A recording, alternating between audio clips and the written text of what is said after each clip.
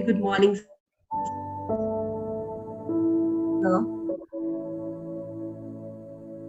We welcome you to the conference.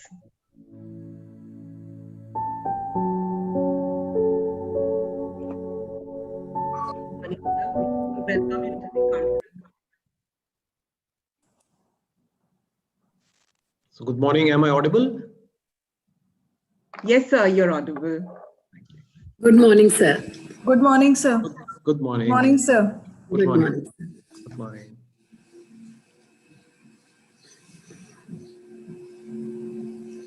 Anchoring team, you can start. Good morning. All right, ma'am. A very good morning and a warm welcome to all our esteemed guests present here today this morning. As rightly said by Albert Einstein, I never teach my pupils, I only attempt to provide the conditions in which they can learn.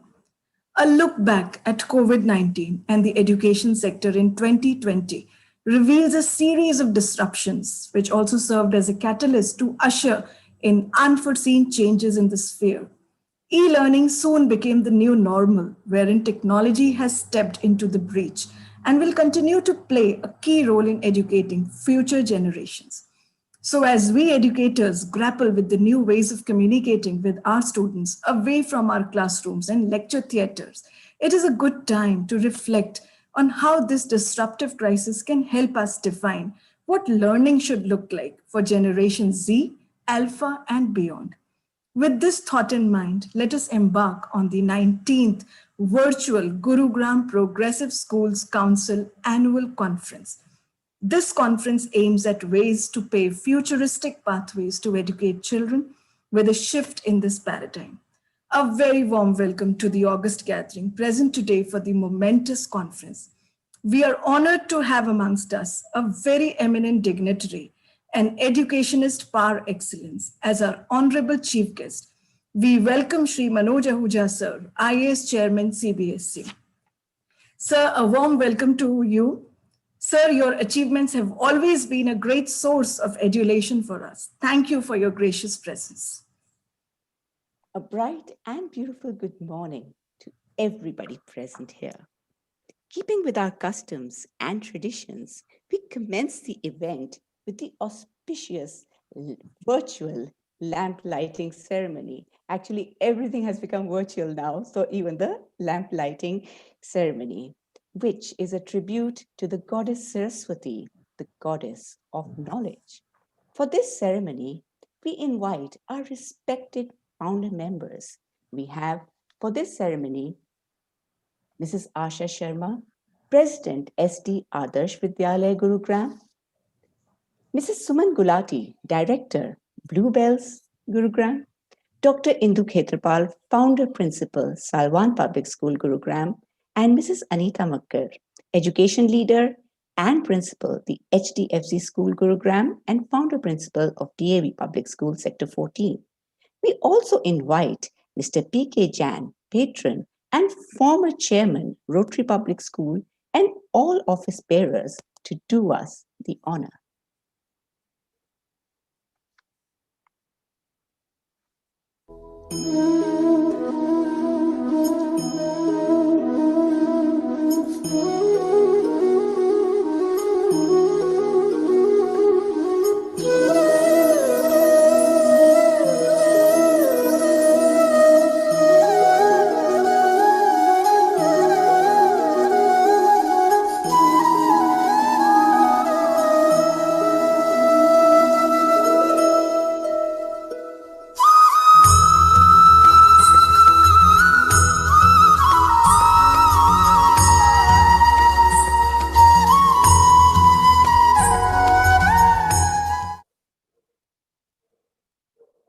Thank you very much. Indeed, this pandemic has taught us that everything is possible on the virtual platform. Okay, and now we have a welcome dance.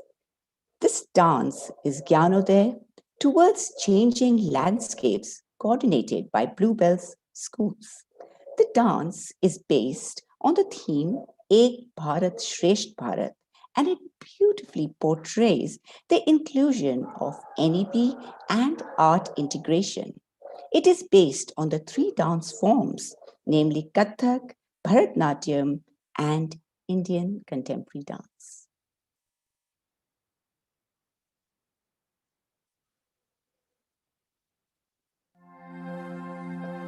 Saraswati Namastobhyam Varade Kamarupini Vidyarambham Karishami Siddhirbhavatu me sada.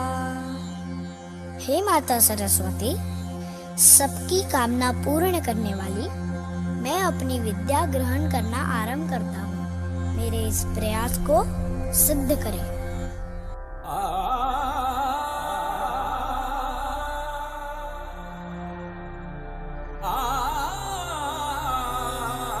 Bharat अनोखा राग है,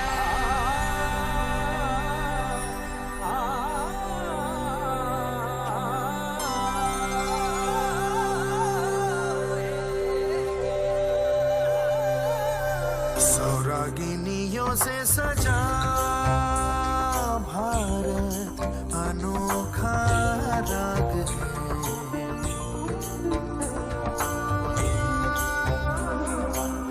सौरागिनियों से सजा भारत अनोखा राग है। ये प्यार का संगीत है, ये शांति का गीत है, ये एकता का राग है। भारत अनोखा राग है।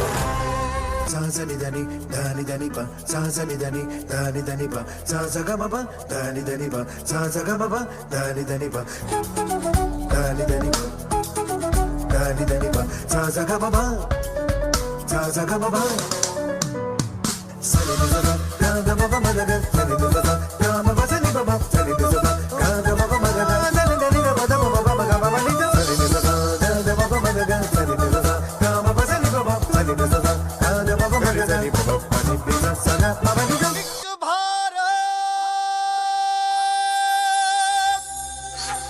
श्रेष्ठ भारत,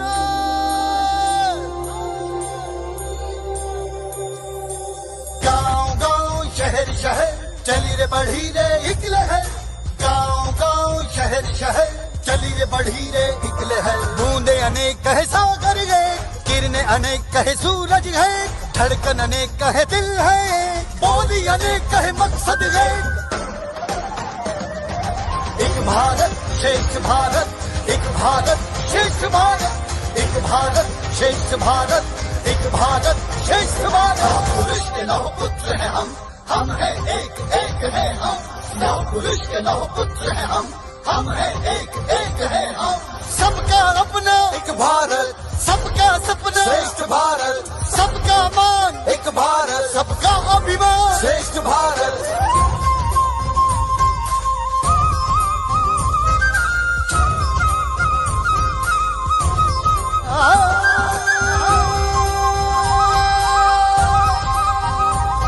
धरती आसमां एक करे, लक्ष्य की ओर हम बढ़े, रंग देश का दिल में भरे। एक भारत श्रेष्ठ भारत, एक भारत श्रेष्ठ भारत, एक भारत श्रेष्ठ भारत, एक भारत श्रेष्ठ भारत, एक भारत श्रेष्ठ भारत, एक भारत श्रेष्ठ भारत, एक भारत श्रेष्ठ भारत, एक भारत श्रेष्ठ भारत, एक भारत श्रेष्ठ भारत, एक भारत श्रेष्ठ भारत, एक भारत श्रेष्ठ भारत, एक भारत श्रेष्ठ Bharat.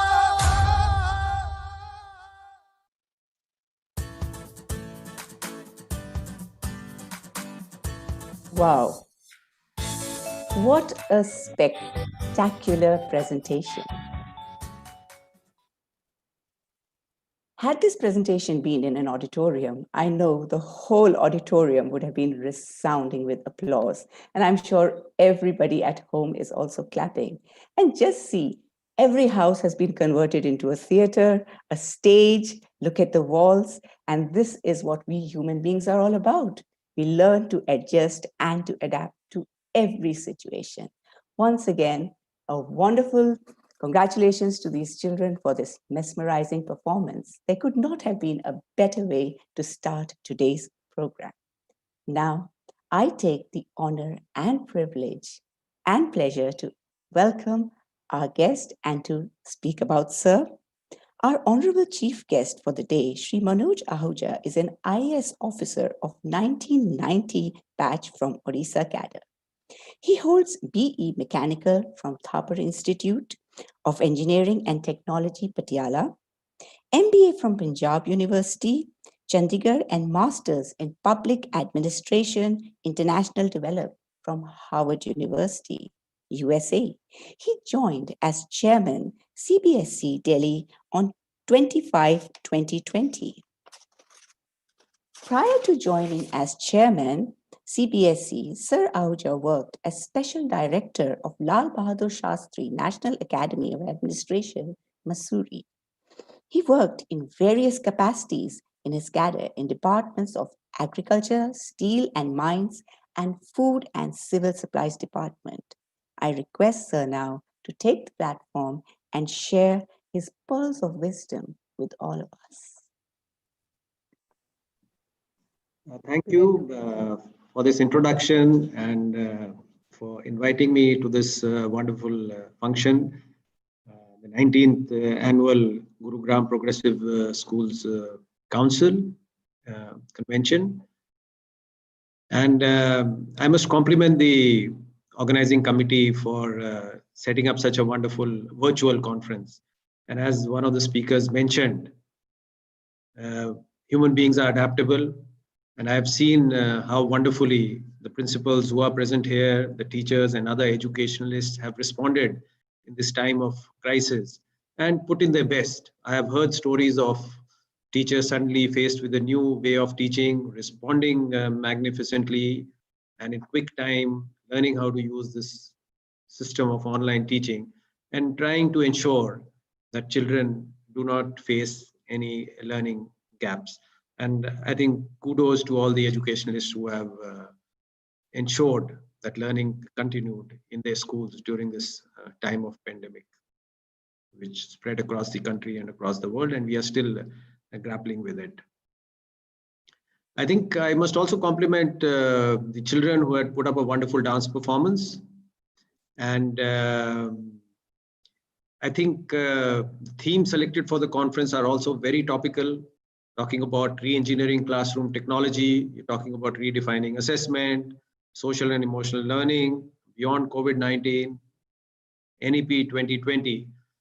And you've already captured, the saying somebody put up what Albert Einstein said about education. He says that we should, rather than teach, create conditions which are conducive for education. And the dance had a lot of themes from the NEP, integration of science, of mathematics, of holistic progress cards. So I think everybody is already aware about the NEP, what the NEP talks about, what it means. But I'll just take this opportunity, 10 or 15 minutes, to also highlight some of the aspects on which CBSE is working on and on which I think the schools and teachers would be working on immediately in the coming year. I think first, we've already announced the timings of the board exams and the date sheets would be coming out.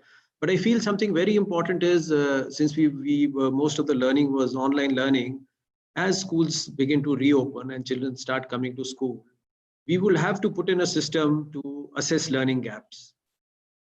It'll be different amongst children. Children have different access to technologies. Children may be learning very differently on their own. So it's very important for schools to set up systems in a very informal and a nice way where you can assess learning gaps.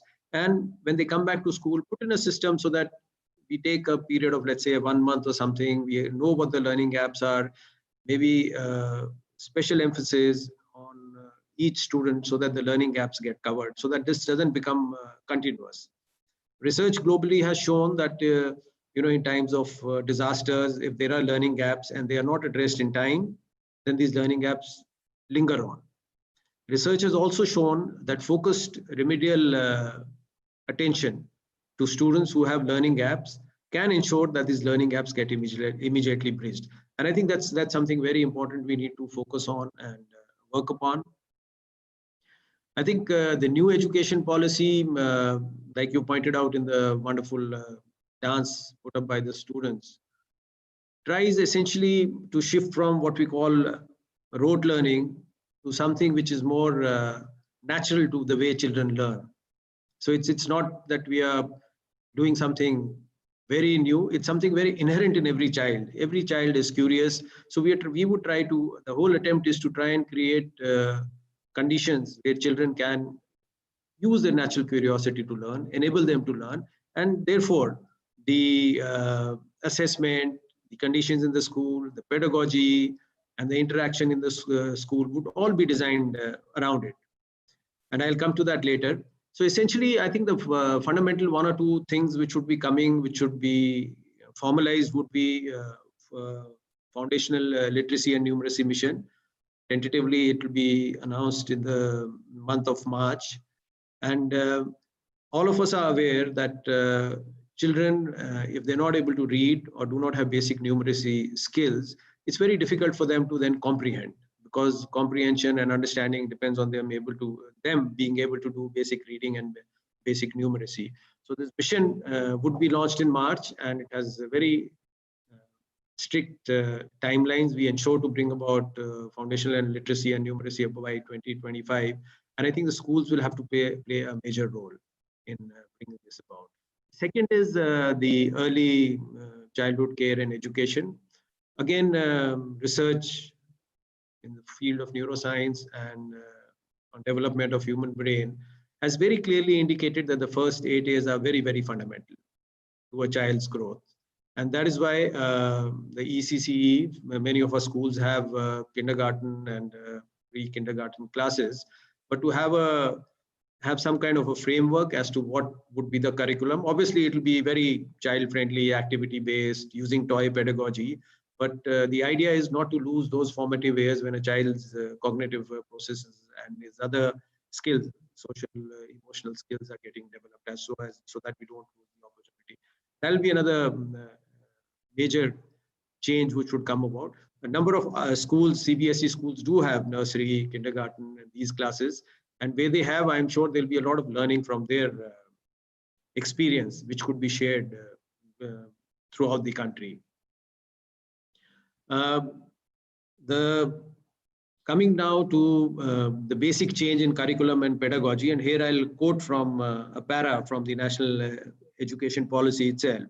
It says, the objective is curriculum and pedagogy should be transformed in order to minimize rote learning. And that is one of the major grievances against our present education system, that it encourages rote learning. So that is one of the fundamental changes in the curriculum and pedagogy, which is envisaged in the new education policy. So it will try and minimize rote learning and instead encourage holistic development and 21st century skills such as critical thinking, creativity, scientific temper, communication, collaboration, multilingualism, problem solving, ethics, social responsibility, and digital literacy. It also mentions that there should be curricular integration of essential skills like scientific temper, evidence-based thinking, creativity and innovativeness, sense of aesthetics, and art. And therefore, the emphasis in the new education policy, of which you gave an example in the dance performance, is to bring about experiential learning, project-based learning, integration of art, integration of sports, and interdisciplinary thematic learning, with the emphasis on a child where he learns. We create conditions and he is able to learn on his own, rather than being spoon-fed or being conditioned to learn in a very structured and a very defined manner.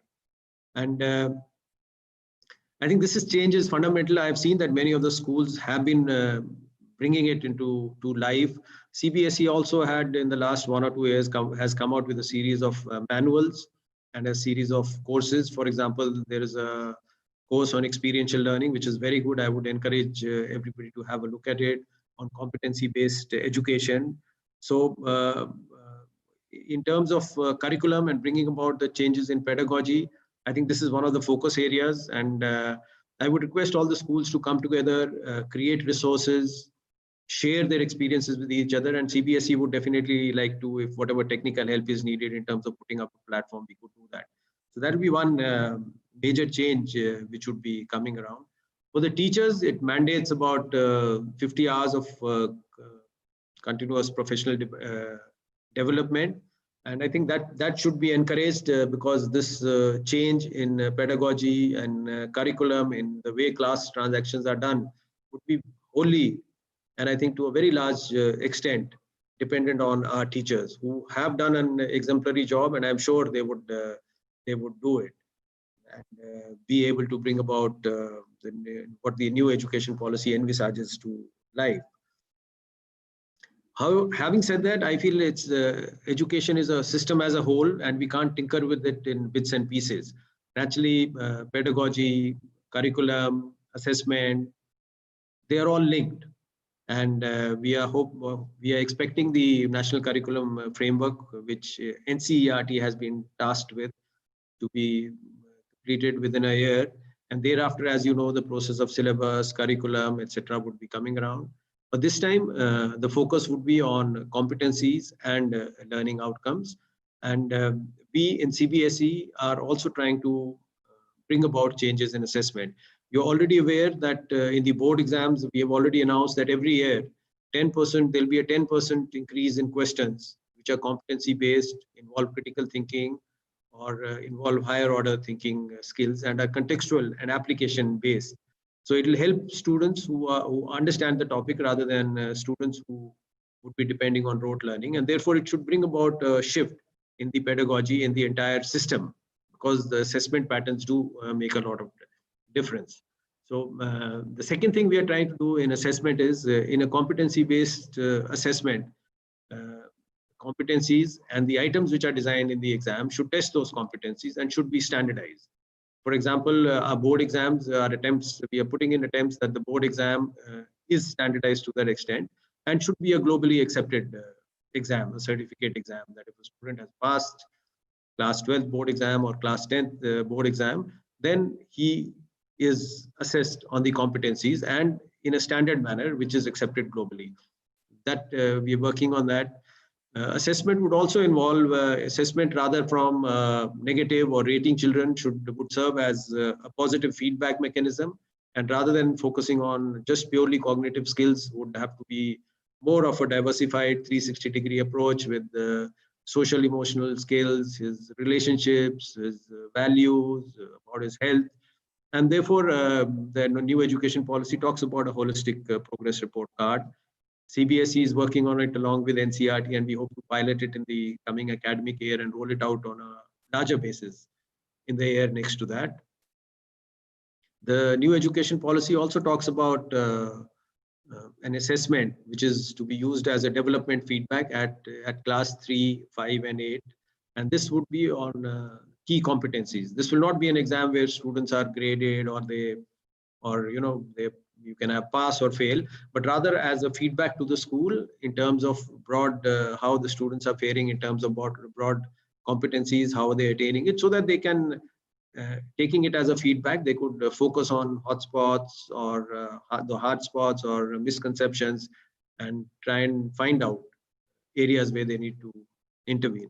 Again, CBSE is working on it, and we would be piloting it this year and rolling it out on a much larger scale in the coming year. And this will be based on learning outcomes and competencies. Along with that, we would be encouraging schools. We are developing training programs, and we'll be interacting with schools to ensure that competency-based assessment becomes more common, and slowly our teachers are aware about the methods for that. So technical documents are being prepared, and then training programs so that item development can be done, because these changes would come gradually. So over 2 or 3 years, we should be able to shift the entire system towards competency based learning in different classes. I think after that, something very important which I would like to talk about is, I've talked about the pillars about the assessment, reforms in assessment, pedagogy, teachers capacity building. And the fourth thing we would be focusing on under the new education policy is to come up with ease of schooling. So our stakeholder engagement would be heavily enabled through technology to make it simple, to make it data driven, to make it more transparent. So our processes with schools, for example, a process of affiliation, or the process where students register for exams, or where students themselves have to bring about changes in certificates. We are trying to work on to re-engineer systems so that any interaction of any stakeholder, be it a student, be it a school or a principal, is open, transparent, and an experience which is very easy rather than being difficult and time consuming. So we are working on all of that, and hopefully we should be rolling out these programs in our interaction with different schools. CBSE schools, are in a way pioneers in the country. A number of elements which are talked about in the new education policy, schools have been working with. You had the CC earlier, and a lot of schools have come up with wonderful examples of interdisciplinary learning, integration of art, and the talent is enormous in these CBSE schools. So I think one of the roles which we would have to play is to share things with each other. We have the concept of Sahodaya, we have the concepts of hubs of learning.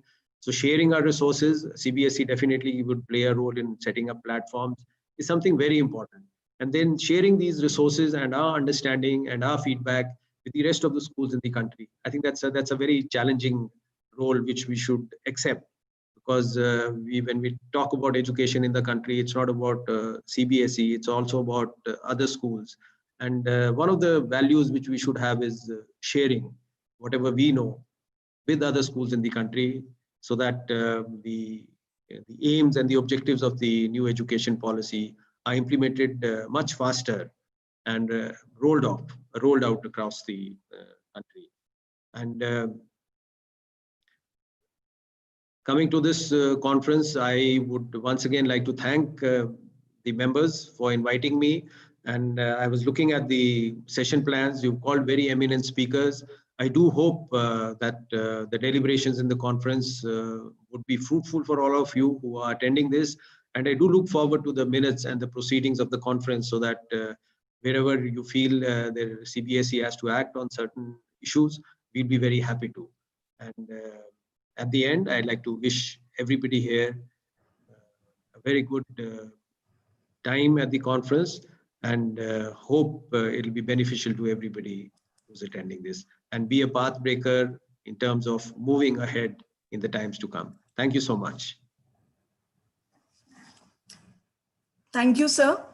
Thank you, sir, for your words of wisdom. They have really inspired us and motivated us, so that all of us, we as teachers, are really able to adapt ourselves to the new education policy, the latest pedagogy that the NEP has come up with. So thank you so much, sir. And now may I seek and permission on behalf of GPSC fraternity to permit us to release the GPSC souvenir, sir. Thank you so much, sir, for the permission. In the 21st century, the whole landscape of education has been radically transformed, and learning is lauded as an important core value. This has necessitated the blending of all aspects of learning in a holistic experience, changes in curriculum, assessment patterns, incorporation of skill building subjects, progressive initiatives outlined by NEP 2020 to address the varying needs of learners. There has been a tremendous growth in human potential, leading to a change in the existing mindset. The general education curriculum has become skill-based to fall in line with the employability needs, and future learners must be provided with a highly personalized, adaptive, relevant educational experience. Therefore, the futuristic classroom calls for collaboration and creativity. The GPSC magazine is a compendium to the beliefs and practices that have been embraced by the schools of Gurgaon to cultivate a culture of critical thinking, thus creating inquiring minds.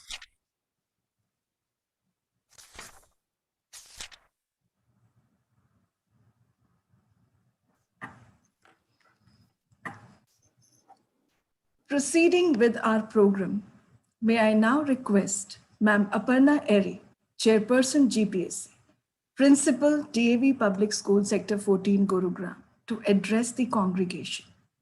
Ma'am is an eminent educationist, having an extensive and immense reservoir of teaching and administrative experience. To her credit, I welcome Ma'am to present her report. A very good morning to everybody. Warm greetings of the day to everyone present here. I welcome our esteemed chief guest, Chairman CBSE, Shri Manoj Ahuja ji. Welcome, sir. It was really nice listening to your pearls of wisdom. The past year has been unusual. The pandemic, the lockdown, the scare of infection brought everything to a standstill. But extraordinary times call for extraordinary measures, and we saw our social community worldwide rise up to this brave challenge. Our medical fraternity and health workers met this challenge head on, fortifying themselves day after day. Teaching learning process saw an unprecedented paradigm shift in the teaching pedagogy, and I am proud to say that our teachers braved this test with elan, equipping themselves for online classes almost overnight, going from strength to strength as the days progressed. I hope we continue to fulfill our responsibility as mentors and guides with equal fervor in times to come. I welcome all the school principals and delegates to the 19th GPSC Annual Conference. I heartily welcome our patron, Shri P.K. Jain sir, former chairman, Rotary Public School and a renowned industrialist. I take this opportunity to welcome our founder members, Mrs. Asha Sharma, President SD Adarsh Vidyalaya School, Mrs. Suman Gulati, Director Bluebell School, Dr. Indu Khetrpal, Founder Principal Salvan Gurgaon, and Mrs. Anita Makkar, Founder Principal DAV School Gurgaon. I extend a warm welcome to our Vice Chairperson, Mrs. Dhyuti Malhotra, from Manav Rachna International School, Secretary Mrs. Aarti Chopra, Principal MET International School Sector 46, Joint Secretary Mrs. Arpita Acharya, Officiating Principal Bluebells Public School Sector 10, and our Treasurer Dr. Indu Khetrpal, Founder Principal Salvan Public School. The 21st century is undoubtedly an era that has exponentially increased the growth of human potential. From technological advancements such as the internet and artificial intelligence to the spread of urban development throughout the globe, the modern age has never been more prosperous. And yet, with this optimism comes a congruent fear of what the future holds. The continuous dwindling of natural resources amidst the growing world population, the fluctuating global market and e-commerce, the inundating flood of uncontrolled information, and now this global pandemic are just some of the 21st century problems that need to be addressed. The CBSE Sahodaya School Complexes Gurgaon chapter is a voluntary association of 37 schools that has come together to create a platform to share ideas and best practices in the fields of education management, value-oriented school climate, professional growth of teachers, effective evaluation system, and human resource mobilization. It is an endeavor to achieve excellence in education to keep in sync with the new world order. It aims to promote and develop social, cultural, and educational development amongst the members. The Council strives to increase capacity building, to galvanize professionalism, and host inter-school activities to enhance the creativity of the students. CBSE Sahodaya School Complexes Gurgaon chapter activities have thus comprised a book fair, science exhibition, debates, health mela, sports meet, and such other varied activities which have immensely contributed in providing a rich educational landscape to the students. All these activities are based on the multiple intelligences. I will give a glimpse of the different events which were conducted under the aegis of GPSC in 2021. From April 27 to May 23, 2020, Amity International School Sector 23 organized an online cyber bus. On 1st December 2020, Amity International School Sector 43 organized Cognivitas Spiritus to raise awareness about mental health of the young students affected due to the restrictions imposed on their daily activities owing to the pandemic. Delhi Public School Sector 45 conducted CAPEX Infitum 2020 on July 27th. It included a vast array of individual and group competitions like Blow Art Attack, Mindstorm, Rhythmic Intellection, and many more. DEV Public School Sector 49 conducted TechSmart from July 18 to August 4th. The GPSC event was specially curated with 16 creatively crafted experiences like Code War, graffiti, etc. An inter-school classical dance competition was organized by Summerfield School on August 8th. The theme was patriotism. DAV Public School Sector 14 Gurugram organized the Commonomics Meet in the month of August. Students participated in the events like Corporate Roadies, Money Manga, Rockonomics, etc. The 11th edition of annual event at Manav Rachna International School Sector 46, India Calling 2020, based on the theme Novomesh Ek Atmanirbhar Bharat, rolled out the carpet on 18th of August.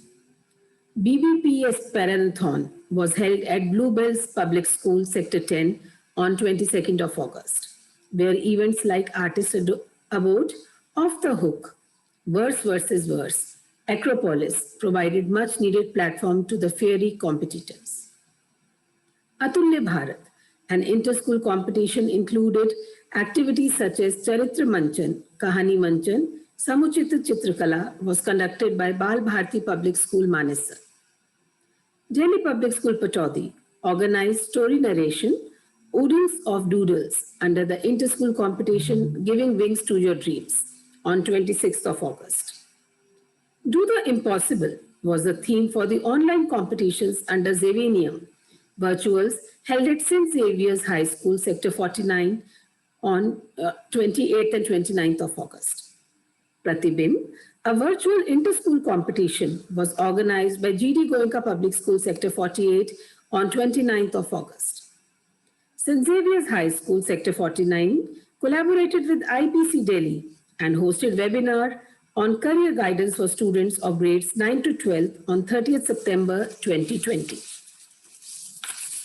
Aravali Public School, Firozpur Jhirka, NU, organized Symphonia, an extravaganza of talents from 6th to 10th of October.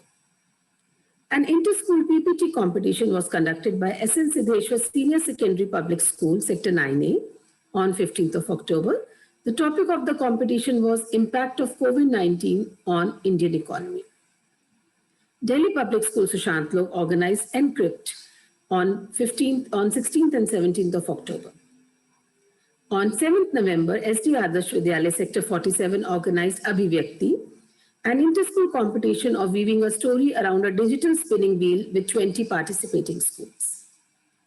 They also conducted Indian Heritage Quiz competition on 23rd December. Ridge Valley School, DLF Phase 4 Gurgaon, organized Paricharcha, an invitational debate on 21st and 22nd of November. In an effort to celebrate the grandeur of languages and appreciate them in their varied moods and genres, Bluebells Model School Sector 4 organized La Fête de la Langue, a festival of languages, on 29th and 30th of November. CCA School Sector 4 Gurugram organized Unexplored Realms on 19th December. Tech, Share and Care, digital technology in designing solutions for the world achieving the SDGs 2030 was held at Ridge Valley School, DLF, Phase 4. While taking care of students' needs to blossom into wholesome personalities, our teaching faculty was also always in our minds. A series of webinars were conducted for their benefit and professional growth. A webinar on the new leadership model post-COVID-19 was organized on 29th May. Dr. Amita Mulavatal, Principal, Springdale School, Pusa Road, New Delhi, was our resource person, and she discussed about the changing role of teachers in the post-COVID-19 era. Dr. Ashok Pandey, Director, Halcon Group of Schools, Mayur Vihar, New Delhi, addressed school leaders and teachers on blended learning, the way ahead, on 5th of June. He shared a 7-point strategy to enhance blended learning opportunities, and an idea generation tip to equip the leadership and prepare better for the future was also discussed.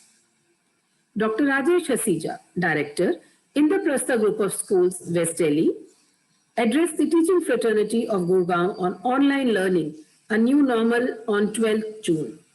The objective of this initiation was to empower the teachers to handle the current situation more effectively. On 19th June, Dr. Dilip Mukherjee, a visionary thought leader, breakthrough catalyst, innovation strategist, and designer of learning ecosystems, talked about winning outcomes in the current and post-pandemic education domain for India. To empower the teachers to handle the current situation more effectively and enable them to mentor their pupils to emerge as winners by being ready for the future, Professor Marma Mukhopadhyay, Chairman, ETMA Council and member ETMA Trust, and Dr. Subhash Chandra, Department of Education, University of Delhi, addressed the teachers. This webinar was held on 26th of June, 2020.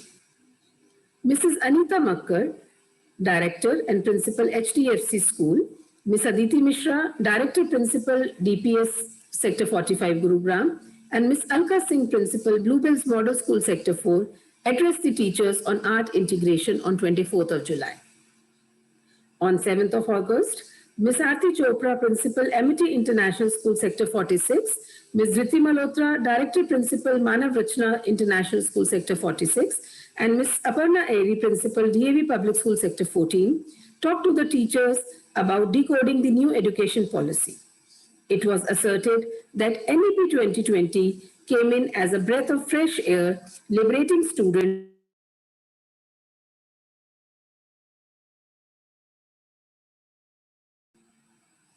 from the rote learning. I will repeat again. It was asserted that NEP came in as a breath of fresh air, liberating students from the traditional clutches of rote learning and reproducing content.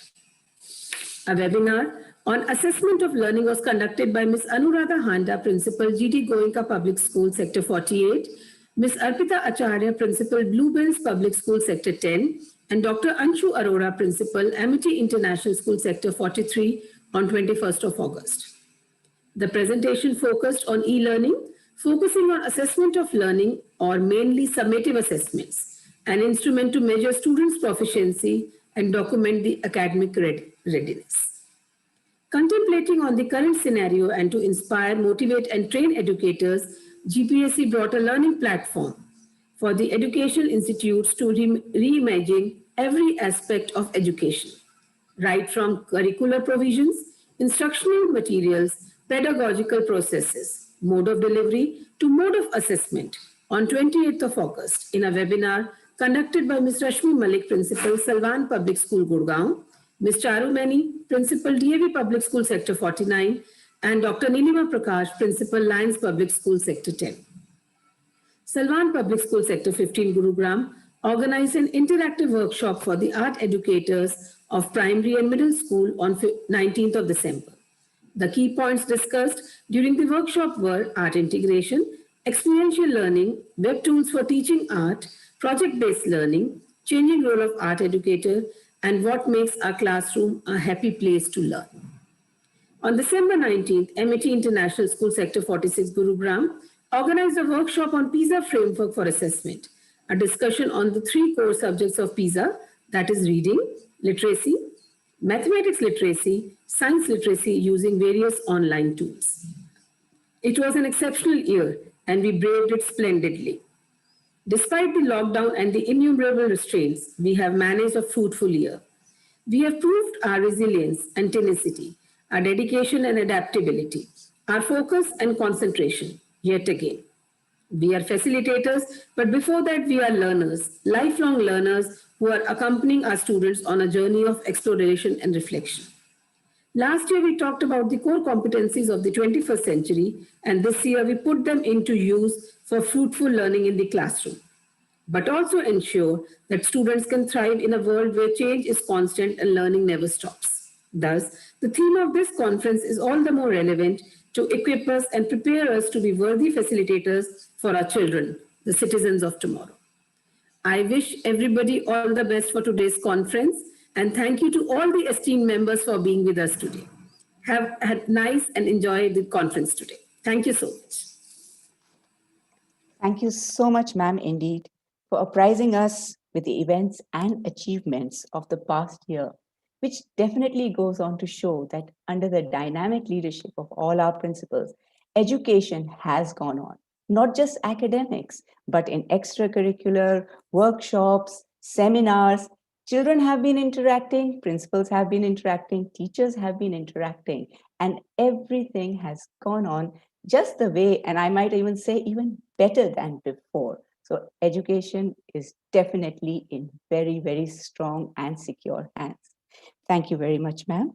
And now, with a deep sense of pride, it gives me great pleasure and honor to welcome Shri P.K. Jain, a renowned industrialist and founder member and patron of GPSC. Sir, you're requested to address the gathering.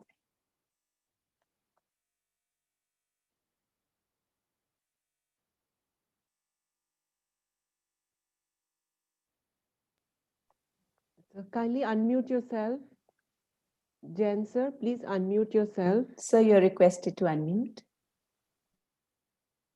Mute. Can you hear me now? Yes, sir. Yes. Thank you. Thank you. Shri Manoj Ahuja ji, IAS Chairman CBSE, Aparna Ari, Chairperson Gurgaon Progressive Schools Council, members of the committee, principals of the schools, ladies and gentlemen. A very good morning to one and all for joining us at the 19th Annual Conference of Gurgaon Progressive School Council. Let me thank Ahuja ji for his precious time and his motivational, wonderful opening remarks. Thank you, sir. Thank you for being with us. Friends, like every year, the conference hosts many events such as motivational medley by principals, re-engineering classroom technologies, redefining assessment, assessing skills in a changing landscape, social and emotional learning, etc., etc. But this year, this conference holds a special value because this is the first conference in the history of GPSC where the entire conference is taking place on a digital platform. My compliments to the organizers for this. Due to the changing time caused by the COVID-19, it is desirable that the participants to stay safe and maintain social distancing, as a result of which this conference will be the first of many conferences in the future that will be conducted remotely through the use of advanced technologies such as augmentation reality and virtual reality. Friends, GPSC has come a long way since 2000 and has surpassed the various challenges that our education system has faced over the year and has adapted to the changing technological trends in the country. It's a matter of sincere delight for me to be present here today on the occasion of 19th Conference of Gurgaon Progressive Schools. Changing landscape, the futuristic pathways for education 21st century is an excellent topic for discussion.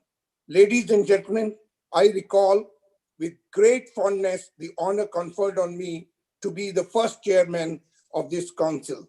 The council is essentially an outcome of the enlightened version of its founding members, such as Anita Makkar, Dr. Indu Khetrapal, Suman Gulati, Asha Sharma, Gulshan Diwan. As Babasaheb Bhimrao Ambedkar had said, an idea needs propagation as much as a plant needs watering. Otherwise, both will wither and die. I am therefore glad that this council is nurturing talent, and fostering excellence with a clear focus.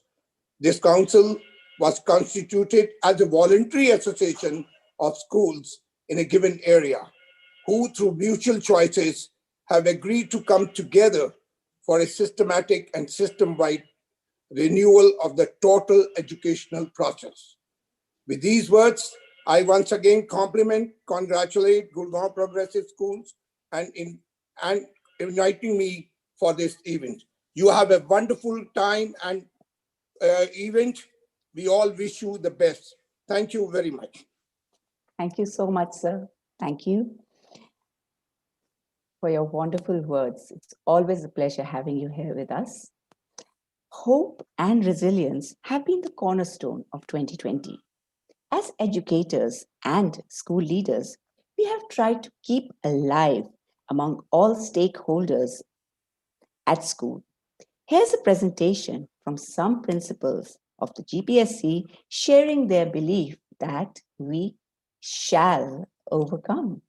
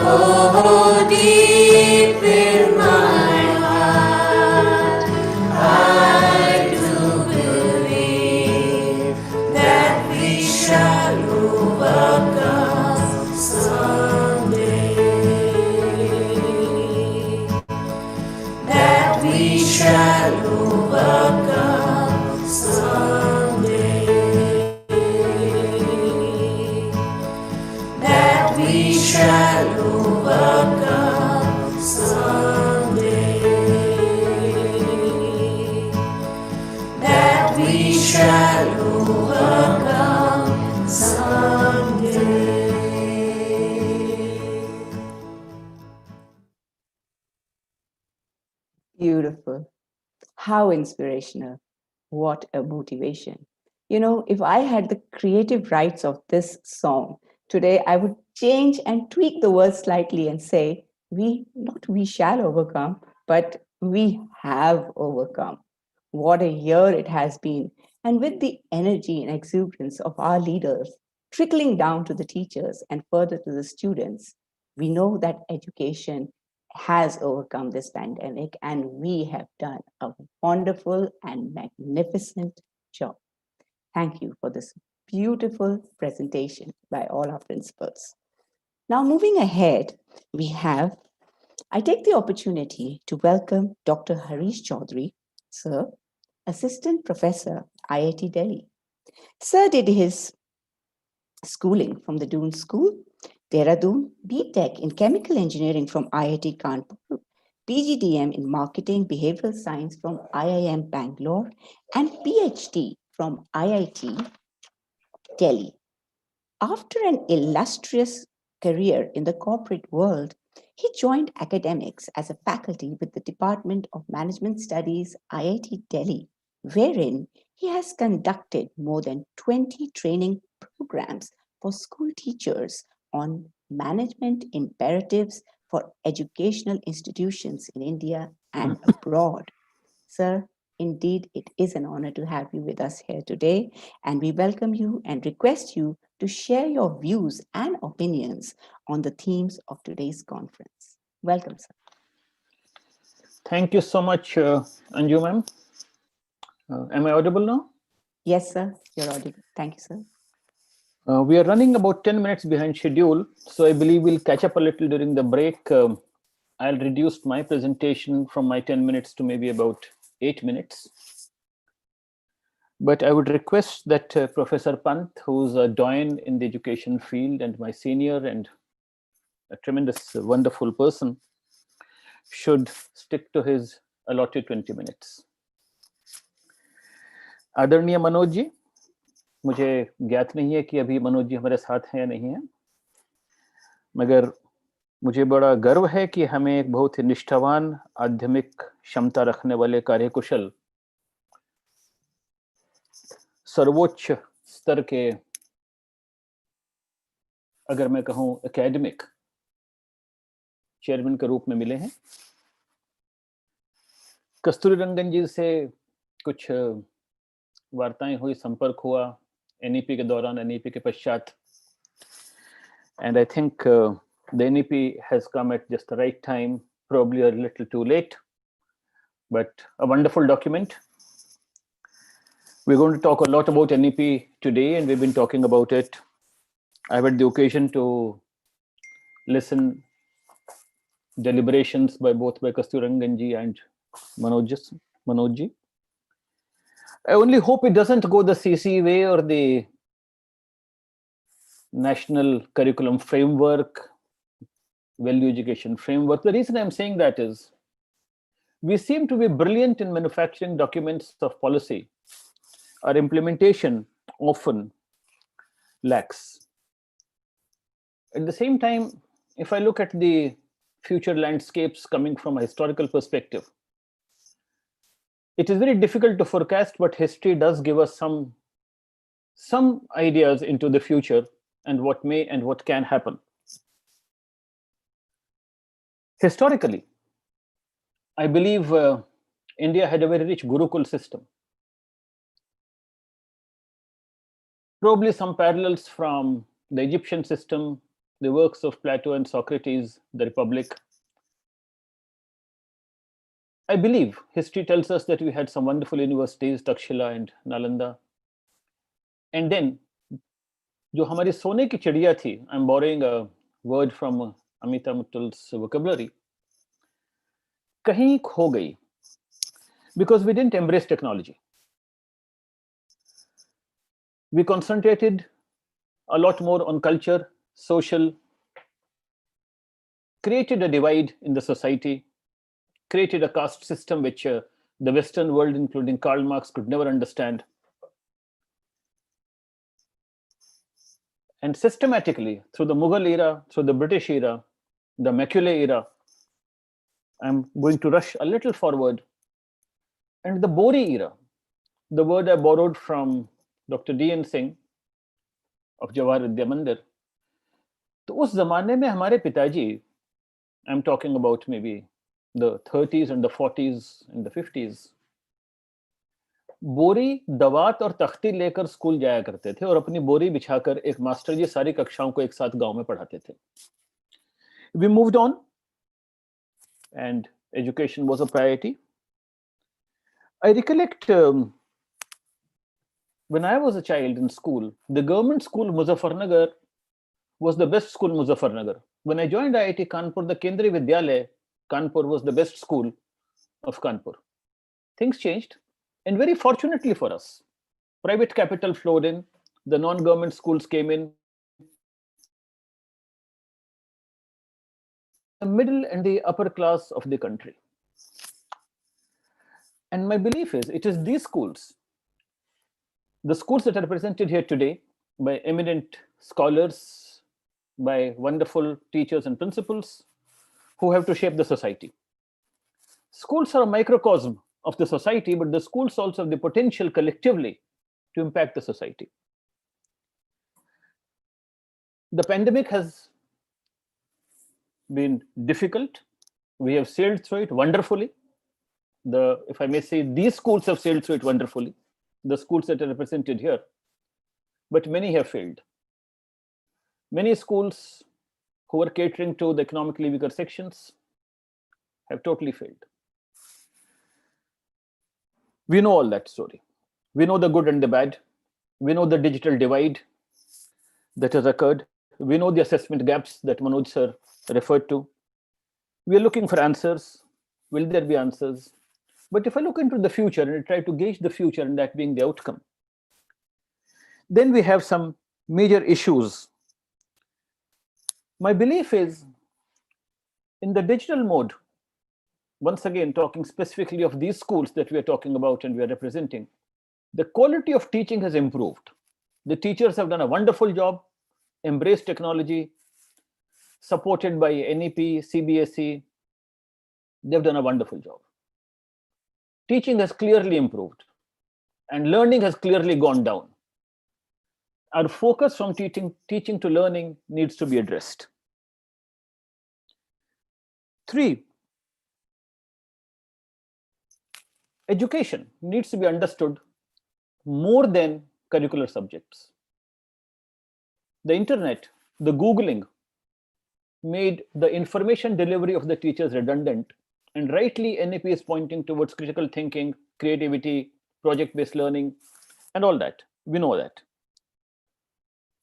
But at the same time, it was Dr. Radhakrishnan who had said that there are 2 types of education.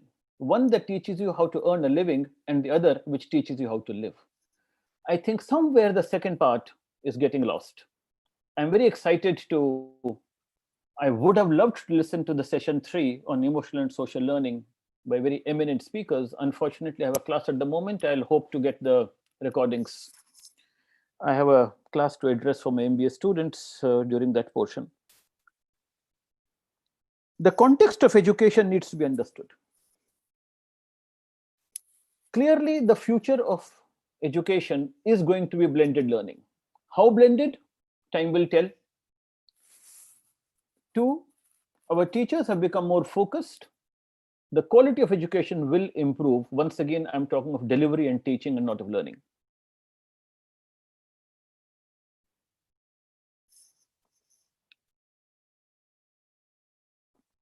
If, and again, I'm borrowing from my dear friend Debashish Chatterjee of I Am Kozhikode, if people could understand this dilemma, if computers can think like human beings, it would be a great advantage. But if men start thinking like computers, that would be a disaster. I want to ponder about what part and what component of this digital connectivity we take on. 2, as I said at the beginning, technology cannot be avoided. And to bring in culture, values, and technology together, we need to go back a little. Our erstwhile President of India, Abdul Kalam's book, Wings of Fire, clearly brings it out. Education will get universalized. At the same time, if we are not careful, it might lead to another economic slavery. This morning I was reading the newspaper. 30 countries are coming together for a workshop conference discussion on banning nuclear arms. And the 9 countries that possess nuclear arms, the developed countries, are not participating. So history tells us that there is the good and the bad that lives together. And to create an equitable society, we need to reduce our divides, the economic divide, the literacy divide, the digital divide, social divide, the economic divide. So I'm going to just look at what are our benchmarks and what should we look at in the future. And to quote from the website of University of Waterloo, excellent education sans values will result in producing world-class criminals. A school dropout might steal a bag from a train. Ivy League graduate, a gold medalist, can steal the whole train. We need to be careful of what kind of leadership we are producing. So, to create a humane and a stable society, we somewhere need to integrate values, ethics. With due respect, I have read, reread, reread, listened to NEP discourses, presentations. I've seen the schedule of various conferences being conducted across the country. I think that is one area we need to integrate somewhere. And with that, I'll stop here. If we could bring in a sense of morality, and if, with due respect, my school, the Doon School, can review its vision of producing an aristocracy of service to, if I may say, a socially, emotionally strong leadership, तो हम एक संवेदनशील समाज का निर्माण कर सकेंगे. Thank you so much. Thank you so much, sir, for holding our hands and leading us towards a new path of new education to tread on successfully. Thank you so much, sir. Taking the event further, we now commence with our session 1. 21st century education will be defined by a fundamental shift in what we are teaching, a shift towards learner-centered education and creative thinkers, as rightly quoted by Carl Fish. I now take the opportunity to welcome our guest speaker, Professor M.M. Pant, sir. Sir is a PhD in computational physics and an academic with 50 plus years of postdoctoral teaching and research experience, both in India and abroad. He has taught in leading institutions in face-to-face and distance online modes, including MOOCs. He has been a Pro Vice Chancellor, Indira Gandhi National Open University, and faculty at IIT Kanpur, MLNR Engineering College, and a visiting faculty, University of Western Ontario, Canada. We welcome you, sir, and really grateful to you for having spared out your valuable time for the occasion. Your gracious presence has really, has been an icing on the cake for all of us today here. We request you, sir, to kindly address the gathering. So, thank you very much for having me here, and I want to compliment the organizers for the kind of work they've done to put together this thing. And I know this was done at a very short notice. We had just a little bit of time and so on. And I think I recall that I was present at one of your earlier meetings where I was there in person to meet up with all of you. Since time is short, I will come straight to the story that I want to share. In a sense, I'm building on what Dr. Harish Chaudhary said. He took the past, talked about the present, quoted the computer-human issues, etc. And I'm going to build on that. So I'll begin with a story. The story is of Albert Einstein. Albert Einstein was once a professor at the Institute of Advanced Study in Princeton. And I'm talking of a time when there were no computers, no photocopiers, no PCs. So when it was time to hold the exams, it was conventional for such senior professors to write out a set of questions, give it to a teaching assistant, and the teaching assistant will organize the rest of the thing, making copies, getting it typed, give it to the students, get the answers, and come back. The teaching assistant is also a fairly educated person because he's, in a sense, doing a PhD or some such thing. And many of you might know people who funded their studies partly through teaching assistantships. So the teaching assistant looked at this question paper and thought that Einstein has gone senile or something. And he said, but professor, these are the same questions that you gave to the same students 1 year ago. How can you do that? Einstein said, yes, I know they are the same questions, but the answers have changed. And this is the moment that we are having today. We are having a situation, especially in education, where the questions are the same. What do we teach? How do we teach? What is the outcome? What do we expect? Like Dr. Chaudhary talked about the Doon School changing the vision and so on. The answers are now changing. What is our school's vision? Doon School gave an example of actually acknowledging it and changing it. And this is what I want to draw attention to. Now, when Einstein said this, let me put this a little more as to why did they change. So those of you who have a physics background will probably instantly know, but I will elaborate it for everybody. Till this time, when Einstein was doing that, this is the year about 1905, 1906, actually Einstein published 4 kind of seminal papers in the year 1905 in a journal called Annalen der Physik. One of them was on Brownian movement, the other was on special relativity, the third was on general relativity, and the fourth was on photoelectric effect, which is the foundation of quantum mechanics. So now you get an idea.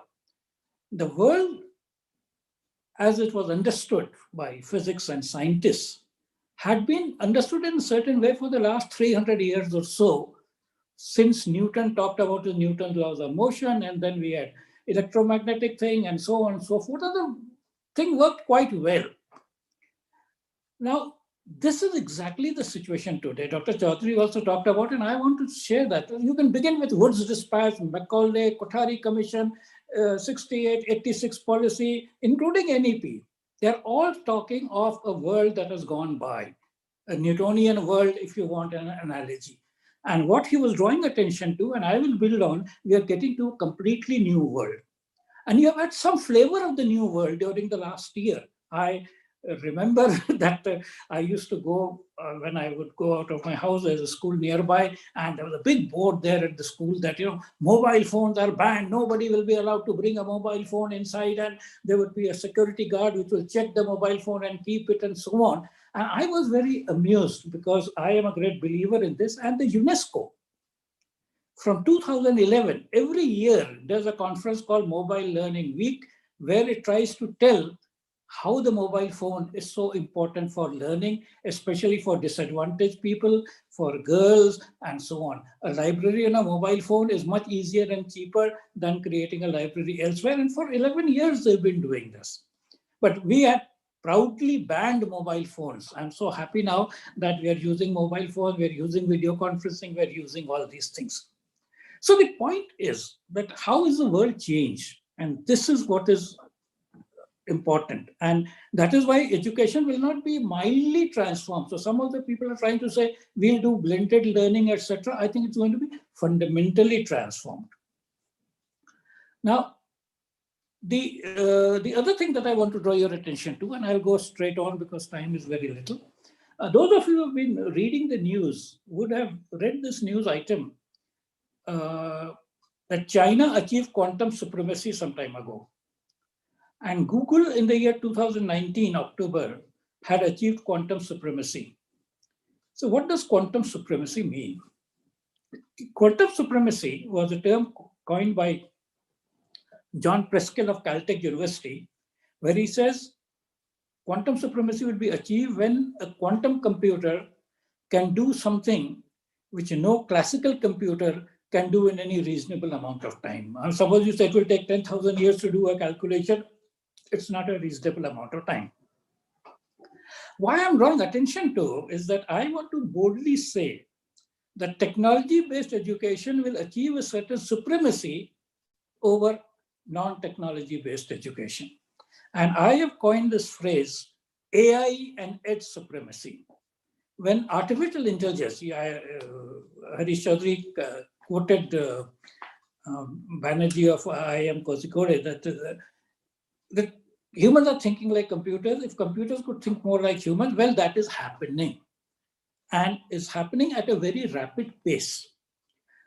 And what I want to draw attention to is that even in the NEP and so on, they've reluctantly put in some things about AI, teaching AI. They're looking at it as if AI is going to be a means of jobs. But AI will be the means of transformation of education. So I recommend to all of you to read this recent, now it's not so recent, it's a 2-year, 3-year-old book called The Fourth Education Revolution by Anthony Seldon. And Anthony Seldon is no technologist. We are not talking here of Elon Musk or Google or something else. Anthony Seldon is the Vice Chancellor of Buckingham University in the UK and was the principal or head of Wellington College, which is one of the 2 most reputed colleges in UK, Eton and Wellington. And his book is a very practical guide for educators, and that is why I'm different. It talks about what are the 5 things that a teacher does in class, and says how will AI affect it. What are the 5 things that a learner needs to do in order to get ready for them? Then he says how AI will do that. Gives examples and so on and so forth. He has many other issues, so I can't preempt it, can't do this in such a short time. Now, the third thing, the next thing that I want to say, or I can almost call this a third. So first thing I said was times have changed. Second, I said mobile is going to be important. Third, I said AI will be very important, and teachers must be using AI. Just like, in fact, very often you're using AI and you don't know. So if you're using Siri, if you're using Alexa, if you're using Google Maps, you are already using AI. Now, the fourth one, and this you may not believe, but hold on for a decade, and teachers will be the most important people in society. We have been the most neglected people. In Hindi, Harish Chaudhary used some Hindi, so teacher ho jata tha, but teachers will be the most important people, and we'll just spend the time on explaining why. Teachers were relatively unimportant because in the past, things were not changing fast enough. And that is why we had this thing that those who can do, and those who cannot teach. But now, teaching people what to do is going to be a very important thing because things are changing very fast. The half-life of a skill is becoming less and less. So we often think of teacher as complying with whatever is to be done to get the maybe CPSC board exam or this, that, whatever. That is not the main role of the teacher. That's something that you're seeing. The main role of a teacher, and hear this carefully, is to transform an ignorant person into an informed person and then into an expert. I've been part of the IIT system like Dr. Chaudhary himself, and I have a PhD from IIT Roorkee. I taught in IIT Kanpur. I was member of the Board of Management in IIT Delhi. What the IITs or any other institution does, it takes up some people who have passed class 12 and transforms them over 4 years into professionals who have seen leadership roles. I don't have to now tell you that. So this is the main thing. The teacher transforms a person from an ignorant to an informed and then to an expert. Now, this is becoming important because there is more and more now to learn. See, for a long time, things were static. So when I did my MSc in 64, 66, I could use the notes written by my uncle in 1942-44 because the curriculum hadn't changed, things were there, etc. Today, every 6 months, things are changing. In fact, when I was in Indira Gandhi University and we had the first BCA program, by the time our batch came out, I was at the academic council to say, I want to revise the syllabus. And they said, well, how can you do this? Even the first batch has not gone. This is how fast things are changing. So teachers will become more and more important, and teachers will use AI to achieve this AI and its supremacy. Now, I hope I have kindled your interest, got you a little bit excited about it. And the point is that what Debashish Banerjee was saying, in fact, let me quickly get to the first point. You all know Benjamin Bloom. Benjamin Bloom first was known for the Bloom's taxonomy, and we are always debating that whether we are at the lower levels of memorizing, applying, etc., or at the higher level of understanding, analyzing creativity. Now, the point today is that computers will do whatever the first 3 levels are. So if you only remember, if you only do this and you do simple application, that the computer will do. Humans are needed at the higher level. That's why we're talking so much emphasis on HOTS and so on. But there's another thing which Benjamin Bloom did, which is very important. See, Benjamin Bloom looked at teaching methodologies and found, we all do that, that when you have results, you get a bell curve. So typically you have a number of people who get C and then some B and A plus and B minus or whatever.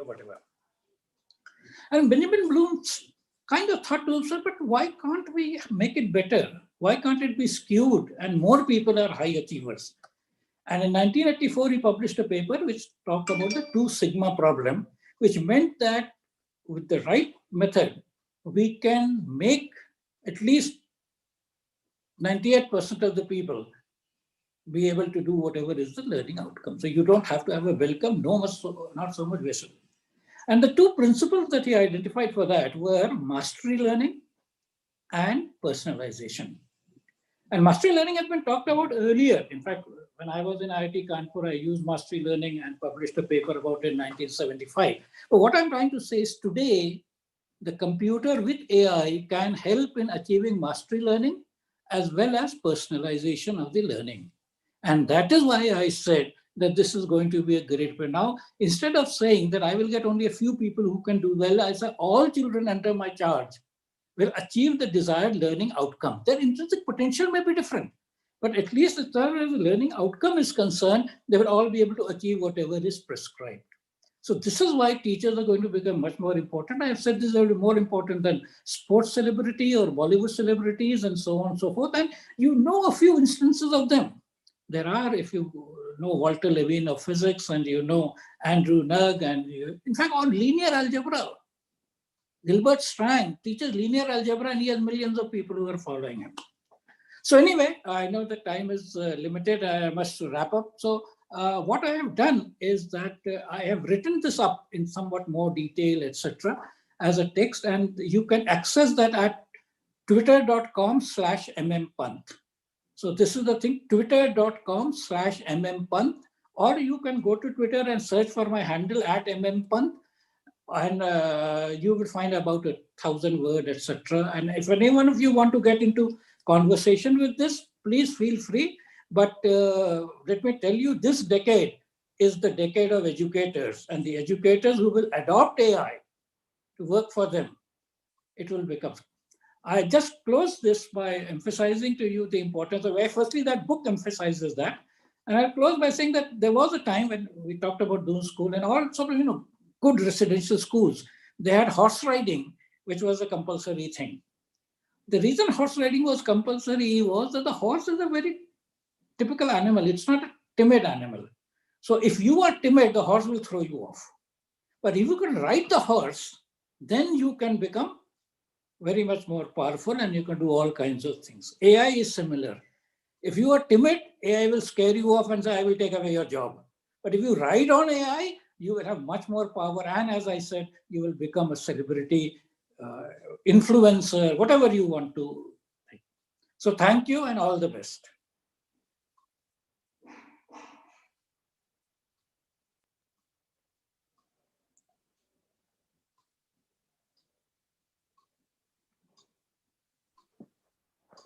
Thank you so much, sir.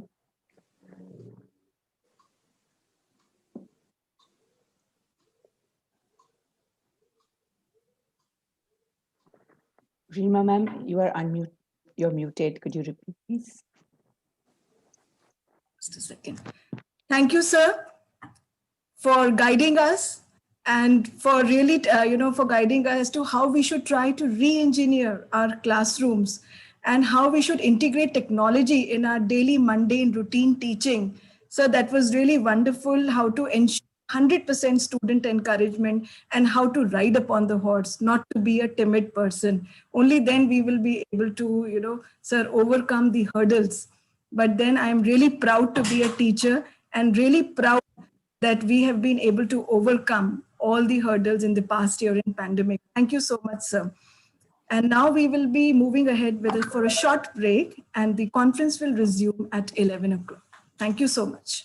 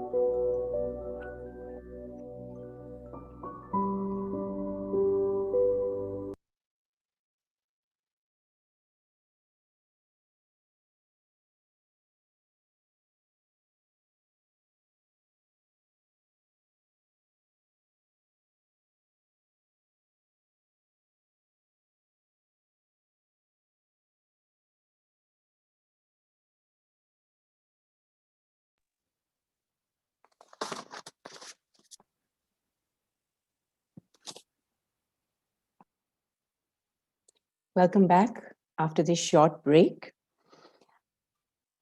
Now we start our session 2. Everyone is a genius, but if you judge a fish on its ability to climb a tree, it will live its whole life believing that it's stupid. Rightly quoted once again by Albert Einstein. Redefining assessment skills for learning requires that what you do next depends on what we know about our students.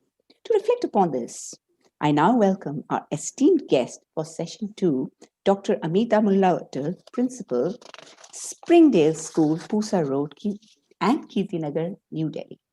Ma'am is the former chairperson of the National Progressive Schools Conference and has worked in the sphere of education for over 3 decades.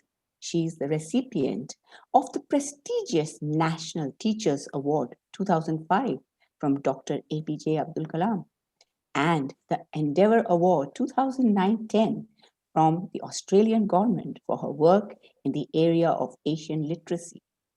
Indeed, we are truly honored, ma'am, to have you amongst us. I also take this opportunity to welcome Mrs. Aditi Mishra, eminent educationist, Director Principal, Delhi Public School, Sector 45, Gurugram, for a conversational dialogue with our guest.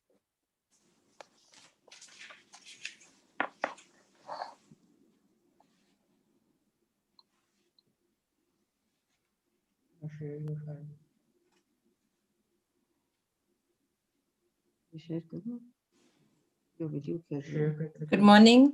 Good morning, Dr. Vattal. Good morning. Good morning. Thank you so very much for inviting me and all the wonderful organizers, Aarti and Parna and Anju, for the wonderful invitation I've got for this conference. You truly are a very inspirational Sahudya. Let me just say that. Thank you. Thank you so much, Dr. Vattal. I'll add a little bit, just 2 lines to the introduction that was given. I mean, not only is Dr. Vattal's name synonymous with assessment, but for most of us in the academic firmament, she's somebody who shares completely and honestly and transparently. And therefore, when we had to discuss assessments, the first name that came to our mind was yours, Dr. Vattal. I had a very small quote which sort of summarizes what you do. So I'll just start with that. We can't manage knowledge. Nobody can. What we can do is to manage the environment in which knowledge can be created, discovered, captured, shared, distilled, validated, transferred, adopted, adapted, and applied. And that somehow summarizes all that you do, Dr. Vattal, not just with the NPSC, not just with individual Sahodas, but with anybody who reaches out to you to share what you know. So my first question, I'll plunge into the session straight away because we are running short of time and we have been right on time for many of our sessions. I'll begin with the first question, that with the announcement of the NEP, the entire academic landscape is changing and changing for the better. Obviously, with changing pedagogy and content, the assessment also has to change. What do you see as the immediate future of assessment, Dr. Vattal? Over to you. Thank you very much, Ms. Mishra. I just would like to know that firstly, can you see the screen that I'm sharing? Yes, we can see the screen. Yes. Right. So you see, assessment is the elephant in the room. And NEP or no NEP. And, it's interesting. And I would like to start off by saying that, everybody is listening to me. What is the weight of this elephant? Okay. Now, the weight of this elephant, if you look at it, it's different if you're an African bush elephant. It's different if you are an African forest elephant. It's different if you're an Asian elephant. There's another way of doing it, that you take a scale and you put the elephant on one part and you put the weights on the other part, and hopefully the scales don't break. Or that you throw him into the swimming pool and then you get to know by Archimedes' principle or by the law of buoyancy how much volume of water is displaced. So the point I'm trying to make over here, and I think this is what we should do, is that assessment in a room can be of innumerable types. And that's what the NEP is looking at. because why do we make assessment the elephant in the room? And why do we have one kind of questioning for children? So the assessment and the rubrics of assessments have to be of many types. And we can easily do this from grades nursery all the way to grades 8. So that means I'm talking about foundational, I'm talking about preparatory, I'm talking about middle school. I'm not getting into 9th, 10th, 11th, 12th, because that is not the area until the government so decides the way they're going to look at assessment. And so my first humble request to everybody is that the content is not king, the question is king. And assessment and how you assess depends entirely on how children understand and how they grow in learning. So I'd like to just, before I even speak, what I want to say is, why is there an adversarial relationship between assessment and learning? Because every time in all the workshops, Ms. Misra, you will notice that people keep saying, oh, why do we have to assess? We're obsessed with assessments. If we don't assess, how do we know? But we have to do the right kind of assessment. And so in my understanding, assessments should not drive learning, it should facilitate learning. And it should facilitate in such a way that what is part of that curriculum that you want to be assessed? And how are you going to do that assessment? So for me, I think that if you want to achieve equity and you want to achieve attainment, you cannot separate assessment from learning. And equity is justice, it's fairness. And that is why teachers keep complaining that a child runs to them and says, why did I only get 3.5 marks? Because they only gave one type of question. And then they expected that one type of answer. So there has to be multiple answers to one question. So let's start looking at how do we create that. And later on, when you ask me other things, I will start talking about it. But I would like to quickly emphasize that what is assessment? We have to get that very clear in our heads. Essentially, it's a systematic collection. It's a systematic collection of information that the learner gives us. We review it, that's one. Second, we review it. And then we sort of find out from their experiences what is the information and have they understood it. So that is what assessment is. And why do we need it? And I always say that it has sort of 4 aspects of it. And you people say PISA, I call it PICA. And what do I say about PICA? I say plan, implement, check, and act. PICA. So plan it, implement it, check it, act on it, and then give a feedback to the stakeholders. I don't know of any time, I don't know of any situation where when a child gets promoted to another class, in the first week, when we normally, the children don't come, we come, and we sit and we have seminars and we have meetings. I don't know of any school where teachers sit with the old report cards of children who've come into their class and see what is it that they could or could not do, and how should they remedy that in the new class. So we just say, the child came, we are not bothered about the progression at all. If he came, except for the conversation in the staff room where somebody may say this child is weak or this child is very good and this is a trophy child, none of us sit together as a group, as a faculty, and sit together and work on these 40 kids or 30 kids who came. What are their old report cards? How can I cluster them and see how do I work on them and how can I create remedies? And it is only through the assessment model we can do that. So I think one of the first things we should take back is, when children come to us in the month of April, let's look at the report cards and see what is it that went wrong and why did they land up with, say, a D or a B or an A? And then how can we make that D into a C? How can we make the C into a B? And I think that's a very important part. Otherwise, you know, the child goes on the same from grade 5 to grade 12, and everybody says, well, he never understood maths, he was always like that, etc., etc. So in my understanding, and I'm going to show the next slide, which is very, very important to the NEP, which you've talked about, is what are the gaps that we're talking about? The essential gaps that are at the lower classes. Because I don't think we take assessment very seriously in the lower classes. Because we have to blend foundational literacy and numeracy as one compact capsule. They cannot be assessed separately. because both of these things are going to drive us towards the adults we're going to become. So what do? In the lower classes, it's all sweet, sweet, sweet. He can talk, he can say a poem, he can play with children. But I think it's very scientific. And this is a very important slide because this slide has come in by the Central Square Foundation, which tells you the gaps in the learning outcomes of assessment. And that is why we have the problems. And what do I say over here? That essentially the gateway skills are two, literacy and numeracy. And we have to look at these gateway skills for assessment. I mean, the whole other spiel about environmental learning, about play, about art integrated learning, all of that has to be interconnected very, very carefully with the gateway skills. And the gateway skills are not really being looked at in a scientific manner.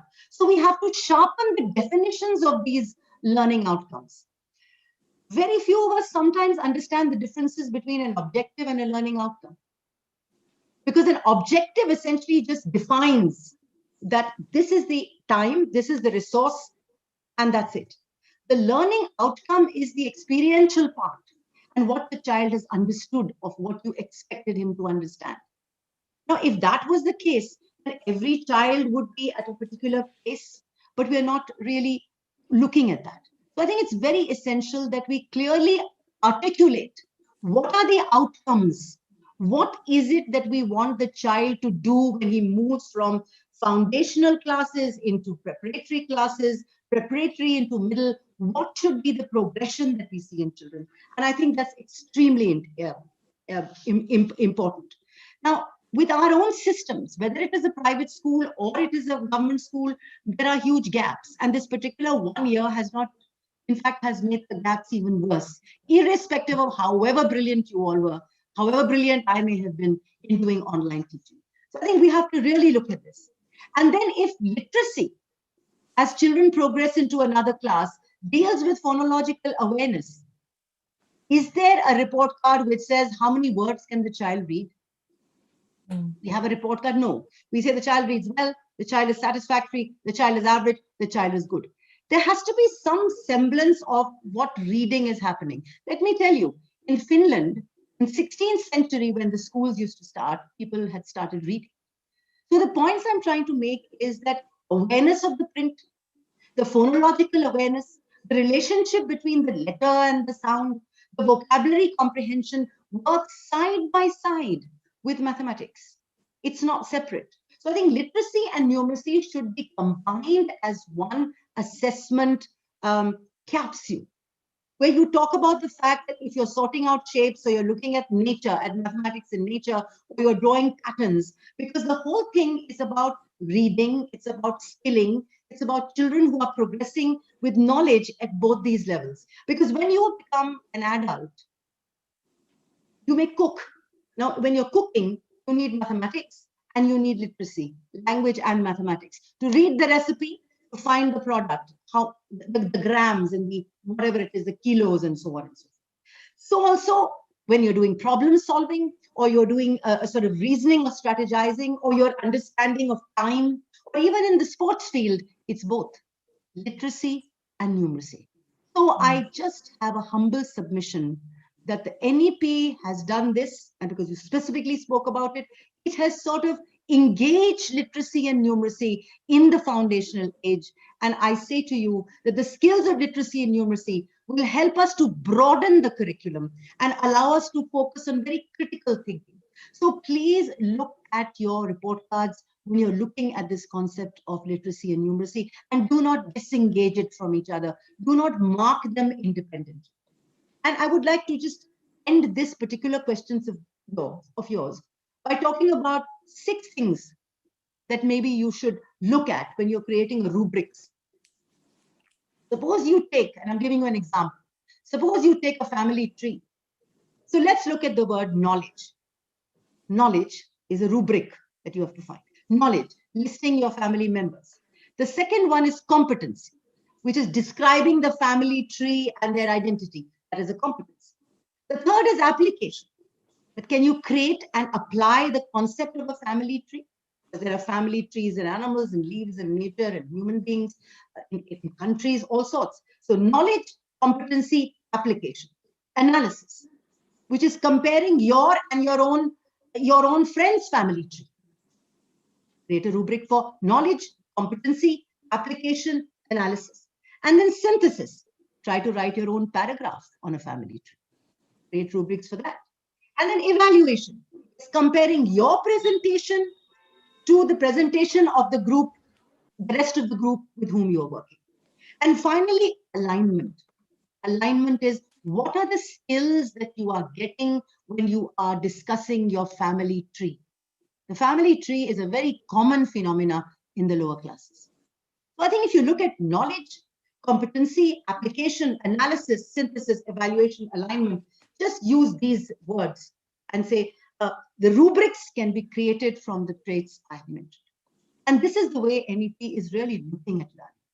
Aditi. Thank you. Thank you. That was a very, very comprehensive answer you gave to my question. And I think what you mentioned about literacy and numeracy coming together is going to take a new shape and size when we bring in art integration as well. Because whether it's even making a paper plane or it's making the Newton's wheel, all this is going to come inside. So my next question is somewhat linked to this. That could you share with us some models of assessment for which cater to different needs? You know, because we don't have a very homogeneous group in our classes, especially the assessment models from other countries, because I do know you are part of a think tank, which is very international, and you meet with other principals and you plan things together. So some models of assessment which you can share with us, please. Thank you for that. And other than the fact that, as you mentioned, that I'm a member of the Global Education Leadership Program, which has 63 countries in its cohort, I've also lived and worked in China, in Beijing. And let me just get you at least 4 models in of what assessment is looking like today in those areas. You know, some of us say that we can learn nothing from international comparison, right? Because of the cultural differences. I mean, that I hear that again and again every time you have somebody from abroad coming and speaking to you. Immediately after that, they say, well, you know, he isn't working with numbers, etc. And so we can learn nothing. I think that's very nice. Others feel we can just take it and replicate it. But that's also extremely naive. You can't make a Finland in India. You know, you can't ghettoize education like this and say clusters of Finland, clusters of Shanghai, and so on and so forth. And so it is essential that we simply need to observe different countries' curriculums and with an eye to the context in which we teach. So I think the whole idea of replication does not arise. And my submission is again, please observe, please read the curriculums of other countries and their assessment models, more so the assessment models from which which sort of further goes on for the curriculum. Now, let me first start talking about an assessment model in Shanghai. Right? It's a very fascinating assessment model. What do they do? The best lessons that teachers teach in schools, because you know you can do this as a Sahodaya. So the best lessons that the teachers teach and the best questions are extracted out of a school group by school teachers and researchers. There are R&D departments of the schools. They get together, create an R&D like you can create one, and then they take the best questions and the best lessons, and then they are put into regional competitions. Can you imagine? They're put into regional competition. Now, you don't have to get into a regional competition, but they are then transformed into textbooks. The best lessons and the best questions are transformed into textbooks annually. Now, can you imagine the resource that you have? Because then if you are a Sahodaya of, say, 30 schools, 10 schools, even 5 schools, so the transformation of these best lessons into loosely created, of course, they have a formalized textbook method. So teachers who are coming into a system new can get the best resources and the best questions out of that. And it's not as though they keep it and it lies over there. And this really helps a lot. And these lessons are then shared across schools in Shanghai. And perhaps this is a very learning and interesting way, because all these questions and all these lessons are based on the best practices of how we can reach children and how we can share it. In fact, these lessons are also shared with schools in Japan. The other issue that they have is that especially in the primary or secondary, in fact, both, every lesson has a minimum of 50 to 120 questions. the lesson comprises more of questions than the content. The content comes from the questions. So to speak, the question is the answer. So, it's like the questions move from simple to complex, and our problem is that we feel that unless we have a relentless pace, and the lesson is not completed, we don't give time to penetrating questions at all. We don't. We have these standardized questions which we give, irrespective of what we do. We do not change questions year after year, and then we wait for these answers. And the reason why children do not do well is because we are anxious about our own targets and our own pace. And so the child, it takes the back. And we get into our targets and our space. And I don't blame the teachers, because the teachers have certain targets to set because the principals create those targets for them. And let me tell you, Mrs. Mishra, that individualized learning can be a nightmare. I mean, how can you expect a teacher to start doing individual lesson plans for 40 children or 30 children? It becomes excessive load on the teacher. So why not create individualized questions? Yeah. Or from the same content, you bring these questions and create exposure, practice, and production. Because to me, exposure, practice, and production is the immediate future. So expose the kids. There has to be a sense of practice. Whether it is in writing, whether it's in literacy, numeracy, there has to be a sense of practice. And then let children produce. Let them produce portfolios. Let them sort of produce projects. Let them produce writing. Let them have discussions. The more the production, the better the assessment. You may think this is a very reductivist concept, and it's very simplified. I've taken a very complex thing and made it very simple. But I do believe that the more children produce, the more assessment happens in a bigger way. And a more detailed assessment happens if children are producing. I think it's very important that we create this. And the other thing which is very important is that we must expose children, which happens over there, especially in Canada. In systems in Canada, what I've realized, in systems in Finland, is that the primary children are exposed to challenges and concepts which are sort of quite involved, but lesser in content. So the content is not huge. The other day, I was very disturbed because I think some teachers of mine were involved in divisions and some multiplication divisions at a very heavy level in class 3. And I said, why are we doing this? Let's see, does the child understand the fundamentals? And I noticed that abroad, especially in Canada, which is again a very, very fine system of education, it's got its place amongst the commonality of nations, New Zealand, Canada. Please read their curriculums and read their assessment models. And what do I see? That the concepts taught are deep, but they're not too many. And the NEP is talking about. It's talking about lessen the load, but deepen, take a deep dive into it. Now, let me share with you. I was doing a workshop on assessment with a school called the Arya Vidya Mandir in Mumbai. It's a group of schools.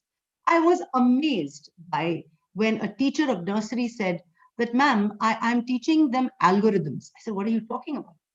And she said, no, I don't want them to be afraid when they hear the word algorithm later on in class 6 or in class 5. And I said, how in God's name are you teaching algorithm? She says, like a sandwich, how to make a sandwich, because a sandwich is a process. And what is algorithm? It's empirically a process. Is it not? Yeah. I mean, you're a science person. Can you imagine that? So, I mean, if anybody were to tell me in a nursery class they're teaching algorithms to a sandwich, I mean, I was absolutely blown off. And that's exactly what we have to do. So large things to simplify. So when the child reaches algorithm, he says, what's this? This is nothing. I understand. I've done it. Process-wise. I'm not saying a sandwich, but you know what I'm talking about. I'm giving you the whole thing. So getting children into this learning progression, making them produce models, making models and projects accessible. And let me tell you one thing, high-performing jurisdictions around the world, particularly, I discovered that nations which have moved very fast in education, nations which have a high base in learning, those people have one thing in common. And what is that? The children in primary study fewer things in greater detail. And they really master fundamental concepts in subjects. and their understanding becomes very secure. We are too busy. We're too busy putting the load. And the NEP is fantastic. It has allowed children to study at the right pace. It is securing a deeper learning.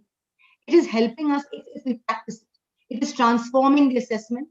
And it is focused on whether children have understood the key concepts. And what are these key concepts? Knowledge, skills, competencies, and abilities, And they're not concerned about, are they moving at a fast pace? What are the levels that a child has reached? Why? Why does each child has to reach a particular level as long as the concepts have been understood? And let me tell you one thing. If a teacher, you ask a teacher that, why hasn't this child understood? He will never respond by saying, because I haven't presented it right. He'll probably respond by saying, oh, his fundamentals are very poor, or he hasn't reached that level. Why? He hasn't reached that level because we haven't allowed the child to reach that level. That is the kind of response we get. So every child in the primary is capable of anything as long as we ensure that effort is put in by him. And there's an interesting study in, I think it was in South Korea, where again, it's a very strong education system. In South Korea, there was, and in Canada, they're two different. Now in Canada, the child is told you can do anything. In South Korea and Shanghai, the child is told you can do anything with effort.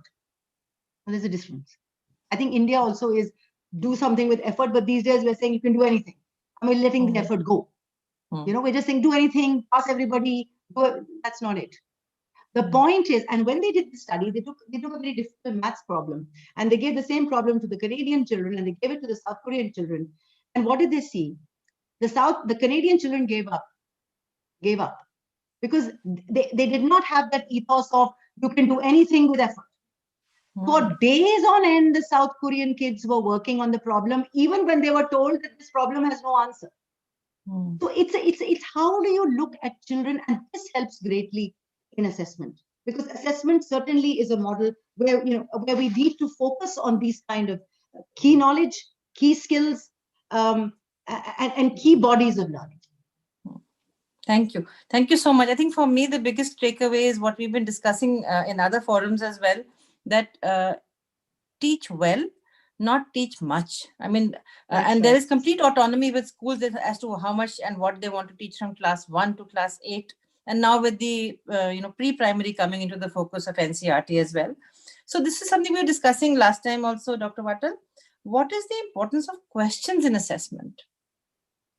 That's a brilliant question, because as I started off by saying that the importance of questions, I'll start off by telling you that, when I was a child, my father was a sailor in the Navy, and he would take us outdoors and he would say, this is the Orion's belt, this is the Great Bear, this is the Archer, and then he asked, what is it that doesn't make you fly up to the stars? And we were young, but we didn't understand gravity, but we knew of gravity. And I would say gravity. And he would say, yes, okay. So gravity sticks you to the earth. And then he said, you realize that sometimes you will be looking up at the stars, and sometimes you may be looking down at the stars. Are you getting that? Because the rotation and the revolution and the way that the earth moves, now that used to faze me and say, how can we look down? Are we upside down? But you just said gravity. So asking these things, putting these things into a child's mind allows a child to start thinking differently. I think it is important that teachers should select questions, where children can understand and sort of open their minds, probing questions. So we need very rich question and answers in a classroom. That is the kind of assessment we need.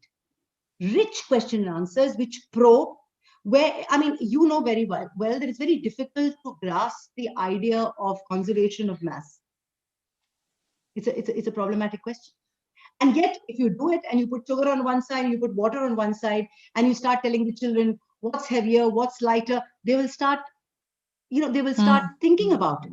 They may say, okay, the water will, if you mix the sugar in the water, it may become heavier, it may become lighter. And then you can go forward to tell them onwards that, that essentially mass can either be created or destroyed or whatever it is that you can do, and slowly through these examples. So it's very essential that, as you rightly said, whether it's through experiential learning, whether it's through art integration, we have to keep thinking about questions that stimulate thinking, that probe the understanding of a child.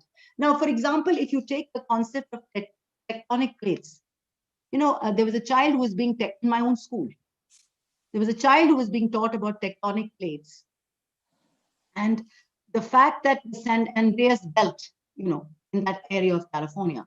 And so he said, oh, the San Andreas belt will never ever get destroyed because it will never be hit by the meteor. It will never have an earthquake because it will never be hit by a meteor.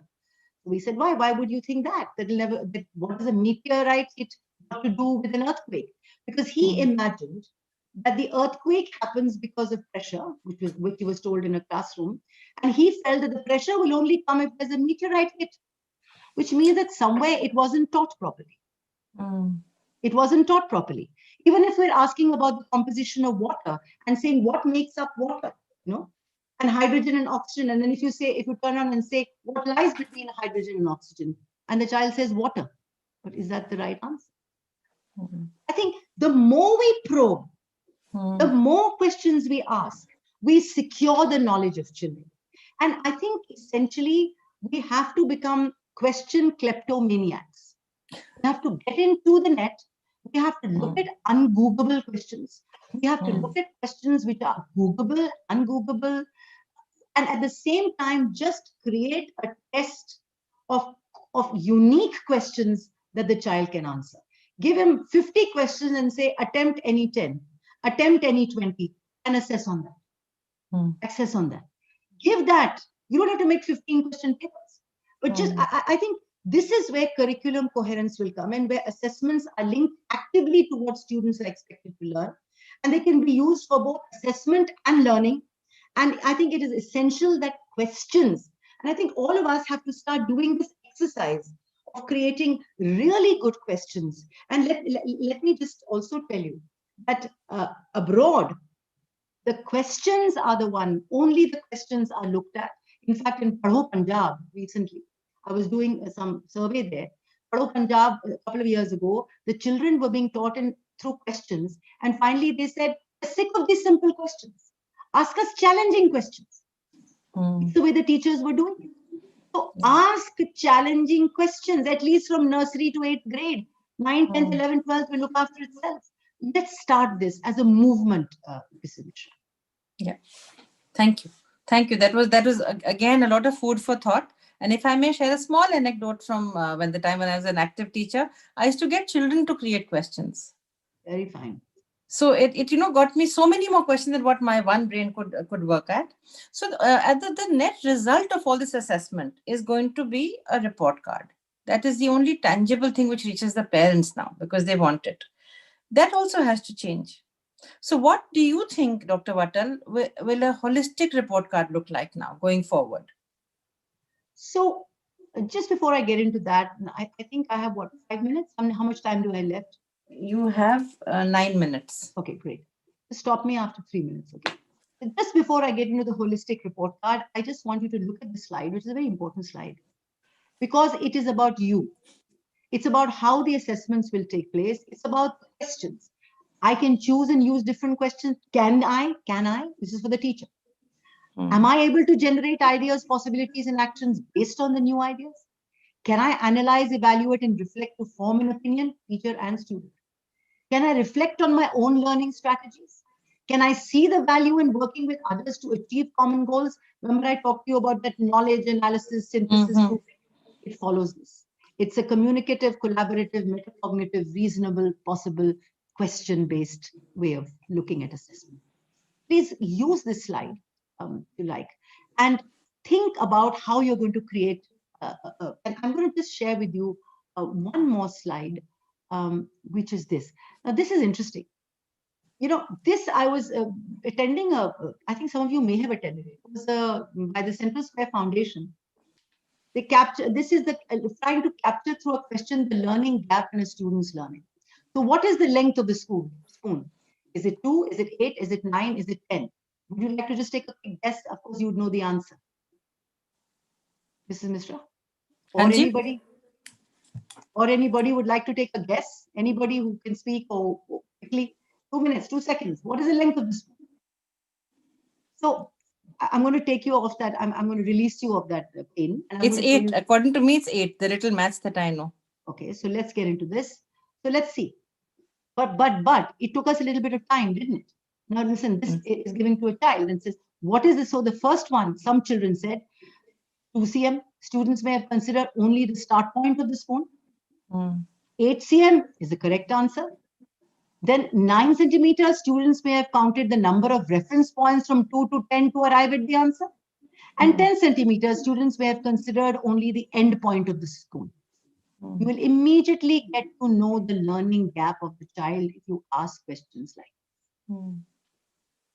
I think it is very imperative that we create some interesting questions to find out what is the learning gap. And ultimately, the assessment is what? To find out what is the learning gap in children. Absolutely. Am I right? Yes, absolutely. So please do these kind of exercises so that we can locate these learning gaps in children. Now, back to the question that you asked. So again, quickly, this is again, ready, one, multi, connect. So you say, I don't yet understand that there are different types of questions. One, I know how to form a question, but I cannot yet classify it. This is the teacher. I write a list of common questions you might use in a day. What do they all have in common? I can identify different question types, for examples, open and closed questions, Googleable and ungoogleable, what I told you about, and try and group your list of questions by function. And then I consider what I'm trying to achieve and then choose the appropriate question type from my toolkit. So create a question toolkit and share it. And when asking a question, stop to consider what you are trying to achieve and see if there's a better question type to use. Please utilize these methodologies to choose and use different question techniques to focus or expand on your own thinking. This will certainly help. Now, let's get into the slide that you were talking about. In my understanding, when the NEP talks about the whole idea of a holistic report card, I think it has to be equitable, it has to be inclusive, it has to be joyful. And when you talk about joy, you talk about art, you talk about play, you talk about holistic learning. So there's a huge area that it has to be involved with. And then the most important thing is that it has to have within it knowledge, skills and competencies, attitudes and values, and it has to be transformative in the progression. So when you talk about knowledge, you have to, does my child understand interdisciplinary work? Is he subject oriented? Is there a cognitive approach to what he's looking? And again, procedural is something which is algorithmic. Does he understand processes and procedures? Does he? And so what are the kind of skills that the child will progress? What is a learner profile of your child? Have you created a learner profile of your child? So how does the child look? How do you look at his skills?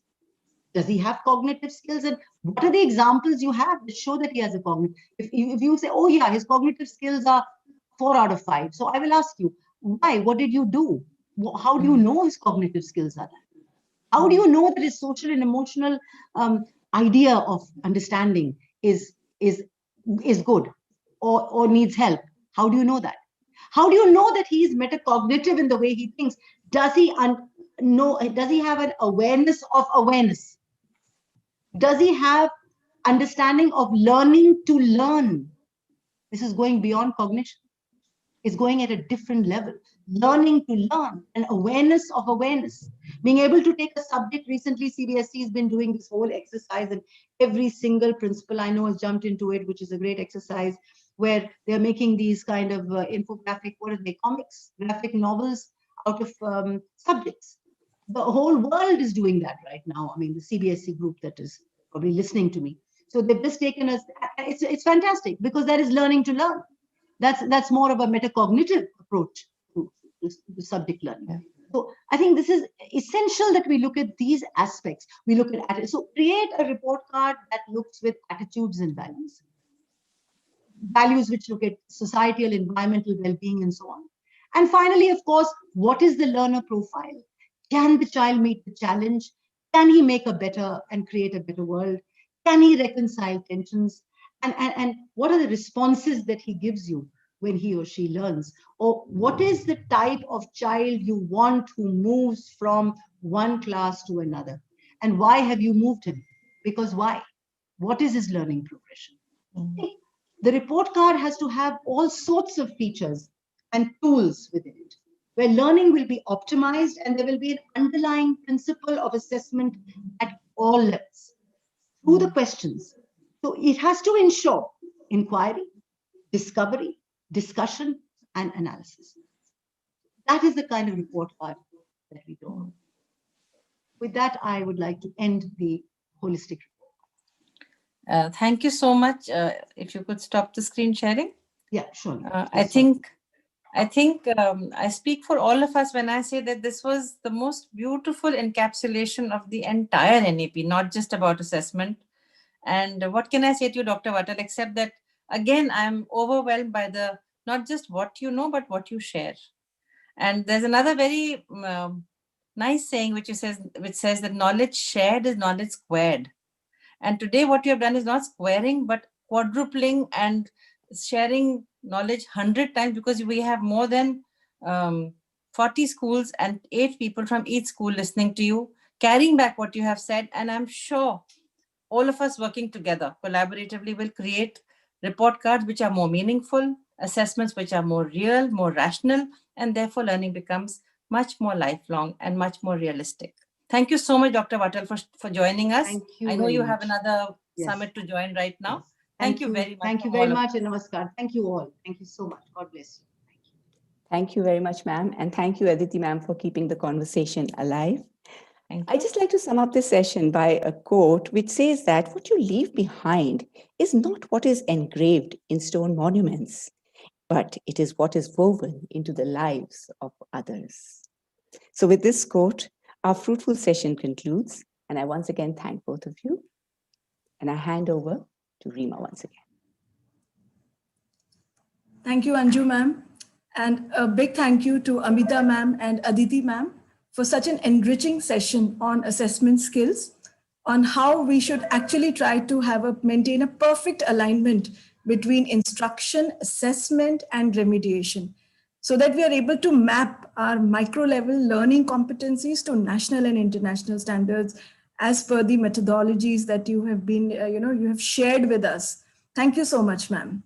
Moving over, taking the event further towards session 3, it is rightly said that only through managing our emotions can we access our intellect. Emotional intelligence is one of the most potent weapons in our armory, which helps boost our self-awareness, self-control, motivation, empathy, and social skills. Reflecting upon this thought, I take the pleasure to extend a heartfelt welcome to our erudite panelists for session 3 to share their wisdom and vision with all of us. I take the opportunity to welcome Dr. Deepak Ahuja, sir, child specialist, MBBS, MD Pediatrics, senior consultant, newborn and child specialist. I welcome Dr. N. Madhuri Parthi, Director Academics at Aravali Foundation. A warm welcome to you, ma'am. Dr. Indu Kaur, PhD Education Consultant and Counselor Psychologist and ex-professor Lady Irwin College, Delhi. I also welcome Dr. Anshu Arora, Principal, Amity International School, Sector 43, Gurgaon. She will be the moderator for session 3. We extend a warm welcome to all our esteemed panelists for the session and invite them on this platform. I request Dr. Anshu Arora, ma'am, to kindly commence with the session. We still have 10 minutes to go, so could we give a short break till such time the panelists would join in? Yes, definitely. We are having a break now, and we have announced the session already, and we'll just catch up after this. Right.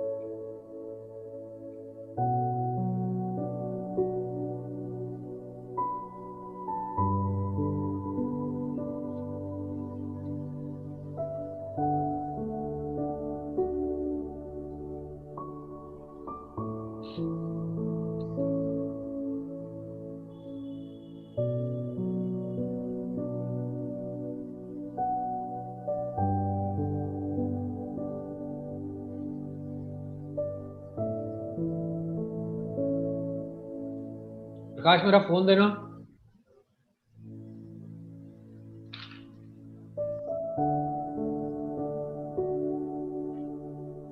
कितनी appointment है?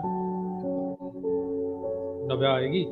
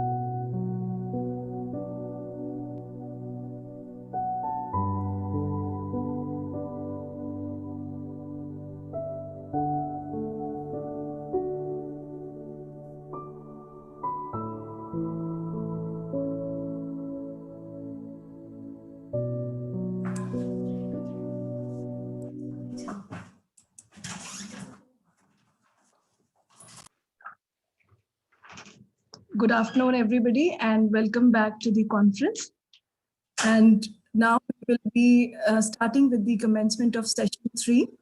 And I take the pleasure to welcome again our panelists, esteemed panelists for session 3, Dr. Deepak Ahuja, sir, child specialist, MBBS, MD pediatrics, senior consultant newborn and child specialist, Dr. N. Madhuri Parthi, ma'am, director academics at Aravali Foundation, Dr. Indu Kaura, ma'am, PhD education consultant and counselor psychologist and ex-professor, Lady Irwin College, New Delhi. We extend a warm welcome to you, ma'am. Dr. Anshu Arora, ma'am, principal, Amity International School, Sector 43, Gurgaon. Ma'am will be moderating the session. We extend a heartfelt welcome to all our dignitaries for today's session and invite them on this platform. I now take the opportunity to request Dr. Anshu, ma'am, to please commence with the session. Thank you, ma'am. Thank you so much. Good afternoon. A warm welcome to everyone who's joined us. I can see there are more than 300 participants on Zoom, and I'm sure thousands on YouTube and Facebook watching us live today. I think in 27 years, if I have seen any session bang on time, going minute by minute the way it is planned, it is the session of the day. So COVID has also had its flip side. Educating the mind without educating the heart is no education at all. We have in our midst founder principal Dr. Mrs. N.M. Parthi, a renowned psychologist, Dr. Indu Kaura, and our town's leading child specialist, Dr. Deepak Ahuja. They all have over 2 decades of experience in their respective fields, and together we shall delve on the topic social and emotional learning and creating a supportive learning environment for all.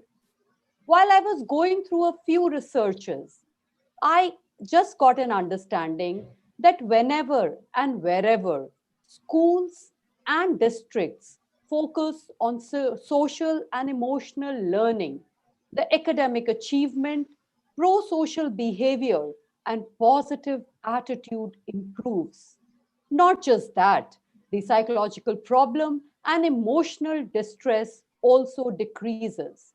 So we also should assume that focusing, I mean, this is all, of course, our assumption, and we have the specialist here to clear our myths and our assumptions today, that I assume here as a principle that if we create an environment where we focus on social and emotional development, we certainly will create a safe, supportive, and equitable learning environment for all. So I'll start with Dr. N.M. Parthi. Ma'am, from you, we would like to know what are the strategies that can be adopted for promoting social and emotional learning in the classroom?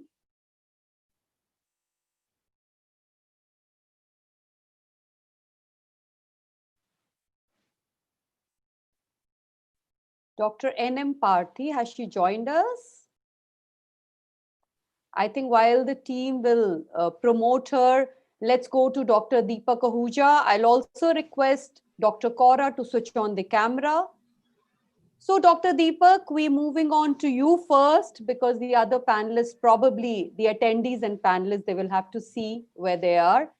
The pandemic has hit the society in a big way. As a child specialist, what are the social and emotional issues that people are really facing? And what do you think we can do to tackle those issues? Hi, good morning, Anshu. At the outset, I would like to thank GPSC and you particularly for inviting me to address this August gathering.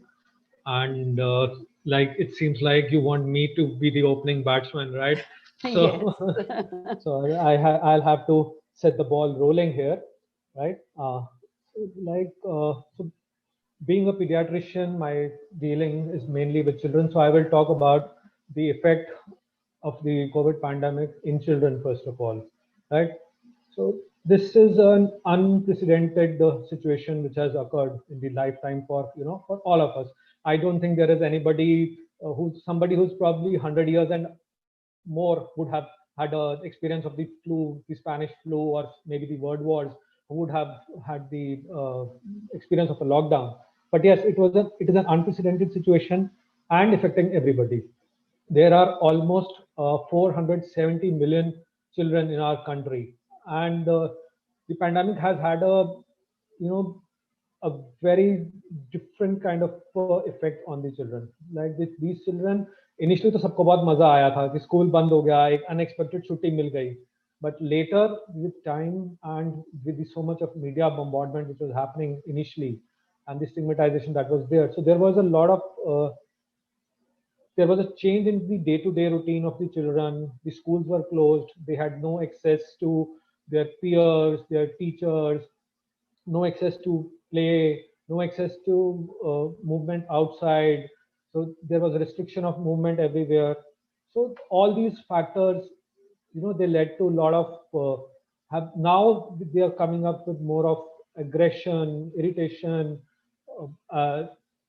right, anxiety, depression, that is which is there, a lot of stress, sleep disturbances which have occurred because in these children.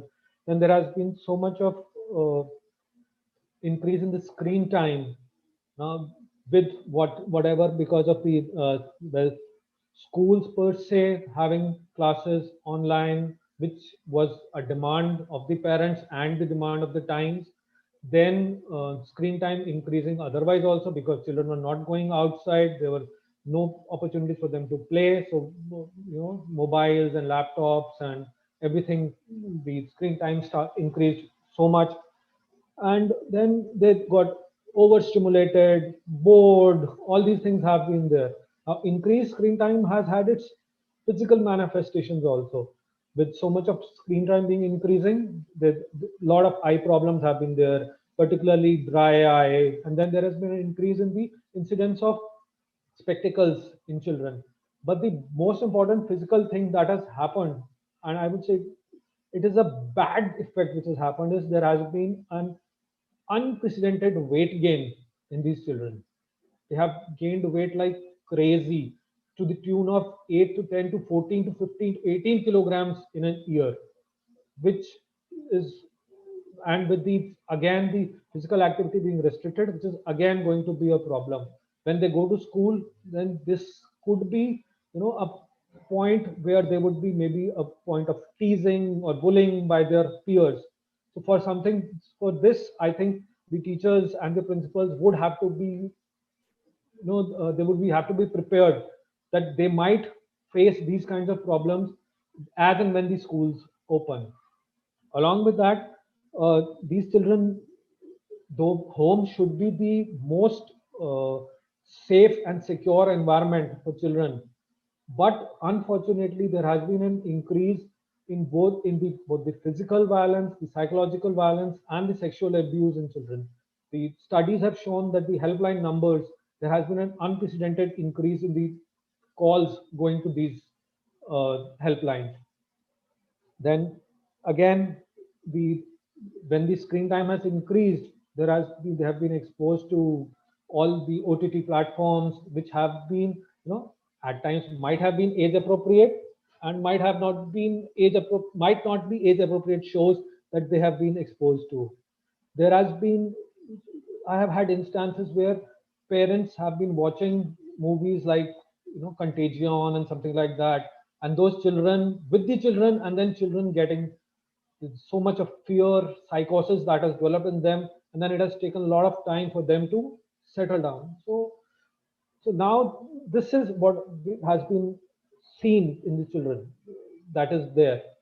The remedy for that, maybe, I would like to talk of something like an arch effect that we can do. Arch would be for to adapt and attempt to do something new, adapt to the surroundings, adapt to whatever is there, what has hit us. We have to adapt and then attempt to improve whatever we can do in these surroundings. Maybe the screen time, reduce the screen time, spend time with the children in creative activities at home, increase their physical activity, even if by with the screen time, maybe doing some yoga, dancing, that could be done. Maybe doing group physical activity with parent and the child, right? Something like a kinesthetic empathy. Like empathy would be something which a lot of us lot would be talked about, or would have been talked about as much as now, or would be talked about in the coming sessions. So that can be there. Then the resilience, art for the resilience.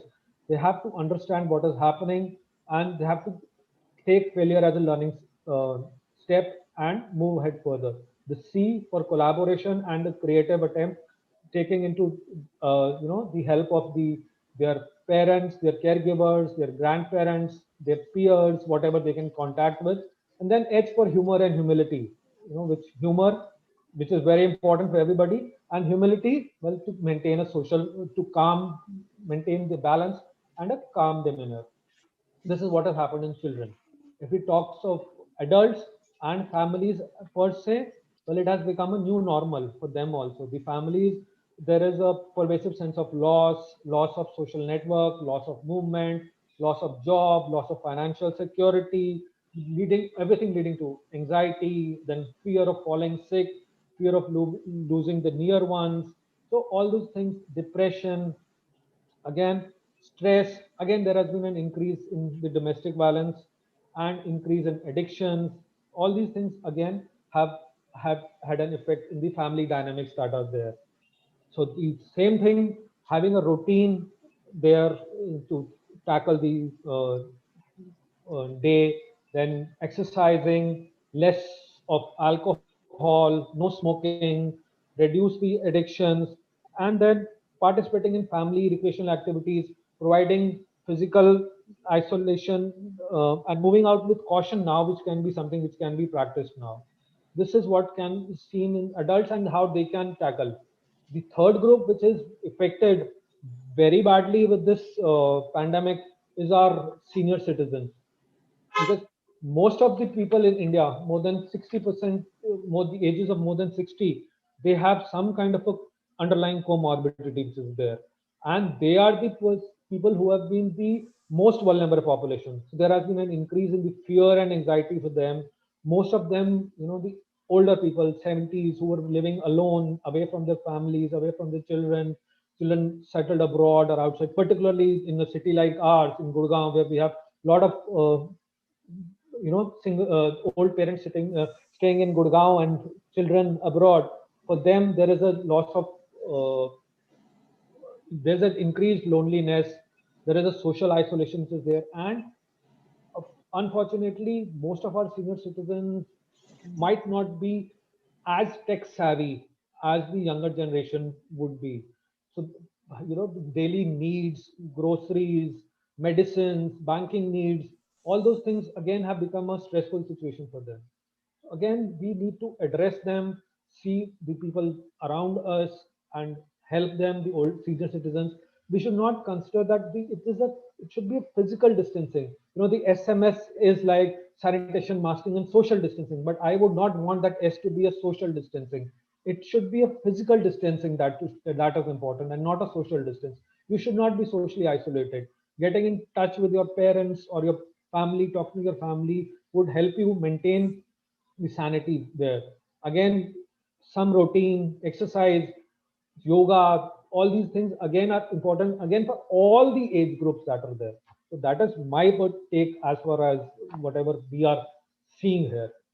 And Thank you, Dr. Ahuja. And as a kid, I used to always feel talking to a doctor is far more important than his prescription. Today, not just that the ball is rolling for our discussion, he has given us very beautiful key points and a formula. And I really like your idea of let's create physical distancing and not social distancing. Yes. So we'll move on to Dr. Kaura now. And ma'am, as I understand, that when we say social emotional learning, then it is the mindsets, the skills, and the attitudes that a person possesses. But you are a specialist in your field, and from you, I would like to know what are the skills that socially and emotionally competent children have? Then we make a yardstick and we'll understand as to where our children are on the campus.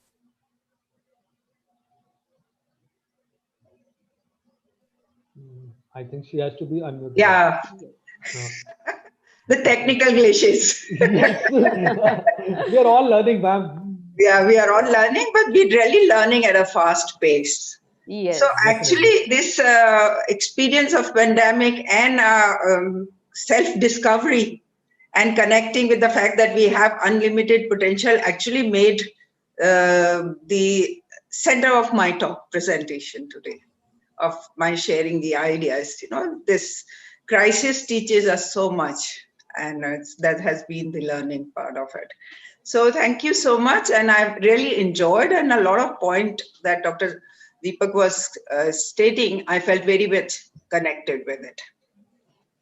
So we're talking about how do we ensure that create an environment that is a supportive learning environment for socio-emotional learning. Now, creating supportive environment is not a physical process. It's not like creating monuments and building. It's about filling our environment with thoughts, words, supportive thoughts, words, and actions. It's all about filling our environment with trust, respect, and support. And for not just for others, primarily for myself, primarily for self. It's about giving our children opportunities to develop tools that they can face reality. And that is what makes a person a socio-emotional competent person. So based on my work primarily as an educationist, and then as a psychologist and a counselor, and also as a person who is still a child at heart. Based on all those collections from different sources, beautiful sources, I just tried to very briefly list the building blocks, let's say building blocks for creating that supportive and learning environment that we're talking about. So what's the first brick that we should be really picking up? That's pride and dignity. Really, we have to really pass on the message that for every child that you are precious, you're unique, you're absolutely holy. And I guess this is, like we as adults have become so comfortable. We want everybody in a particular mold. So let's stop doing that. Every person is a, there's a beautiful terminology of special child, but every child is a special child. Every person is a special person. All of us are unique. Nobody else is like me. And that's what we need to communicate to the child. It's follow the guru was a very good pratha. But nowadays, I think every time, even in the past, and more so now, it's very important to encourage our children not to be like anybody else, not to be like me, not to be like her, not to be like him. Just be like yourself. Just be yourself. And the more the child connects with the self, the more he or she is in a position to flower, absolutely touch the essence within oneself. So that is one thing that, if we give this message and the children begin to take pride in being who they are, that would be the first most beautiful gift. Now, what else? You are unique, but not only are you unique, you also have unique, unlimited potential. That's something that we got to believe. That's something that we have to not just talk about it, because children don't learn by what they hear. They learn from what they see, really speaking. So you've got to believe it, first of all, really, really believe in it. And then only you'll be able to communicate and pass on the message that whatever you are, you're very beautiful. But you can be so much more. And that's what the dignity of life is, to always be willing and wanting to progress and move further. Now, next thing is really, all of us as adults are always talking to the children. I would like to change that. All of us within ourselves, talk with them. Don't talk to them. Don't talk through them. Talk with them. That would require us to practice a lot of, bending down knees kind of things, to come face to face with them and talk at their level. Never, once I was doing a workshop and I said, okay, I just wrote one phrase on the blackboard, hamare zamane mein to. And you can't imagine how much excitement was there in the whole classroom, because every child had a story to narrate. So I just said, have you heard this? And there were stories after stories. All of us as adults are so fond of narrating, hamare zamane mein to aisa. Let's come down to enter their zamana. Let's hear what they have to show us. Let's hear what they are feeling. And you'll be surprised how much they can teach us.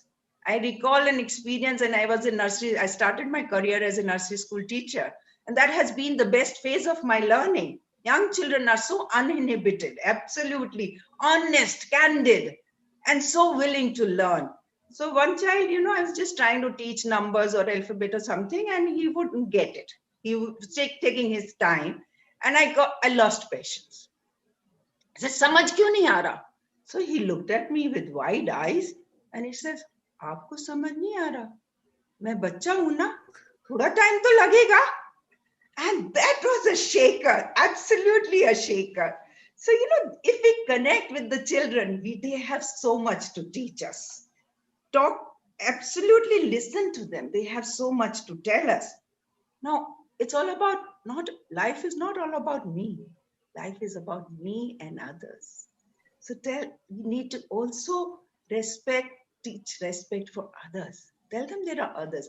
This is particularly true of today's scenario in a global, nobody is really far away. Places which we could not even have imagined that we would travel, we can travel in a couple of hours. So we are all neighbors. We got to learn about different people. We've got to learn about respecting different diversity. And that is what if we create that kind of environment when being different is not abnormal. Being different is being unique. Being different is being yourself. That kind of respect is very, very beautiful. And then what else? Most importantly, really, so many times, like Dr. Sir was talking about, there is been lately there has been an increase of, anxiety and negativity and loss of hope and feeling claustrophobic, all that is coming to me also as a counselor. I'm really getting many more cases wherein people are feeling kind of at a loss because they're not used to dealing with each other for such long hours. They're not used to whatever may be the reason, but they are feeling kind of hopeless. What is the situation we are caught up with? And we need to prepare our children for such circumstances right from the beginning. And the tool that we can give them is that they must believe they always have choices. There may be a situation where it will be difficult, but they will never be in a position when they don't have choices. They have choice to choose joy over sadness. They have choice to choose action over apathy. They have choice to choose compassion over criticism. It's all in their hands. And who believes that? Only a person who believes in oneself will believe that. So saying that you have a choice is not good enough unless you give them choices. All around, day to day, minute to minute, give them choices. And then, when I was traveling once to Bangkok and I heard this phrase, "Mah pen lai." I don't know how many of you have heard this. Everywhere I would go and somebody would be talking everything else, but this phrase became very, very familiar to me because I used to hear it so often. It's "Mah pen lai." And then I happened to ask one day I was traveling in the taxi and I asked the taxi driver, "What does this mean?" He says, "Oh, it means it doesn't matter. It's all right. It doesn't matter." Now that was another shaker for me, like in today's scenario when everything matters. Everything. Do you think it doesn't matter? All of us as adults are so used to saying it. Everything matters. This was really like it made me feel how beautiful it would be if we believe that, okay, if things don't go our way, it doesn't matter. We can try again. This is a beautiful, it brought smile to my face. And even while narrating just now, it brought smile to my face. And I saw Anshu also smiling. So I can imagine what a release it must be if we can encourage our children that trial and error is the most creative way of learning. We all know that. As babies, we've watched our babies grow. I bought my grandchild and so many children, and they learn the best through trial and error. They don't have fears of falling. They don't have fear of failing. It's only as they grow and reach an environment in which they're always being assessed and evaluated that they develop these anxieties. Let's tell them. Let's believe. Let's practice. It doesn't matter. Ma pen lai. Please just imbibe it. Nobody. And also so many times I've heard teachers, some child makes a mistake and say, why the hell did you do it? God help me. All of us are struggling with that question even now. We don't know why we did so many things. But so how can a child answer? They did it. Well, it's okay. Let's say it doesn't matter. And then let's take risks in life. That's okay. Life is risk. Life is a joy. Not in a kind of a rash manner, but in a supportive environment. Most importantly, let's tell children. Let's create an environment filled with joy. Let's talk about, all the time, this pain and suffering that you hear on the news and read in the newspaper. It makes good news. But let's also highlight the beauties of life, so that they grow up feeling that life is a joy and they begin to enjoy. And everything that I have shared is not to be told to the children. It's to begin with yourself. That would be the final thing. If you love yourself, if you enjoy what you're doing, and if you give selflessly, it's all bound to be received by the children and imbibed by them. And these are like Anshu ma'am said, that what are the qualities of association? These are the things. Happy, the ability to enjoy whatever the circumstances, ability to give, and ability to continue to act is what is most important. That makes a person Thank you, Dr. Kaura. Your talk went straight to my heart. And there are many, many lines that I completely resonate with. Let children be. And like even the NCF says that if the child doesn't understand the way you teach, please teach him the way he can understand. So from here, we will move on to Dr. N.M. Parthi and find out that what strategies can be adopted in the classes for promoting social and emotional learning. I think, ma'am, that's a very important area. We've heard Dr. Ahuja and Dr. Kaura. So the medical, psychological aspect, rather, I would say we now have very burdened shoulders because we understand the problems that we might have to face, the new problems and the ones which we already were. So what do you think can we integrate in our classes? All right, I think, Anshu, we have COVID and the lockdown was a challenge, but there is a bigger challenge coming now when we are reopening gradually. In Haryana, of course, there has been an announcement that grade 6 to 12 may open very shortly, maybe 15th Feb, which is like hardly 20 days away. I think it's not only about students. Like during COVID and lockdown, we had to do a lot of work for our teachers also, be it technology, be it the emotional handling, be it, I mean, in all areas, we had to work with our staff and students. Because if a teacher is not happy and facing challenges every day, there is no way that she can handle the classroom well. Yeah. So like in our schools, we did a lot of rubaroos, samvad, lot of activities with our teachers. Then we did a lot of work with our students. So it's like if you really want a happy, healthy classroom, then you need to work with everybody. It's just not the students. So bringing SEL in the curriculum is critical. But again, I would say, until unless our teachers are empowered, we should not hand over this aspect to them. It's like asking somebody to do a surgery without being trained for that. Yeah.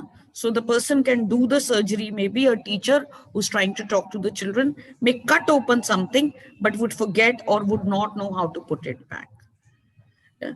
All this work normally has in schools have been done by our specialists, the psychologists, the special eds, and all this entire team that we have in our school. But if we are leaving it to our teachers, I think first they should be empowered. Otherwise, we may do more damage than doing good to them. That's my opinion about it. I think that's a very critical and important point, ma'am, that you have told us. And teachers certainly have to take care of themselves before they start taking care of the children.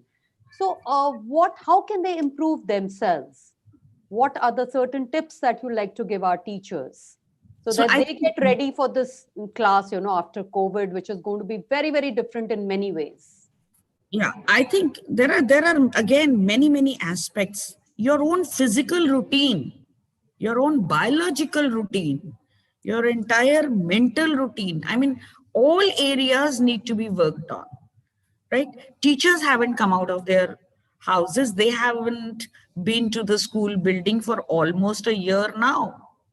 Yeah, they have just been taking classes online, maybe for longer hours, but physically, they are not used to that kind of a routine that they used to be.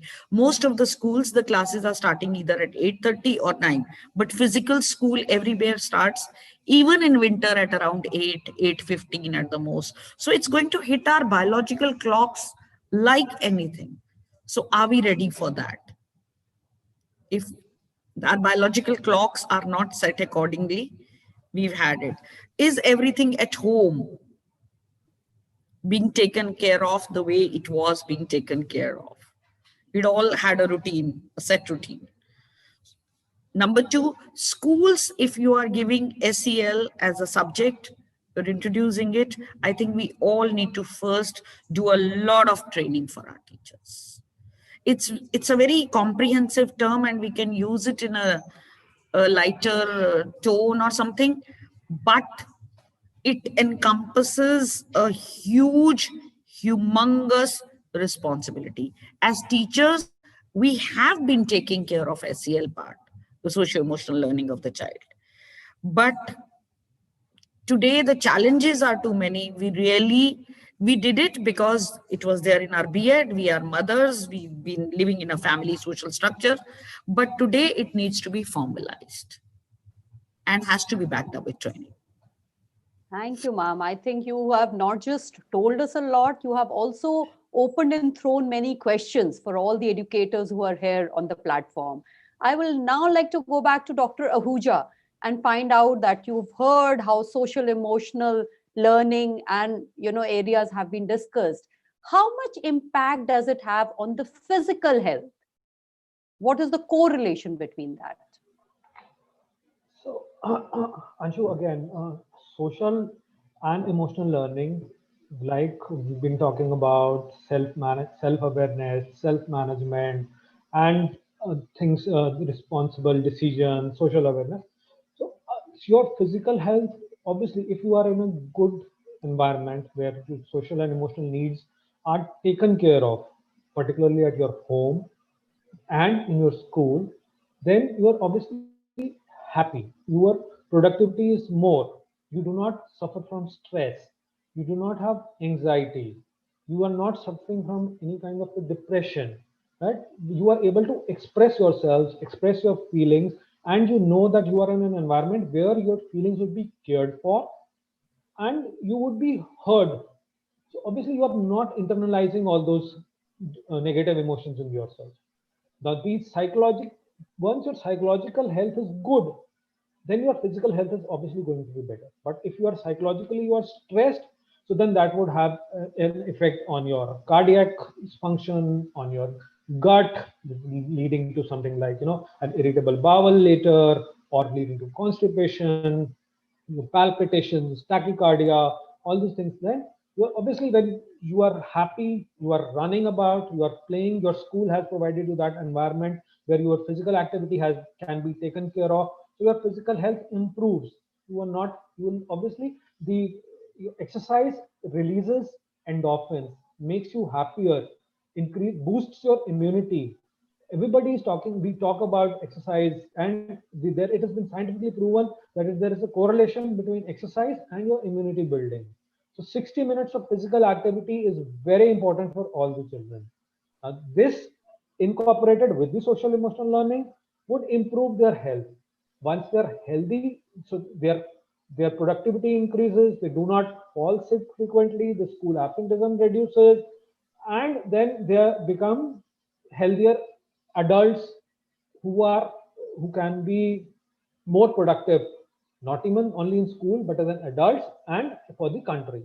So that is where a good social emotional learning and environment there increases your health and its benefits there.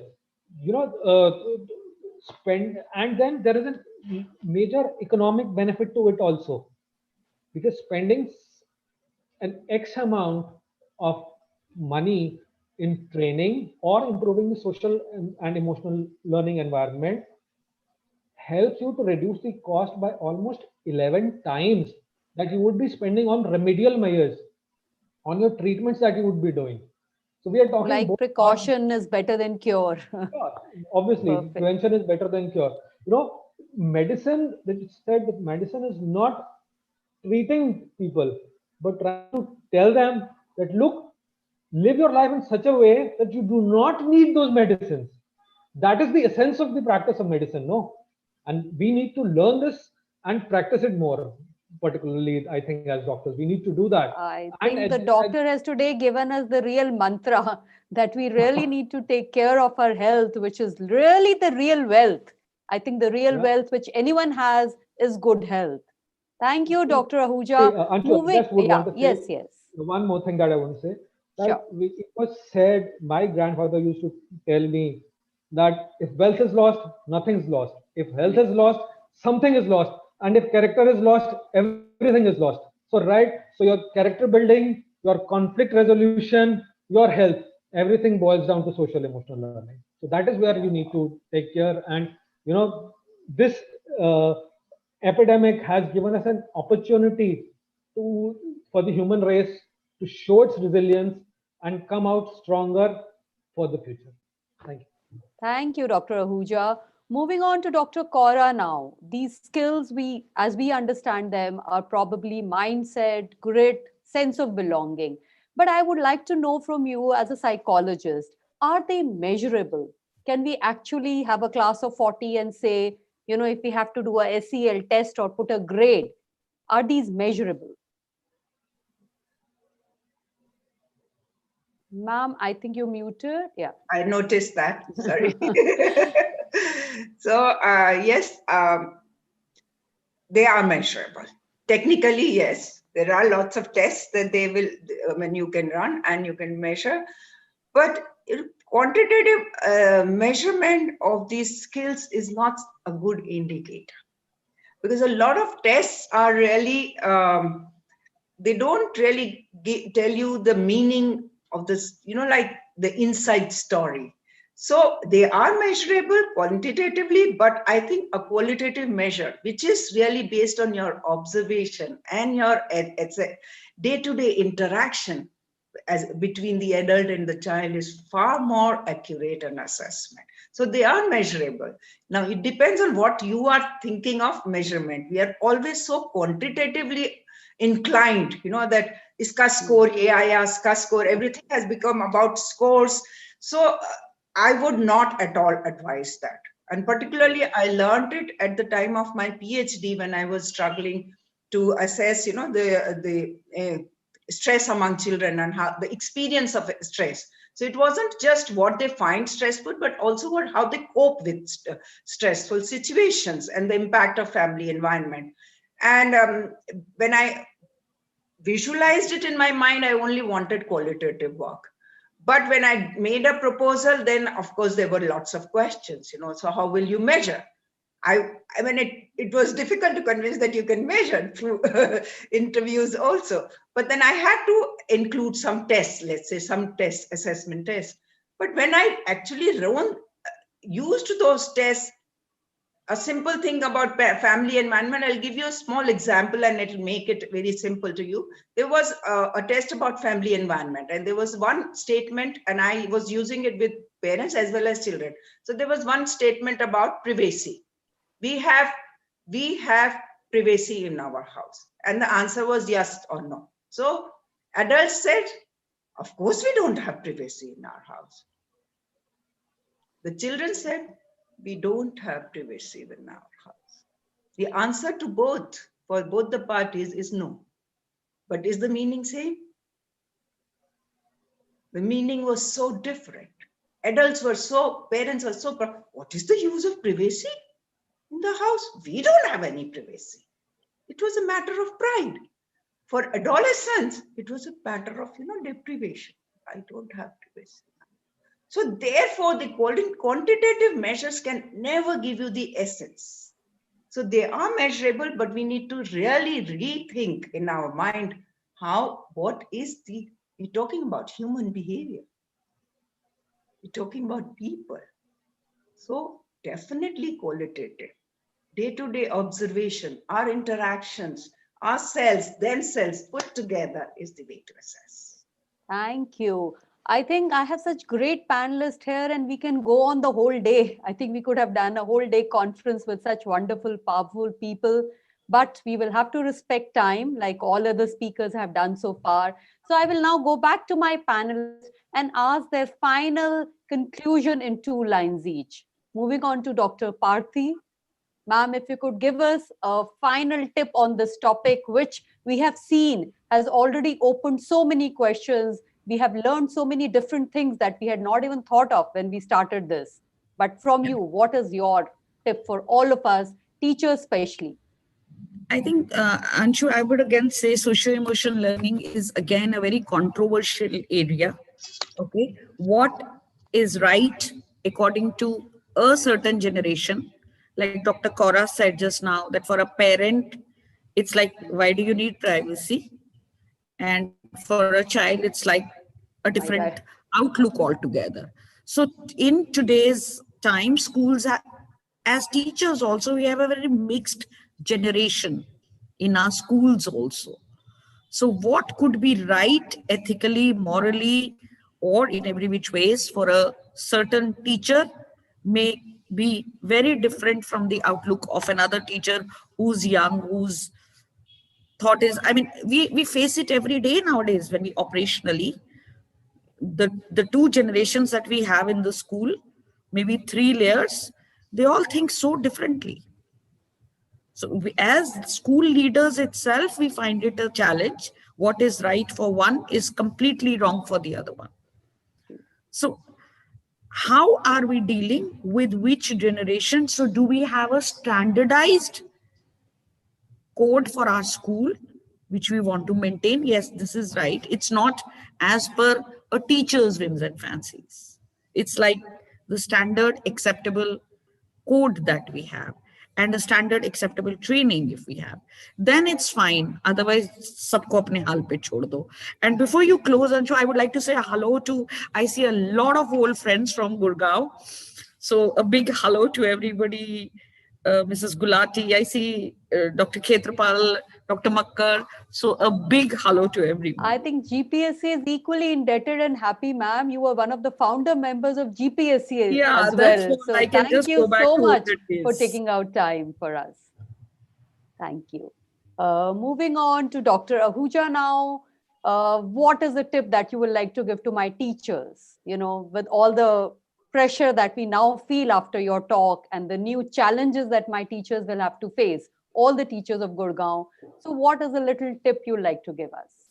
Anshu, my point was not to make anybody feel pressurized No, I think or awareness challenged. is important and you have done your job Right? really But well. yeah, but my point was that yes, the teachers, like Dr. Pati said, that they have to come back to that routine, that biological routine which was there in school. It's going to be difficult for everybody. It is being there for everybody. But yes, again, my take home message would be take care of your health, both your physical and emotional health as teachers.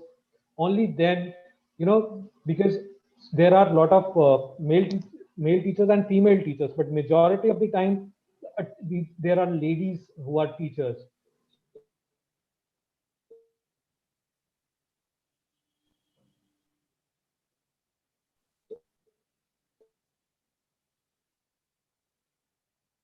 I think there is a little network glitch there, though we did hear Dr. Ahuja.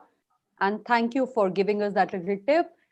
Finally, moving on to Dr. Kaura, your statement and what would you give us as a goal and mantra?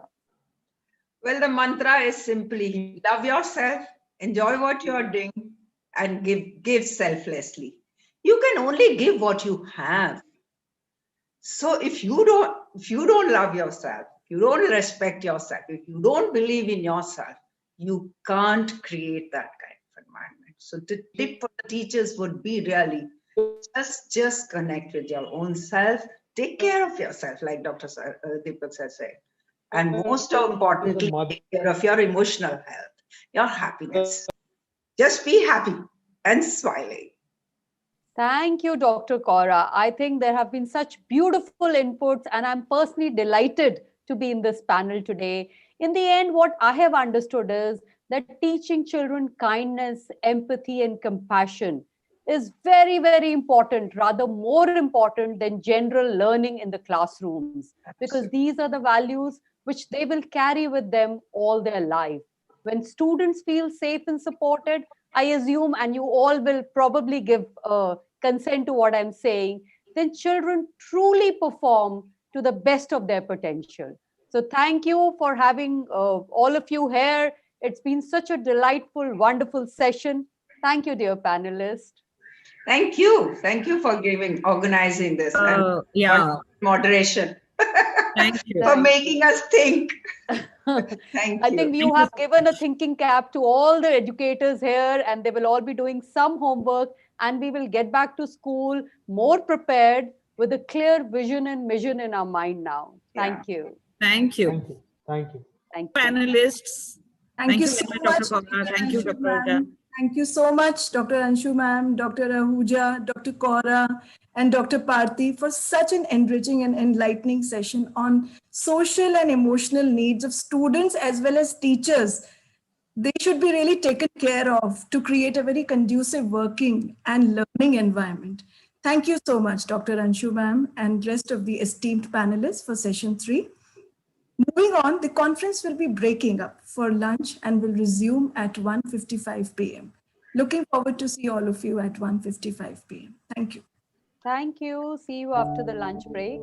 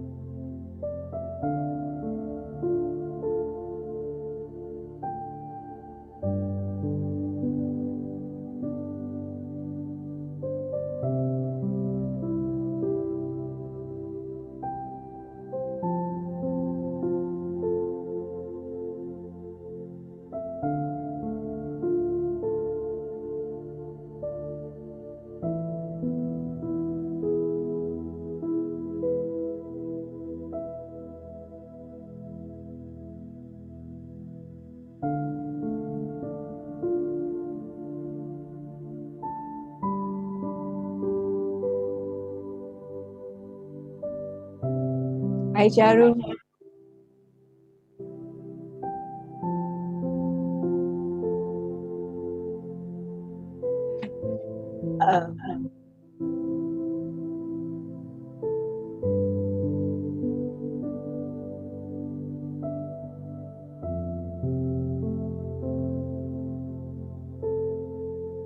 Hello, Dr. Roma. Welcome. Welcome, ma'am. All green up at the back, emotionally green. Welcome, ma'am. Hello, Aarti ma'am. Hello, how are you?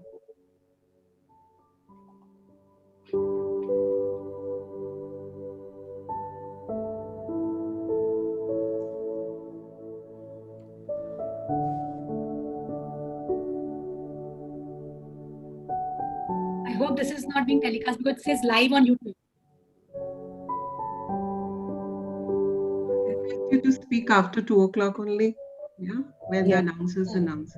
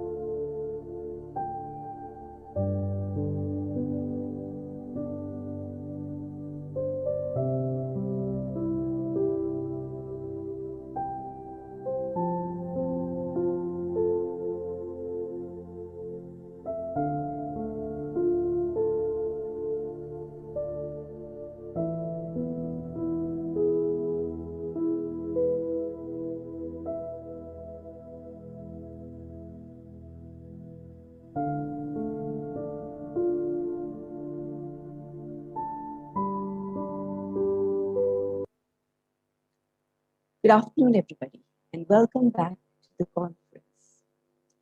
And let's take things ahead. The next session, session 4, is a panel discussion, Beyond COVID-19, Embracing the New Normal. The world, my dear friends, is going through a change of unparalleled dimensions. And naturally, education sector is no different. Given the factor that there is much uncertainty regarding what's happening, what's going to happen, it's very, very normal that we have started to sense a new normal. I mean, it's a new society, new relationship with the environment, a new relationship with the earth, and a new relationship with ourselves. But we, being human beings, are resilient. We always bounce back. We always learn to thrive in this new normal with our attitude and with our resources. So today in panel discussion, I invite our guests. First of all, we have Dr. Rakesh Gupta, internal medicine physician, Apollo Hospital, Delhi. I also take the honor to invite Dr. Roma Kumar, senior consultant psychologist, Institute of Child Health, vice chairperson, psychology, Institute of Psychiatry and Behavioral Sciences, Sri Gangaram Hospital. Our third guest will be joining after a little while and will introduce then. And I also introduce, we will be having very shortly with us. Okay, and we all have Charu Mary ma'am, Principal DAV Public School, Uppal South End, Sector 49. Charu Mary is going to be the moderator for the session, and I request her to commence with the session. Thank you so much, Anju ma'am, and a very good afternoon to all our learned principals of GPSC schools and their learning bandwagon. I would say learning to learn is the mantra of very progressive Gurgaon Progressive School Council, where each one of us is learning from each other and growing together. I'm sure, dear audience, that after the lunch break, you're all set to embrace the panel. I would wish that you write your queries in the chat box so that we are able to maximize on our takeaways from our very learned, able, and esteemed panel. Dr. Roma, a counselor and clinical psychologist par excellence. Dr. Arvind, even our children know him through the best clubs that run in our schools. And Dr. Rakesh Gupta, a doctor to bank upon for all our queries on internal medicine, vaccinations, etc.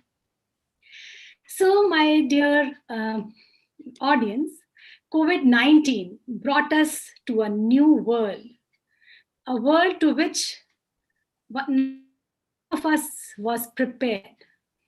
A new and now if we think of that, if last year we had been told in March that everything, the schools, etc., would be closed for a year, we would have thought, not possible. This is not possible. How it can be that the schools, the educational institutes are closed for a year?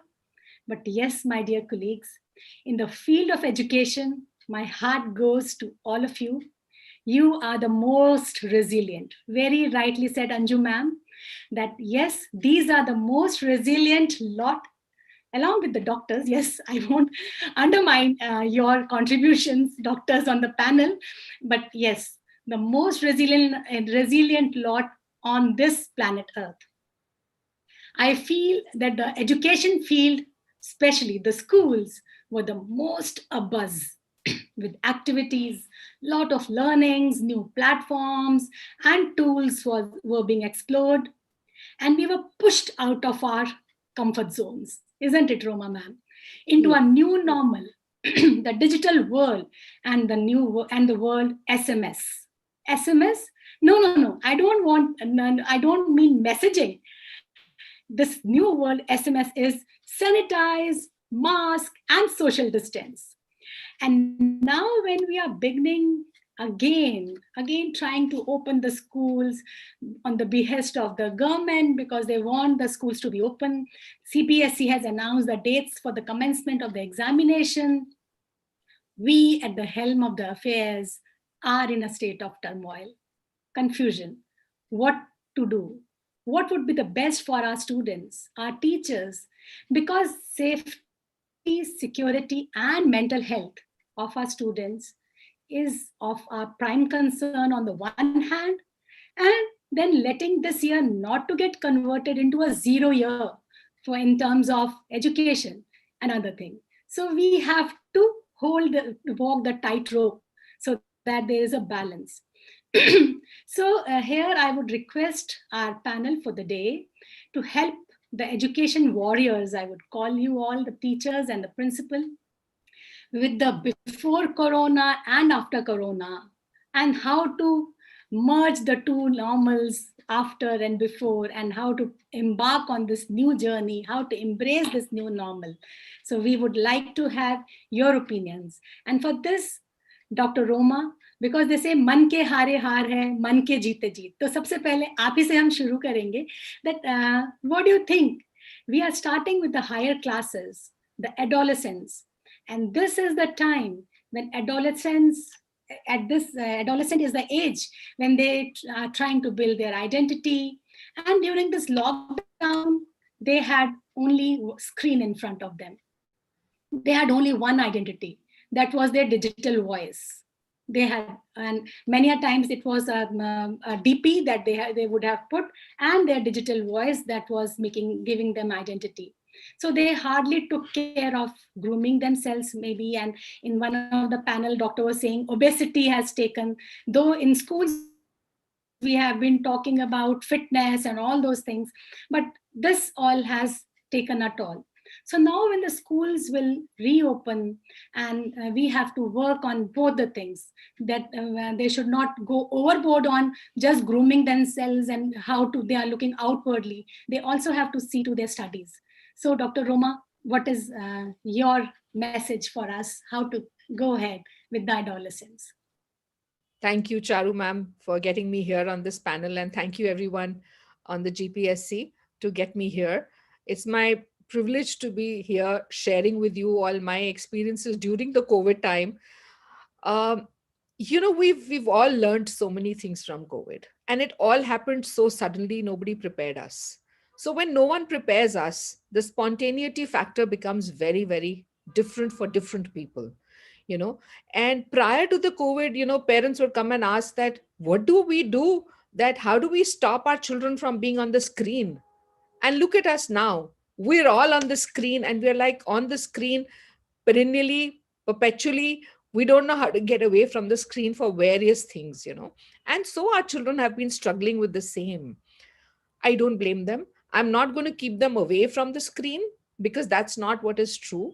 But what is important is to create some limit setting. And limit setting is good for everything. When you say there's obesity, which is coming in a large number, which is true, because when you sit at home, you're not doing exercise. And when there was a lockdown period, nobody was moving out of the house. So there's been that exercise or that physical activity which has gone down. But now with things opening up, I think people have gotten used to now doing some kind of physical activity. And that's what children need to also do.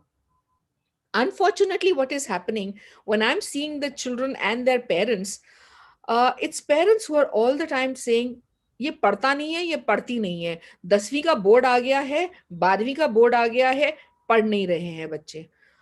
This was there even before, this is there even now. So the focus needs to change from the getting the marks. Right from the morning, I'm hearing all this conversation on the panel that, we need to move away from that thought, and there has to be some blended learning which has to take place, and our children have to get used to this blended learning, like you and me have also learned a lot during this time regarding blended learning. The other area, when the child is away from social interactions, what really happens? When the social interaction is absent, some of the very finer nuances of social activity goes away, and children do not know how to deal with that part. We have no idea what the family backgrounds are.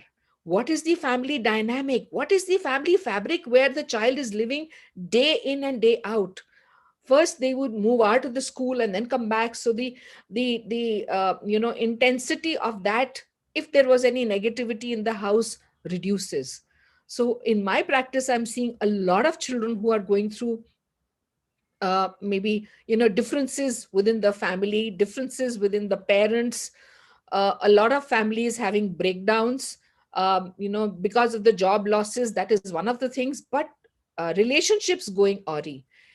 On the other hand, one is seeing a lot of relationships in the puberty time, where children are now experiencing, exploring, and experimenting with the, on the internet with different kind of people, and thus leading themselves into features of anxiety, depression, panic attacks. Now, anxiety, depression, panic attack has become a very common factor with children, and we are all struggling now how to deal with it. But for the part, when a child says to the parent that I want to go and see a psychologist and I want to talk to the counselor, and we have been virtually available to everybody through the globe. I've been doing a lot of counseling through the globe for different timings. Parents, especially in India, would say, why do you need to go to a psychologist? You don't need a psychologist. We are there, talk to us. Now that mindset needs to change. That mindset needs to change, because we're still struggling with the stigma, and we are aware where children in adolescence are struggling with a lot of mental health issues. Like ma'am, you said about their grooming. I think a lot of adults also are going through grooming aspects. Initially, because of the lockdown, I know a lot of women would say, we haven't gone for our vaccine, we haven't gone for a haircut. Yesterday only, I met somebody who said, I haven't gone for a haircut for 1 year. I have seen men who have started doing ponytails because they haven't gone in for a haircut. So, grooming is something that all of us have gone through an issue. So, not just children.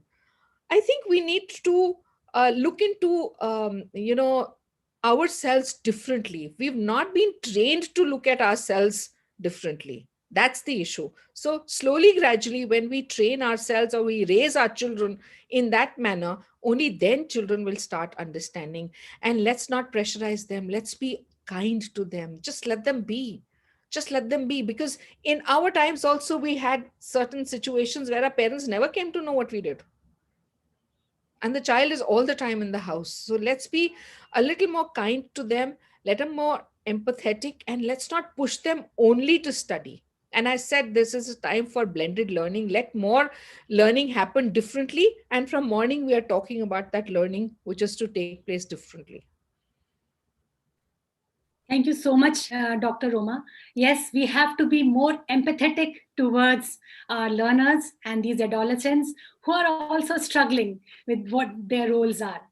Dr. Roma, just actually, yes, the day before yesterday, my coordinator received this WhatsApp message from one of the students she is in grade 10, and she wrote that, ma'am, because my father has a transferable job and he already has got transfer orders, and after grade 10 we would be moving to Nasik or something.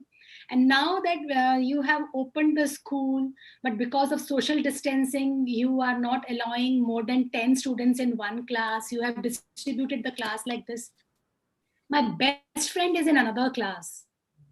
Please allow me to sit with that student, with my best friend, because I have not seen her for previous 9 months, and as soon as the exams get over, I'll be out. So this is another kind of dilemma that the students are like, to be or not to be. Parents are saying don't meet, teachers are saying keep social distancing, no high fives, no hugs and all, but still and this girl is saying कि मुझे उसी class में कर दो. तो ये भी एक सिचुएशन है. ऐसे में हमें as educators should we not, क्या करना चाहिए? As I said, let's be kind to children.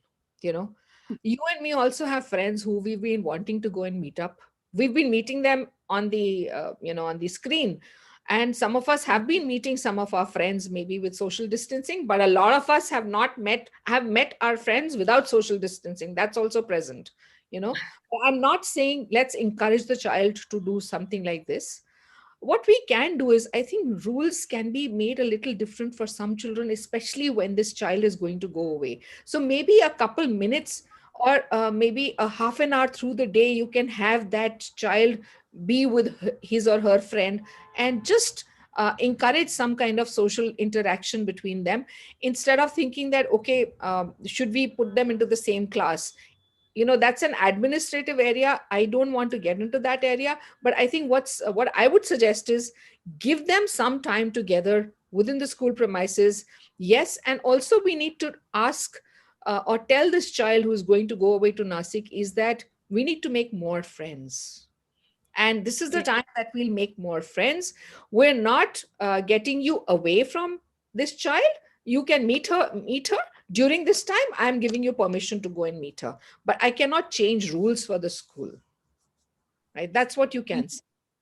Yes, very right. And so we have to keep talking to these Yes. students also, so that Conversation is the most important. Listening to them. A lot of us adults, I'm not talking of schools actually are doing a great job, and look at the teachers, how they have handled everything. It's just par excellence. We have to listen to the child, what the child is talking about, where the child is coming about. We do not listen to our children, especially when there is loss, and loss is of various kinds. Loss leading to grief. We don't allow our children to grieve. Let's allow them to grieve, listen to them. And most of our problems will go away if we listen to them. during this COVID time and lockdown, etc. Yes, you are right. Many things happened in various households where some students also lost a parent, and they were not even able to talk to a friend. Talking virtually doesn't give that kind of a comfort. So the situation, yes, was great, but the schools have been doing what best they can to bring together, then bringing out some talents, etc. Similarly, ma'am, if we talk of the kindergarten, the LKG, the first school students, the first they had, and this year was all totally virtual. They never got to see their teacher, and the friends also were all just dancing here or there, kind of on the screen. So they also had a big problem. So now if the government says that yes, you can reopen the schools, I am really thinking how it's going to be, how the situation is going to be, how much we have to move ahead, how much liberty we have to give. And like earlier, the young ones would go and hug the teacher, cuddle, and all those things around her sari or legs. But all that, it's going to be different. The concept of attending school has been haywire. So anything for this young parents of these young students who are just joining, especially after this?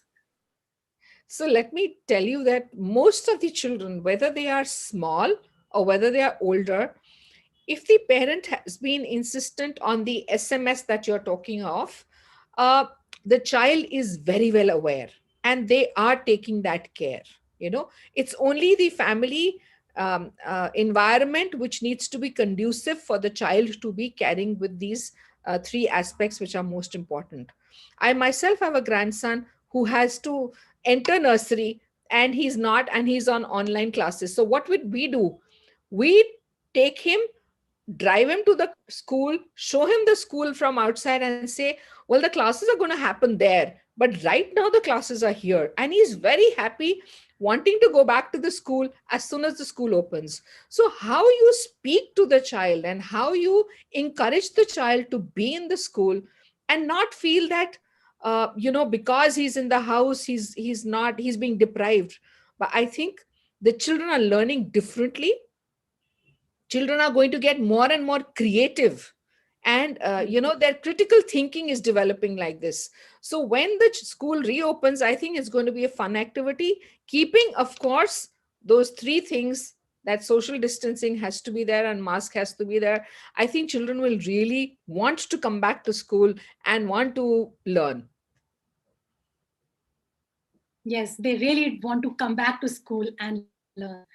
Dr. Roma, our other two panelists by chance have not joined us till now because of some technical glitch maybe. So I am going to continue with you and take as much juice of knowledge that I can extract from you. So for the benefit of all our attendees here, yes, my dear attendees, please write your questions if you have from Dr. Roma. We have her all for us right now. So Dr. whatever Rakesh you has wish. joined. Dr. Rakesh has joined. Rakesh. Yeah. Okay. Thank you so much for that, Aarti ma'am, for telling. Okay, so we will just bring him into our conversation. Just one more bit, Dr. Roma, before I take on to Dr. Rakesh. Being at home has made us all introvert, lazy, and it has enforced Dr. Rakesh, please mute yourself. Yes, okay. Sorry, I didn't get the question.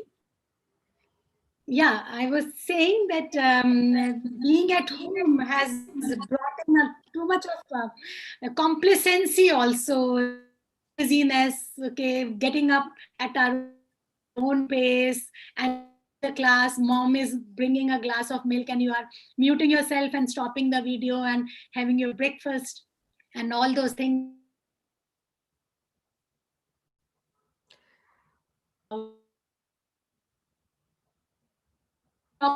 It will be digital world, coming to the physical world also will be easy. What's your take on this, ma'am?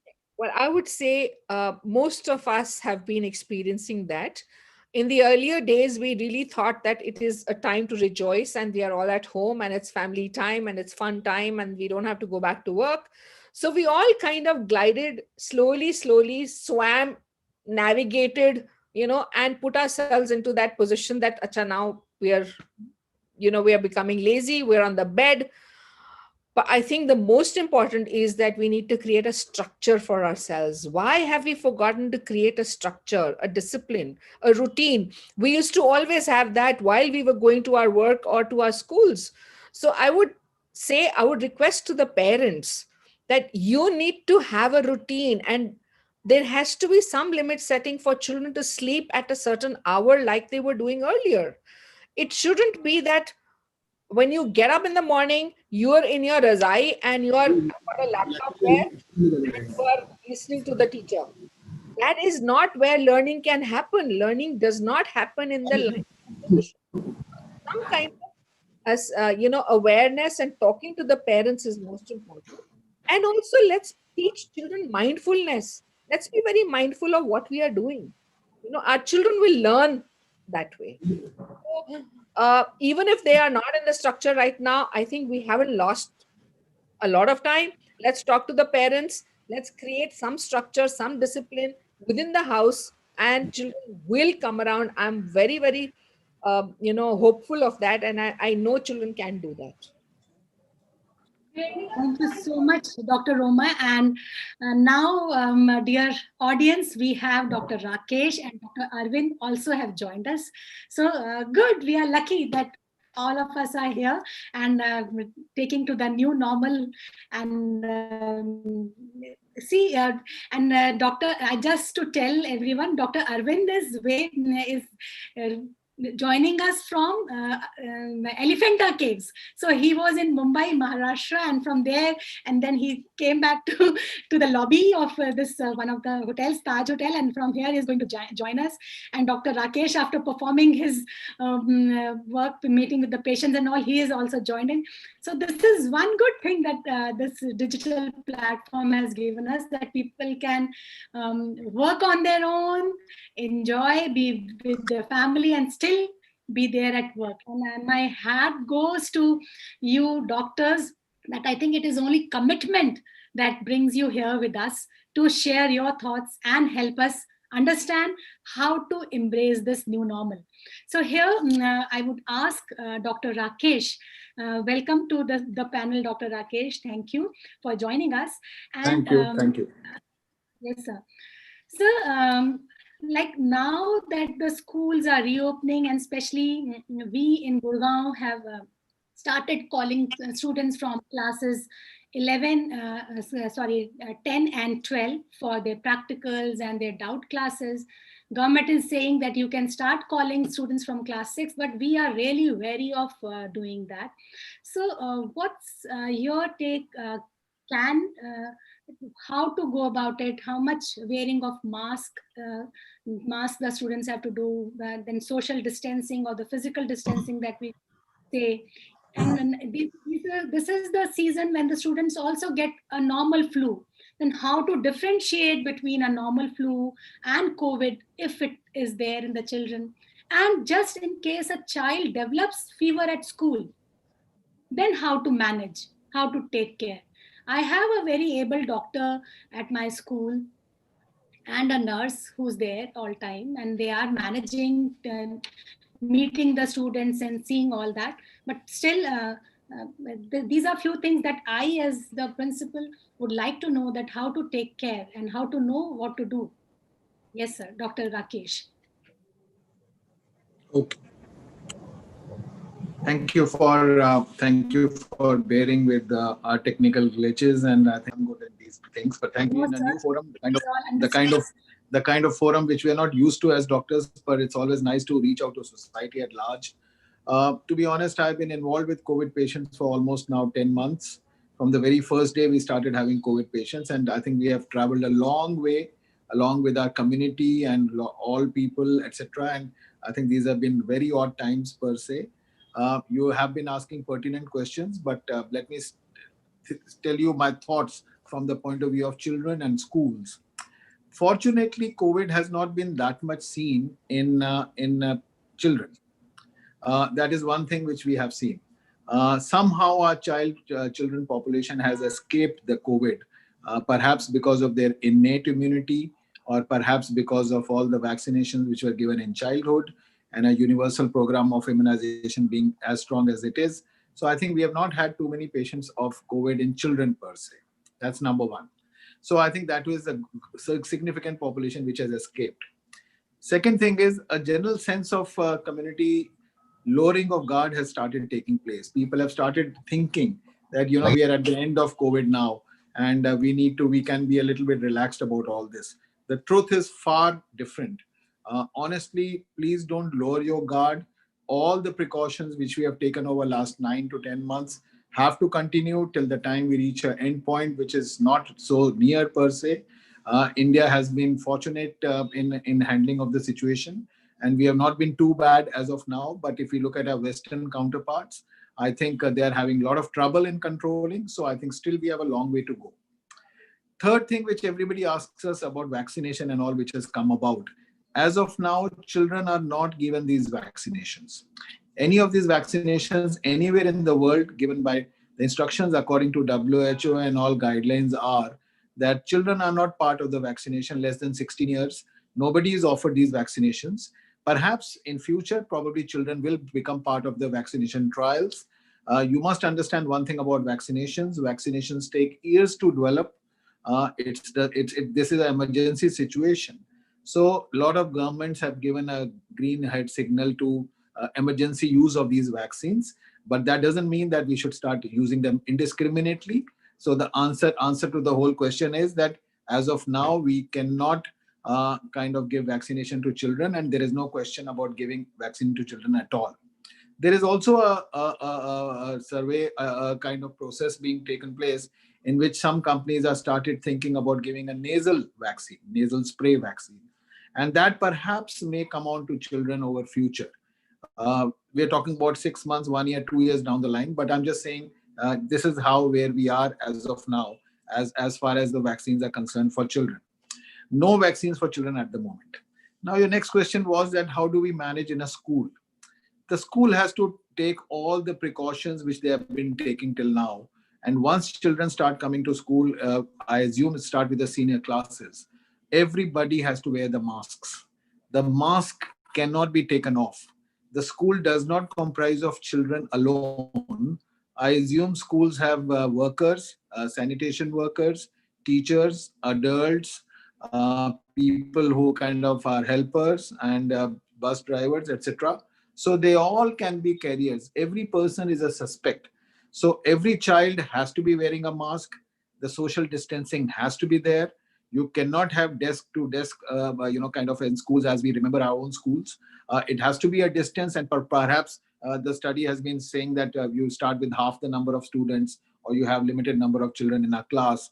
You must have heard that in social interactions also limited number of people are allowed. And even in restaurants, not more than 4 people on a chair can be there. So in school also probably that kind of precaution has to be taking place. The adults, all the adults who are kind of involved with children, they have to be, kind of studied from the point of view of COVID.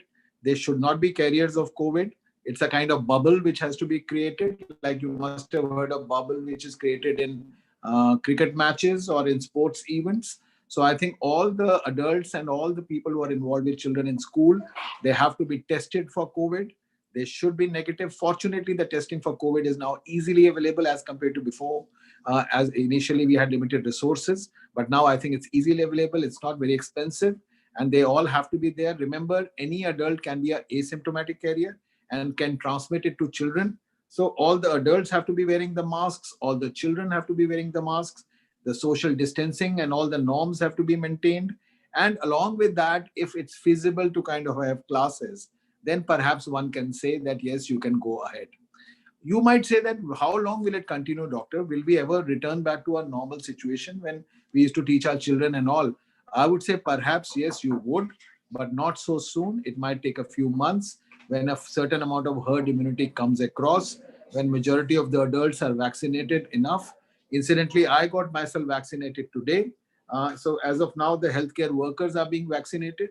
So I think first the healthcare workers, then the susceptible adults, then all the adults over next few weeks to months. And after that also, if you know, you're given 2 shots of vaccinations. After 3 to 4 weeks, the second shot. And then the immunity kicks off after a week, 2 weeks after giving the second shot. So we are looking at 6 weeks at least from the first shot before the immunity kicks in.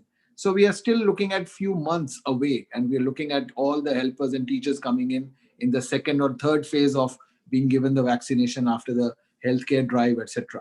So I think the answer to your question in nutshell is that all children and all adults have to keep taking the usual precautions, which we have kept till now. The social distancing as well as the masks have to be there in place all the time. You cannot expect that you can lower the guard. You must also remember that every child comes from a family. And in a family, there are a lot of adults. They can be senior citizens, they can be young people, parents, who may be, kind of asymptomatic carrier themselves. So every child has a potential to be a carrier. And if it doesn't take these precautions like mask and all, can be in a position to transmit it to others. And that is unfortunately the bewilderment of this virus, which is kind of bothered us over last 1 year. So I think all the precautions in place, all the masks and social distancing, there perhaps after that, we can think about trying to start with schools and kind of maintain all the precautions which you can. So, but like the way we read that the virus is mutating and it's not will, even then, I do not know how it's going to be, whether we will ever come back to normalcy after this thing. And after vaccination, if let's say if all our teachers are getting vaccinated, all our staff is vaccinated, can we start calling them, can have a full strength of children coming to school? Is this possible? And after vaccination, can a vaccinated adult become an asymptomatic carrier? Is that also possible? There are too many ifs actually. Okay. And yeah, let me try to answer some ifs. The nature of virus is such that they undergo mutations, and this is about all viruses as such. So, over the years, we have seen in our experience over decades that whichever viruses have come about, after sometimes they undergo mutation. And that is the reason why you must have heard that every year we tell our patients that they should undergo a flu vaccination. You must have heard of influenza vaccination, which is there. And every winter, a new vaccine comes in, because that is based on the strains which are prevailing over last 1 year, or whatever the mutations might have occurred. So that's the nature of every virus. It will undergo mutation. I do not think so we should bother too much about mutation at the moment. At the moment, our first step should be to kind of do the mass vaccination to create a herd immunity and good antibodies in most of our population, in a majority of the population. Only then perhaps we can say that we are in a safe zone. Can teachers be given vaccination? Of course, every teacher should be given vaccination. But if a teacher is given vaccination, like I said, it will take 6 weeks, at least 2 weeks after the second shot, before the immunity kicks in, or the antibodies kick in. So till then, the patient, that sister, is as asymptomatic carrier as anybody else. And even after the vaccination is given, we are not too sure yet. Our knowledge is growing by different kind of studies which are coming about. How long does the protection last? Some studies have said 5 to 6 months. Some studies have said we are not too sure how long it lasts. And 2 injections are given. There are plans in place that probably some vaccination is going to be 1 shot, and it will provide this vaccination for some time. So I think we all are learning with time. We have to go with time. So even after vaccine is given to children or teachers, not children, teachers and all the helpers, then they have to be wearing a mask all the time. And we should consider that they would still be in a potential space to kind of infect children or whosoever they come in touch, even though they might be vaccinated.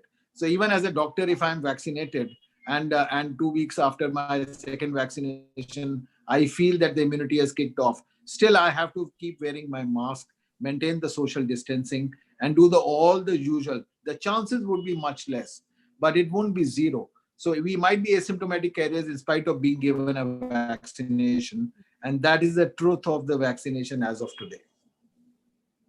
okay, so thank you, Dr. So Gupta. I don't want to, sorry. I was just going to make a comment that don't be disheartened. This is the nature of all viruses and mutations and how they proceed. Remember, vaccinations take years to develop, but in these abnormal circumstances, all the scientists and organizations have moved very fast, which has got 90% or 92% efficacy, as you must have read. Remember, no vaccine is 100% efficacious. And that is what you must have said. Any vaccine which is in the market has got a percentage, 70%, 90%, 92%, 95%. None of them are 100%. So which means that any person, even after vaccination, has a potential to kind of transmit. But I think when the vast majority kind of gets a vaccine, when the herd immunity gets built up, then in that case, perhaps we can later on assume and hope that this thing settles down and we move on with life. So I think it will happen sooner than later. But as of now, we continue doing all the precautions, which has brought us to this space after 9 months. Thank you so much.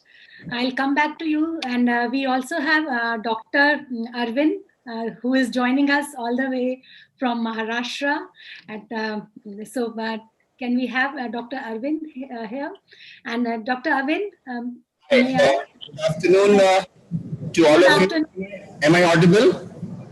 Yes, all the way from Taj, Mumbai. Bring you greetings to all of you from the lobby of Taj at Gateway of India, Mumbai. And sorry for being a little late in joining. but it's a pleasure and I'm indeed grateful to all of you for the opportunity provided to me. It is our privilege totally, Dr. Sir, that you are there with us. And, and I would say that we are also sorry that we have taken a bit of your family time. So here, sir, without taking much time, because this corona is actually attacking your field, that is lungs. So how we are going to take care, and what all, as the schools start reopening, because in our schools we have students who are asthmatic, who are diabetic, and there are certain immunocompromised children also in schools. And yes, teachers also are there, but both. I have, as principal, I have to be sure that all my stakeholders are fine. So what is your message to them? And once the school reopen, because that, as Dr. Gupta was saying, that you don't have to put your guard down, the mask has to be there always. Then in such a case, how do I go about? If the students are there in the field, they are playing, can they put their guard down? At that time, can we allow them to put their mask down? So there are too many questions for you. So you take in, yes. First of all, again, a very warm good afternoon. Thank you to all of you.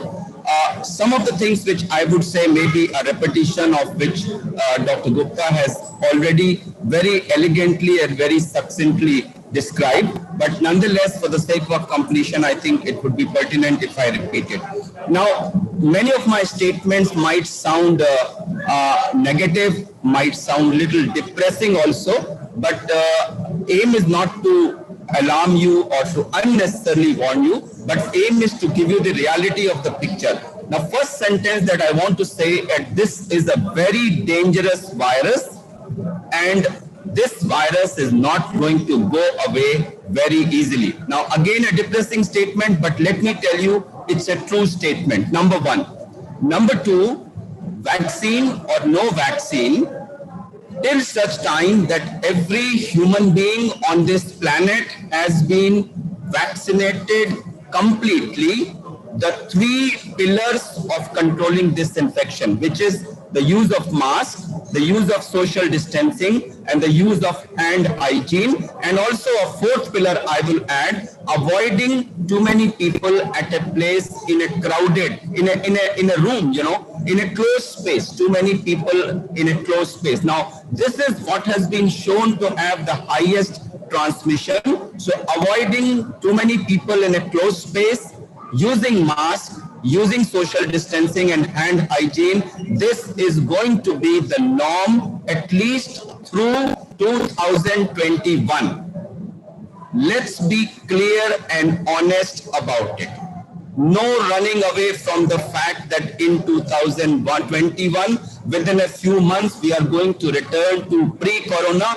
Answer is a big no. Because if you look at the rate of immunization, what we have been able to achieve, it's going to take several months, if not years, before all people are vaccinated. Until such time, this virus will be lurking around. We've seen mutations occurring. It's a dangerous virus. Right now, we are in a good phase that the numbers are going down in our country. But we have seen in so many countries, England being prime example, any point of time, it can mutate, it can undergo various other things and come back and strike with vengeance. And therefore, not lowering our guard and continuing to be cautious is going to be the guiding mantra for the rest of 2021. Number one.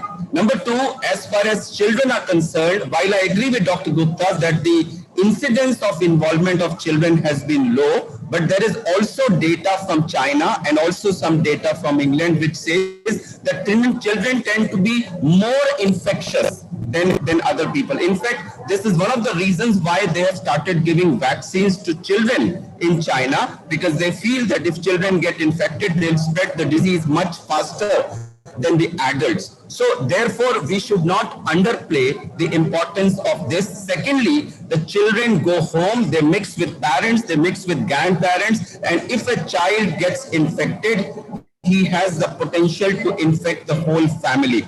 And therefore, your answer, a lot of answers, can we allow lunch break? Can we allow them to remove masks during playground? Can we have the normal, the morning prayer sessions, etc.? Well, madam, it would take quite some time before we return to these things, because maintaining at least 1.5 to 2 meter distance and ensuring that they wear masks will be mandatory.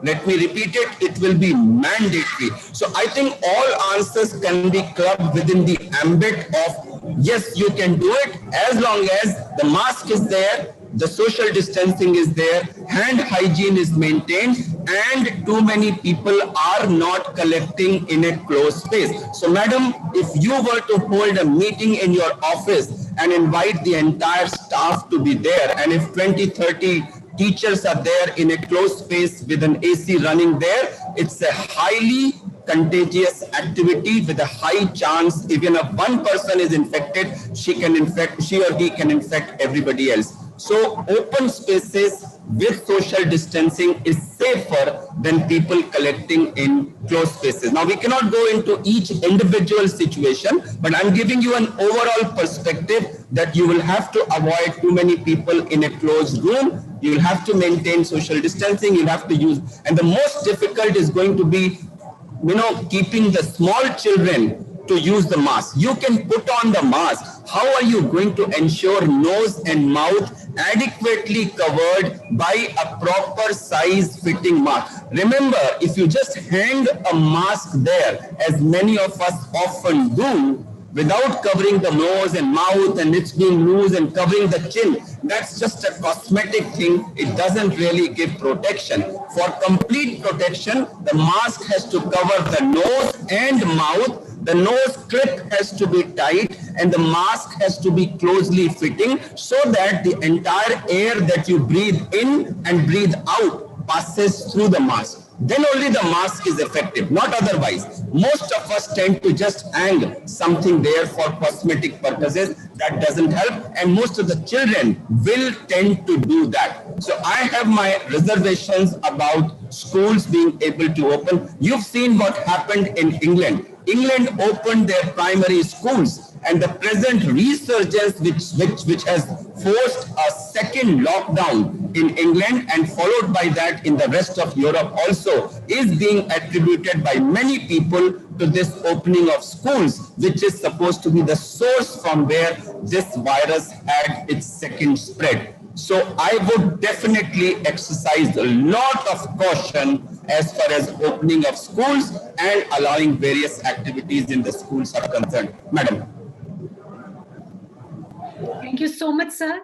And as you said that wearing the mask all the time from nose to chin is important. But this also causes acne, shortness of breath. That is a problem. And I take it from you that that means we actually cannot open the schools full strength for at least another 6 months, as both you and Dr. Rakesh Gupta, you are saying. So, yes. Because another thing that the schools have to see is that it should not get into a zero education year. We have to keep the wheel of education going on. Yes, sir. Madam, I'll interrupt you there. I'm sorry. And I would say life is much, much more important than 1 0 year. All of you are great educationists, but madam, as a doctor, for me, being alive at the end of this pandemic is far more important than wasting 1 year. If my child were involved and if I was given a choice between wasting 2 years versus risking his or her life, I would, without thinking an eyelid, choose to waste 2 years but keep the life safe.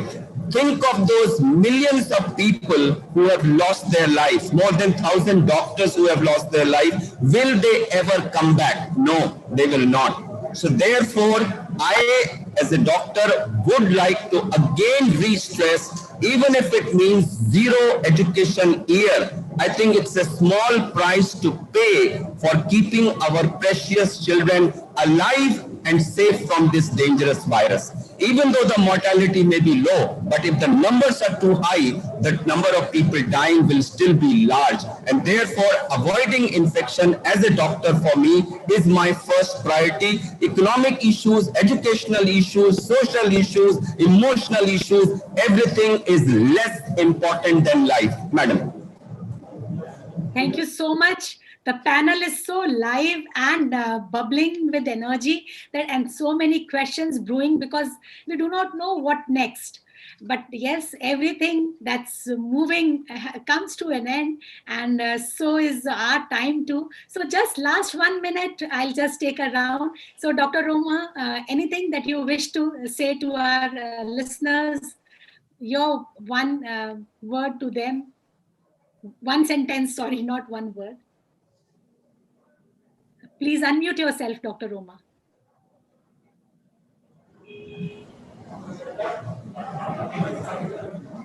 Dr. Gupta and Dr. Arvind Kumar both have said very, very appropriately. And Dr. Arvind Kumar, I know him very well from Gangaram Hospital times. So both of them said very appropriate things. I would just say, I think it's time to get our grit and resilience. That's the thing that we need to get back with our children, to understand how we bounce back from uncertain and difficult times. And that's what is most important. And academics, it does not carry that kind of weightage during these uncertain times. I would say that. Thank you so much, Dr. Roma. And Dr. Rakesh, your last. I wanted to say something in between, but I missed out on that point. You had asked a question that children tend to have common cold and common cough. How do you differentiate it between from COVID? There are certain subtle differences, but I don't think so parents and children themselves can judge that. I would also go on to say that please be in touch with your pediatrician or physicians on one-to-one basis. Any cough and cold lasting beyond 1 or 2 days, please don't take treatment or discuss yourselves. I think social media, unfortunately, has become a very, you should have used a veritable tool, which most of us are using. And people are taking decisions and making their own decisions on their own. Clinicians, pediatricians, physicians, they are your best friends who will guide you properly. Please be in touch with them, and they are the ones who will guide you properly. That is extremely important. Please don't bypass them and let them decide on your behalf whether on a virtual platform or whether they see you on a one-to-one basis in the clinics, that how to proceed forward just in case you have any infections. So I think that is a very important message which everybody should go. Google or whatever can give you some information, but every individual is different. So I think till the time this thing comes to an end, schools also have to take the usual precautions. Parents have to take the precautions. Children have to take the precautions. Don't let your guard down. Be in touch with your clinicians all the time who can guide you one-to-one. And let's get out of this whole pandemic in a safe zone. Like I said, education will come with time, but safety is the prime criteria. Thank you so much, Dr. Gupta. And Dr. Arvind, have you also been vaccinated? Like Dr. Gupta got his vaccination today. Yes, I got my shot day before yesterday. And I have had audience, your doubts of whether to get vaccinated or not vaccinated are put to rest, because both the doctor panelists on our panel have got their shots, and yes, in my family also. So there is no chance of thinking whether we should go vaccinated or not. Isn't that, Dr. Arvind? That was also, yes, sir. Can I just say last few sentences to sum up? Yes, yes, sir, please. It's a very, very dangerous enemy. It's an invisible enemy. It's an enemy which is known to change its shape, size, antigenicity, and it comes in various forms.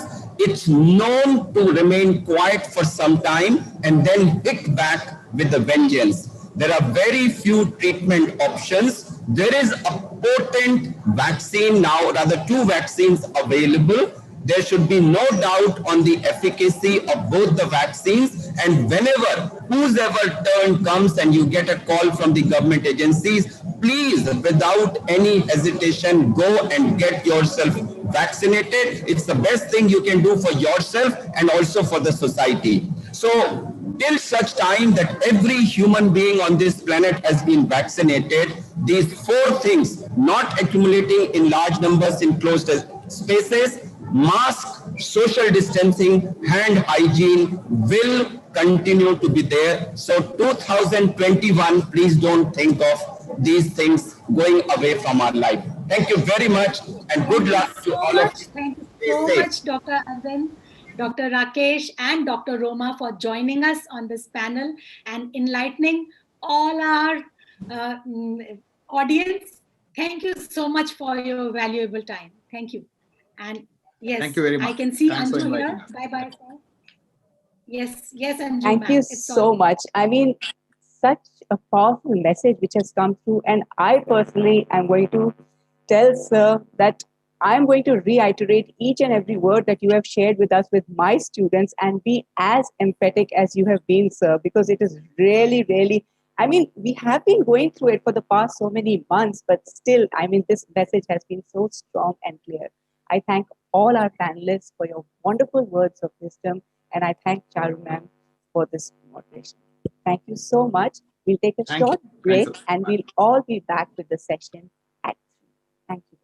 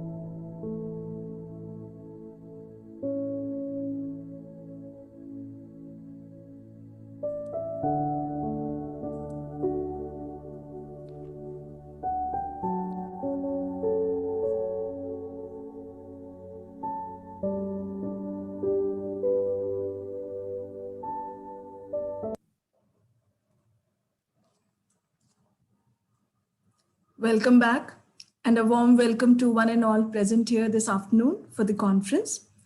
We are now embarking towards session 5, which is again a panel discussion. NEP 2020, the way forward to 2025. Education is the most powerful weapon for changing the world. The NEP 2020 looks at addressing various challenges in our education system. While it looks like it has the potential to provide solutions to many of these issues, ultimately its success will depend on the environment and a number of other external factors. The new education policy is a positive reimagination of India's existing education regime. It has some very impressive and appreciable propositions. The policy envisions a model of holistic learning that is integrated, engaging, and immersive. To discuss upon this topic, I invite the esteemed panelists for the session 5, Dr. Rishi Goyal, Director SCERT. I extend a warm and hearty welcome to Dr. Ashok Pandey, sir, Director Alcon Group of Schools. I also welcome Mrs. Malini Narayan, Chairperson, NPSC, Principal of Army Public School, Shankar Vihar, New Delhi. Mrs. Anita Makkar, Education Leader and Principal, the HDFC School, Gurugram, will be moderating the session. I welcome you, ma'am. I request ma'am to kindly take over the session. Thank you. A very good afternoon to Dr. Goyal, Dr. Pandey, Mrinalini ji. There's a lot of buzz about National Education Policy 2020 and a lot of inquisitiveness also.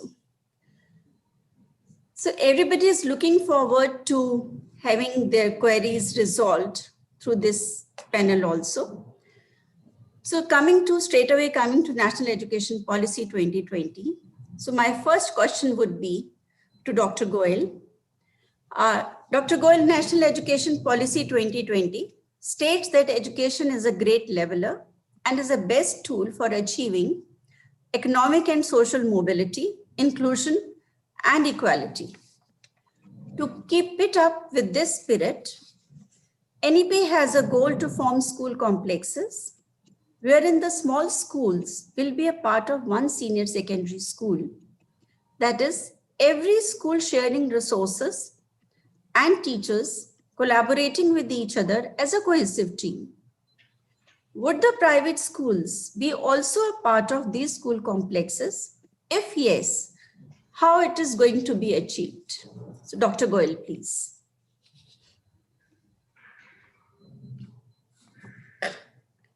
Sir, you are on mute. A very good afternoon to Ma'am Anita Makkar and all the panelists, as well as all the participants. I'm very thankful to the organizers of this workshop, of this conference, that I have been invited in this very esteemed gathering. This idea of school complex, you have already admitted that it has been envisioned to make education really a great leveler. I feel a solace in your statement because every one of us knows that private school system and public school system, they have become like poles apart, and hardly any communication or any bridges left between these two systems. So policy talks to bridge these gaps. Even among private school system, there are some very big brand schools, and then there are budget schools. A new word has been coined, recently. There are budget schools. So all these school systems, they have, serious communication gaps as such. The sharing of the resources and sharing of the teachers, and these are all distant dreams as of now. The policy has made a good start as far as this envisioning is concerned. We already know that the idea of this school complex is not new to us. all of us in the CBSE system, I have also been into the CBSE system for at least 2 decades. So this Southern school complexes was already created on this objective. Similarly, in the government school system, public school system, the policy has first time started saying this public schools. Otherwise, there's a misnomer when we talk about the public school system. So the public schools come into our mind, but in the policy document, the public school system they mean by the government school system. So already they have also this school complexes. How much functional they are, how much effective they are, whether they are able to achieve the desired objectives or not, that's a separate issue. But as far as this 5.10, you have mentioned this policy document, the clause 510, it talks about the idea of the school complexes, that bigger schools, they will be leading the smaller schools in an area. It doesn't specifically mention whether these complexes will be including the both private and public schools. It's silent about it. But there are some other places where we get some idea how things are, going to. This 7.7, chapter 7 of the policy it talks about the governance system, how the governance is going to be made effective through school complexes. And there for the first time, it has been very specifically mentioned in 7.10 probably, that every public school will have a twinning with a private school. So this twinning of 1-to-1 public and private schools can be a starting point. And we can build on that, based on the experience of that twinning, we can seek the future way ahead. This is what I think.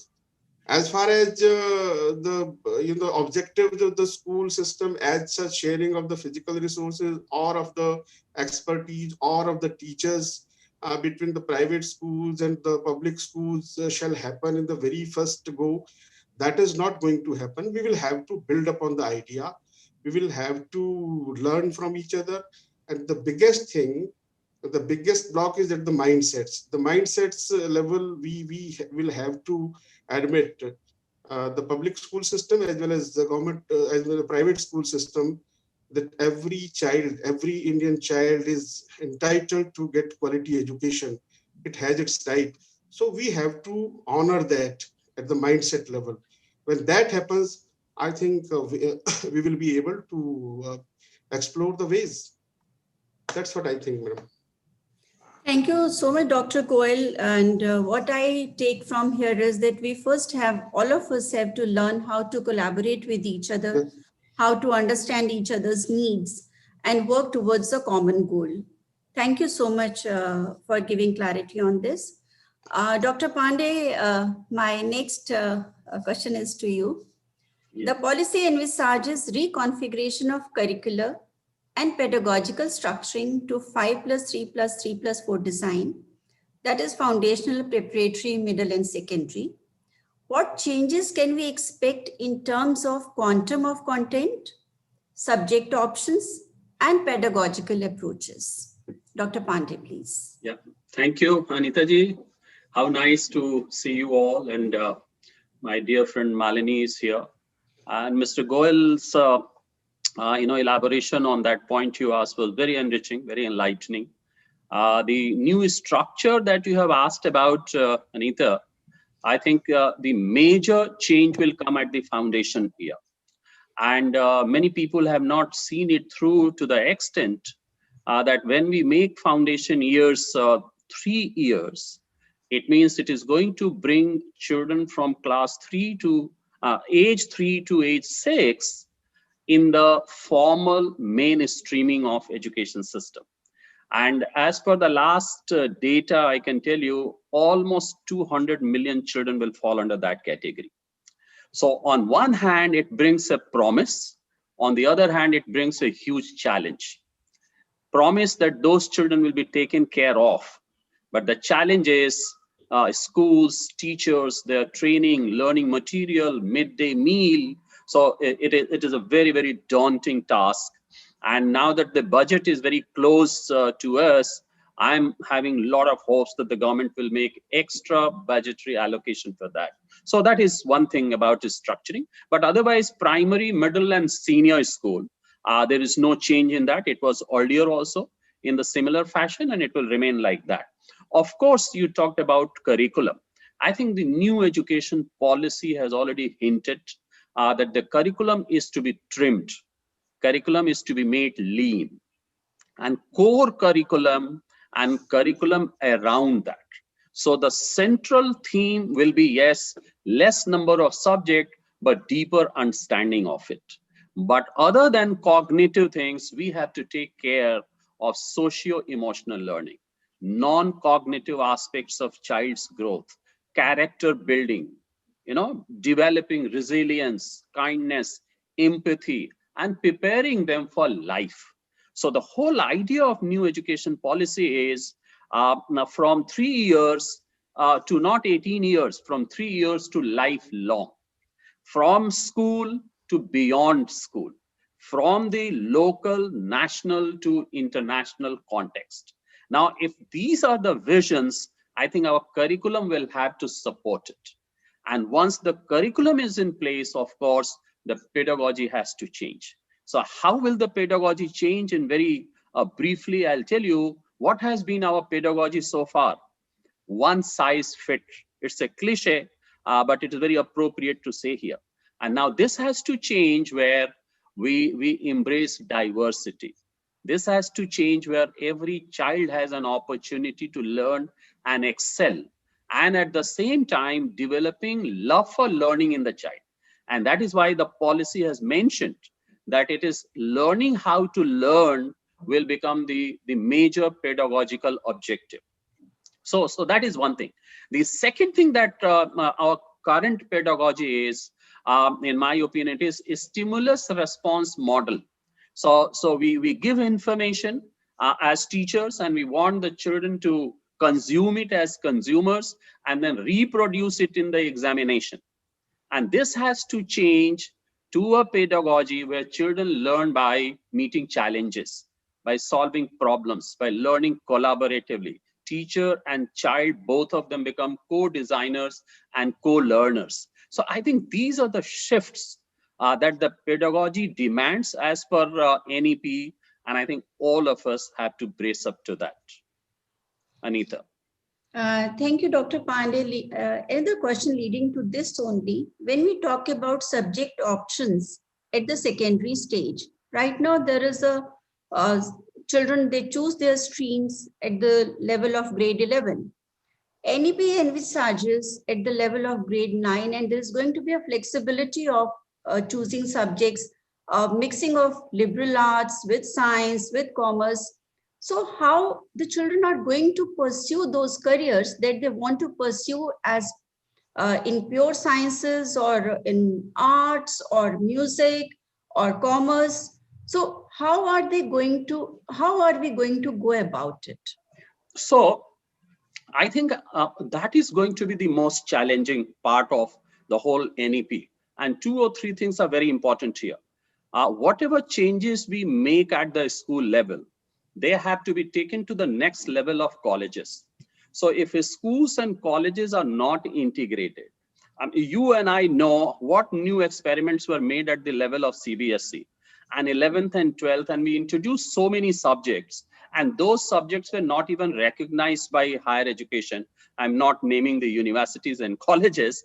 And after 2 or 3 years down the line, Anita, we had to withdraw those subjects, right? Absolutely. So I think that is the first challenge, that how it is integrated in a forward manner. So colleges have to sit down and find out that if children are coming from these streams, how we make the combination and permutation of that. So that is one thing. The second thing is the mindset of students and parents. If parents continue to think that since my child has to become an engineer, and if the engineering test demands physics, chemistry, and mathematics, then rest of the subjects are only for passing time. So then the whole idea is defeated there as well. And the third thing is that we have to learn from the best international practices and universities, that how they have integrated with economics, let us say, environment. So environment is a science and economic is, let us say, a partial science or liberal art.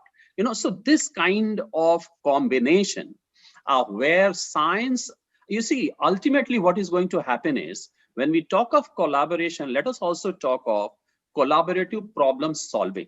So if we have to solve the problem of a smart city, I think it is only engineers will not solve it. We need sociologists for that. We need doctors also, and at the same time, we need town planners also. We also need, how to maintain other aspects of social life. And therefore, experts from all walks of life have to come. And that thing has to be brought at the level of the school, where teachers and principals and parents have to understand this whole thing. And then only we can take it forward. Now imagine such a petty thing today. If a science student from class 12 wants to pursue economics, at the time of admission, his score is reduced by 2.5%. So what do we talk about it, you see? So I think this area is a very sensitive area you have taken up. I have flagged 2 or 3 issues, but I'm very, very hopeful that we will be able to navigate it. Very well put across, Dr. Pandey, and I hope that CBSE as well as universities would take cognizance of this and come out with the solutions and with the propositions at the earliest. This is what we can hope for. Thank you so much. Thank you. Malini ji, thank you for being here.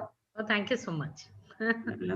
So to you, NEP has laid emphasis on building skills such as scientific temper and evidence-based thinking. We have been trying to build these capacities through our various policies and national curriculum frameworks so far in the past as well. How is it going to be dealt differently in National Education Policy 2020? Yeah, first, let me thank the organizers for inviting me. It's a pleasure and a delight to be here, and with my mentor, Dr. Ashok Pandey, and Rishiji, namaskar to you. And of course, Anita Makkar, we go back in years, and some important milestones have been achieved under her tutelage. So thank you so much. This question that you asked, we talked about NCF 2005, comparing it with NEP 2020. 15 years have gone by. The world has changed, and the world view of education has also changed. Without any political leanings, let me quickly put this on record that today the country is discussing NEP 2020. Do you remember discussing it at such lengths when NCF 2005 came in? It restricted itself to the NCERT, CBSE, and the corridors of schools and in discussions of the educationists. So today the will has come from the top, the push has come from the top, and the recipients are all ready to take it also. If you see, there is so much that's changed. Before I come to the scientific temper and the evidence-based learning, there are 4 or 5 big game changers as to why this, I am very, very optimistic, will take place. One is, of course, there's so much of research that has been brought into the field of education. Technology has pushed education into the rooms of people. So parents are so aware now. If you talk about bagless days, which is one small line in the NEP, the last person in the state would know about it. They're saying no bags, no homework. Is this something new? So the awareness level that technology has brought in is a huge game changer. And of course, there is increased awareness along with it. And the growing aspirations of the parent community, no matter where they are as parents, they have huge aspirations, because the belief that every child can succeed, right, with an exemplar of our Prime Minister, has been such a huge, torch light for each one of them. So having said that, 2 major reports actually kind of changed the way we looked at it. Not that NCF 2005 didn't have these markers. We all were treading towards it, moving towards it, some slowly, some faster, and did realize that it was important. But when did that big shift happen, and when did the alarm bells ring? I think there was an ASAR report in 2006, and here I urge all the participants to go through these ASAR reports of the years. This report came in 2006, and Dr. Vimla Ramachandran, who's is a big name in the field of education and research, she wrote an article saying being under 6 in rural India. And that article actually answers all the questions that you put forth. Today, if we are talking about the dropout rate, what is the reason why children don't even want to go to school? Because they didn't get exposed to all of this. The scientific temper, when does it come in? It comes in when children are energized, they are given thought-provoking activities, they're given the fun of discovery. So all of that forms a component of scientific temper. The spirit of inquiry, asking questions, discovering it on their own, feeling, touching, all those sensory learnings. So all that comes in under the scientific temper.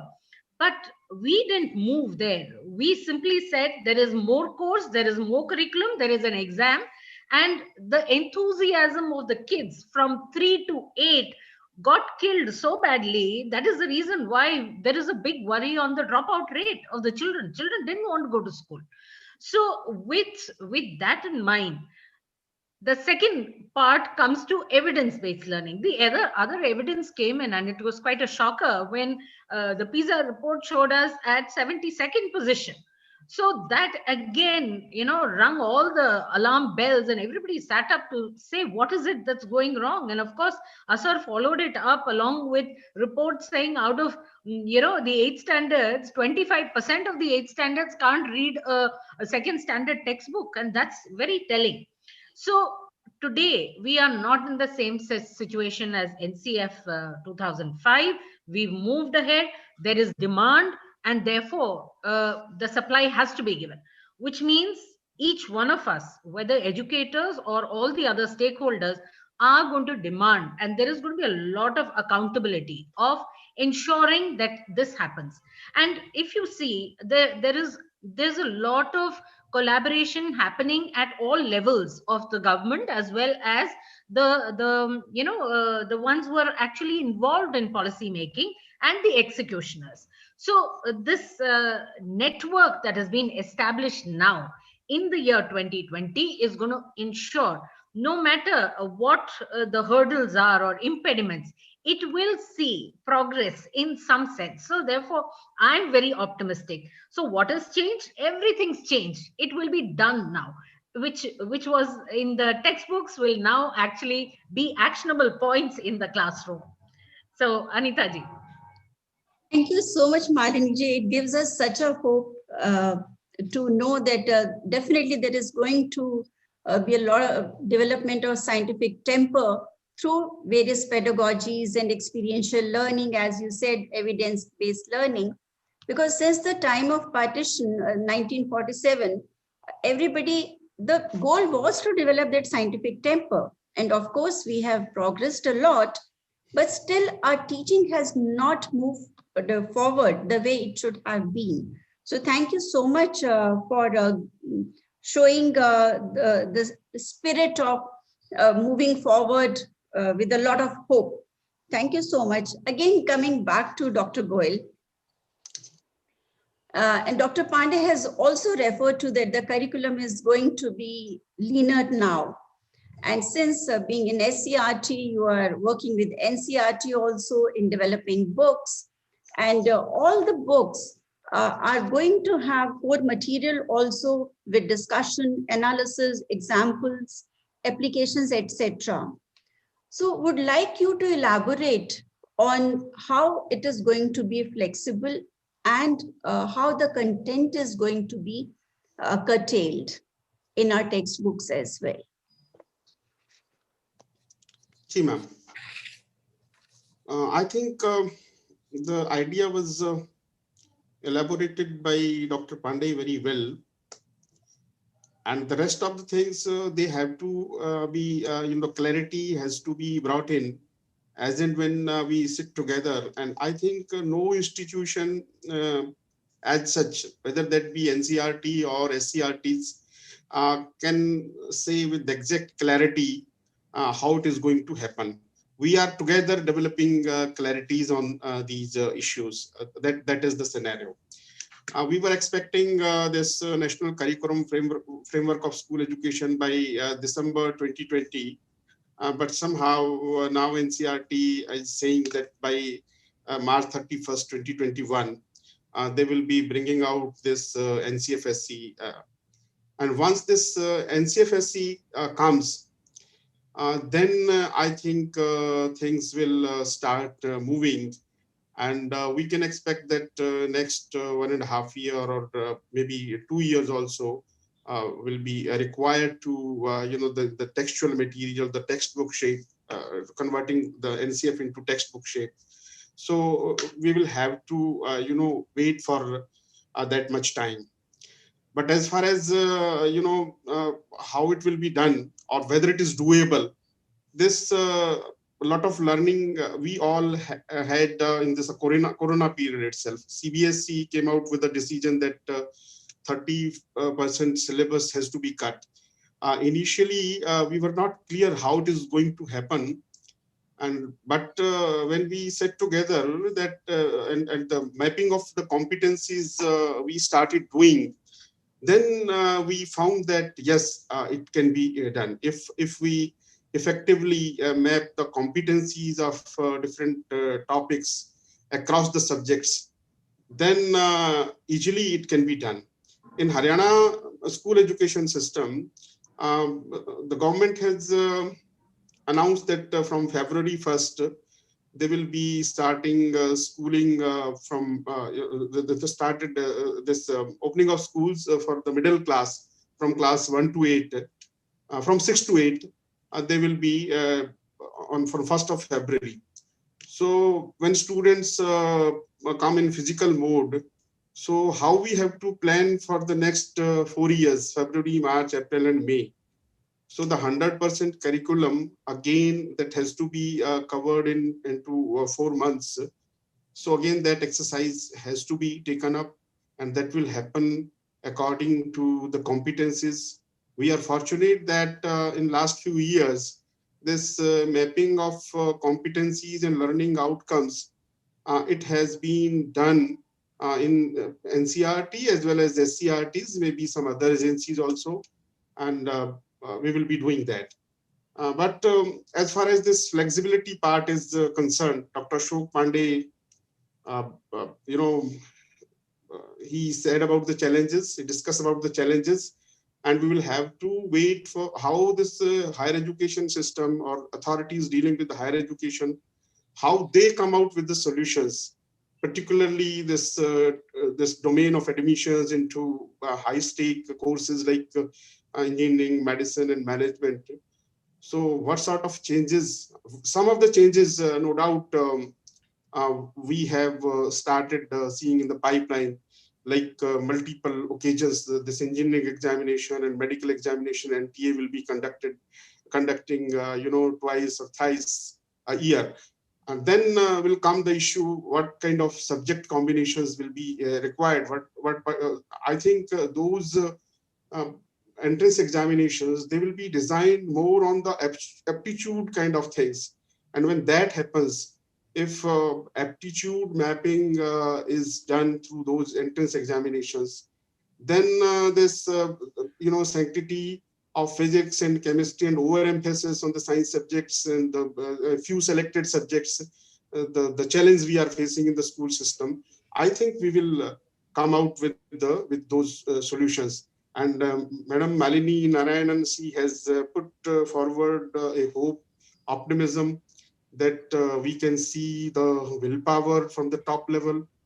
And this is this everyone can feel.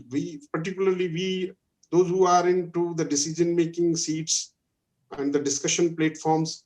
So the multiple ways these discussions have started, and this brainstorming sessions have started. The NEP decision, this Google tracker for this NEP decisions that has been started by MHRD and all those agencies which are involved in decision making, be that state governments, be that this training and training agencies, NCRT, whatever decisions are being taken, everyone who is interested into the system of education can track those decisions.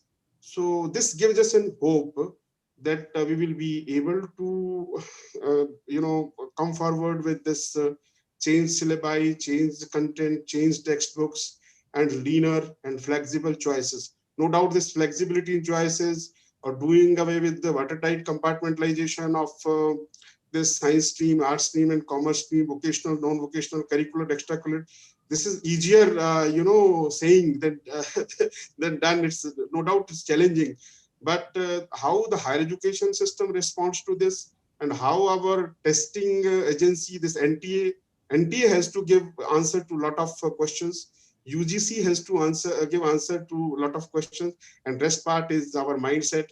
As Dr. Ashok Pandey, that challenge is with us school leaders. So together, I think we will be able to realize the vision of the policy.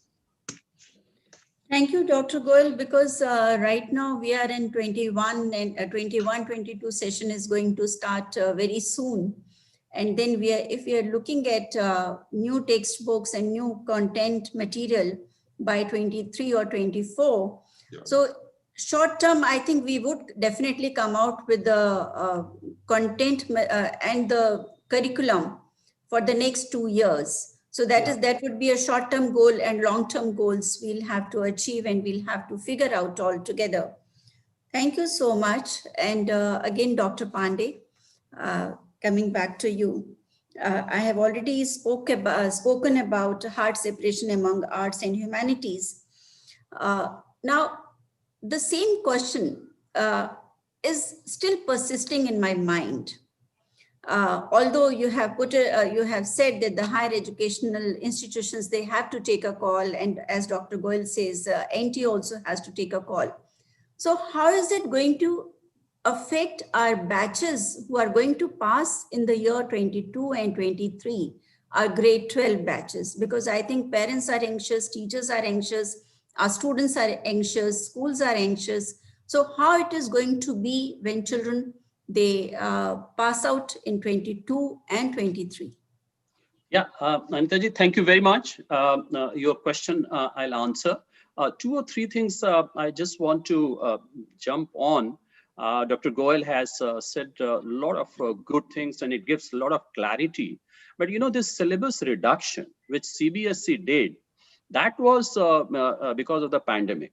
But even before that, there was a talk in NCRT that the entire curriculum will be reduced by 25%. And some work was being done. So what has happened is that NCRT's homework of reducing the syllabus and CBSE's action of actually reducing the syllabus by 30%, I think both of them are going to be symbiotic in such a way that National Curriculum Framework, which is due in March, will be reflecting all those, right?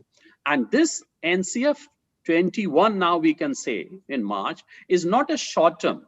It is going to be, going on along the implementation of NEP 20.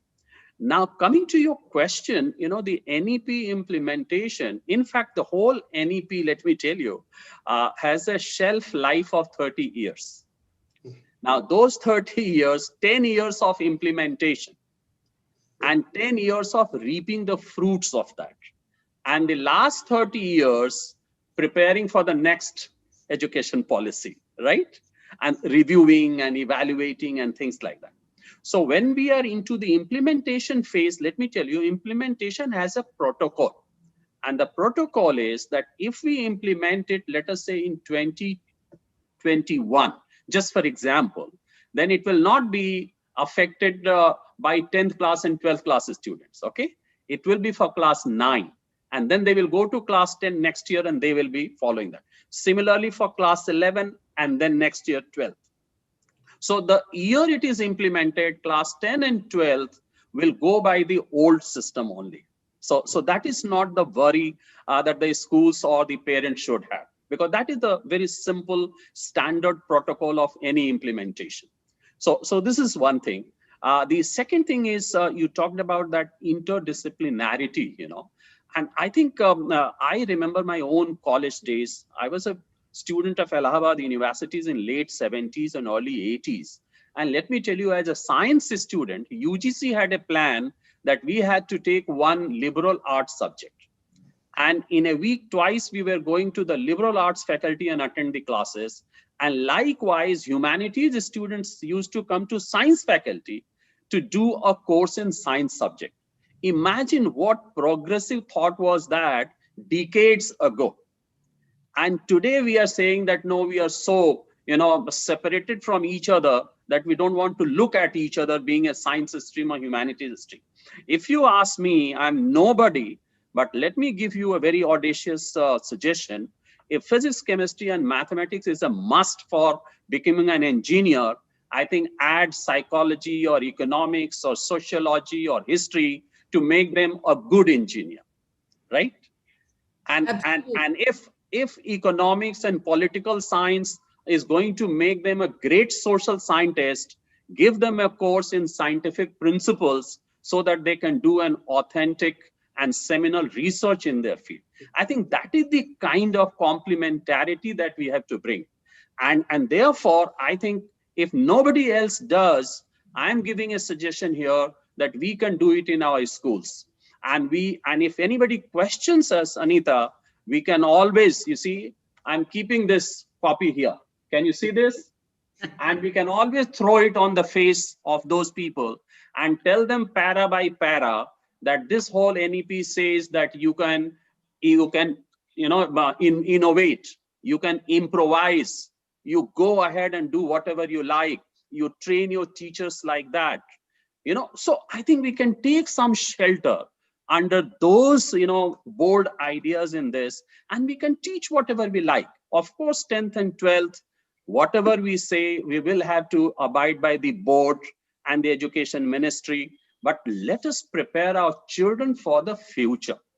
This policy talks about excellence for everybody, and excellence not for today, next 10 years, 20 years, 30 years. And as I said, 30 years of shelf life. So the children who are coming to nursery in our schools this year, I think after 20 years, they should be the role models that this is what this policy gave us, and this is what my teachers did for me. So we wish we can go back to nursery classes again. Yeah. We can become that wholesome, that there is no hard separation of subjects. And you very rightly, you have put it. There was a time when science students would think that, okay, we are science students and commerce and humanities is a lesser lot. So bringing all the subjects together definitely makes any student or any person a good human being as well. Yeah. It is not for professional life, it is for the lifelong learning as well. Absolutely, absolutely. So thank you, Dr. Pandey, for elaborating on the subject with your thoughts and your progressive ideas. Malini ji, again taking forwarding the same thought process further. NEP also states that introduction of 21st century skills such as artificial intelligence, design thinking, mathematical thinking, computational thinking in the school curriculum at different levels is a welcome step. What kind of changes in infrastructure and human resources? Now, when I talk about human resources, because right now, many people might be having that mathematical thinking or computational thinking is only for mathematics teachers, whereas it is other way. So what should we expect in order to successfully achieve this objective of having all these 21st century skills embedded in a school system? So my question again, I'll reiterate my question. What kind of changes in infrastructure and human resources are we expecting in order to successfully achieve this objective? Anita ji, taking on from where Dr. Pandey left us and Rishi ji talked about, trimming the syllabus and all of that. So in the passage of reducing the content and delving deeper into the concepts, this factor comes in, because all these options that have been given are those that are going to fit into the slots that have been created. Because ultimately, for a child to be creative, a child to ask those questions, a child to reflect upon what is happening, you need time and space. And the trimming of the syllabus actually vacates the space so that all of this can be brought in. These are not courses that are going to be talked about and taught the way the main course syllabi are being dealt with. These are all hands on. Therefore, it is through experience, it is learning every day by doing, and there is scope for the child to be creative and be his best with all of this. Now, when you really look at the hardware and the software, so called, infrastructure and the human resource, um, keeping the lessons of the pandemic in mind, you actually need internet connection and one mobile. That's about all. But that's very simply put. But little building of, especially when you're talking about coding, etc., robotics, a little help with hardware in schools would be necessary, but these are not necessarily expensive. Resources are openware softwares which are available to all for learning. And therefore, the expenditures that we are envisaging, we are only looking at connectivity and a device to look at. And so that would be the infrastructural requirement, high speed connectivity.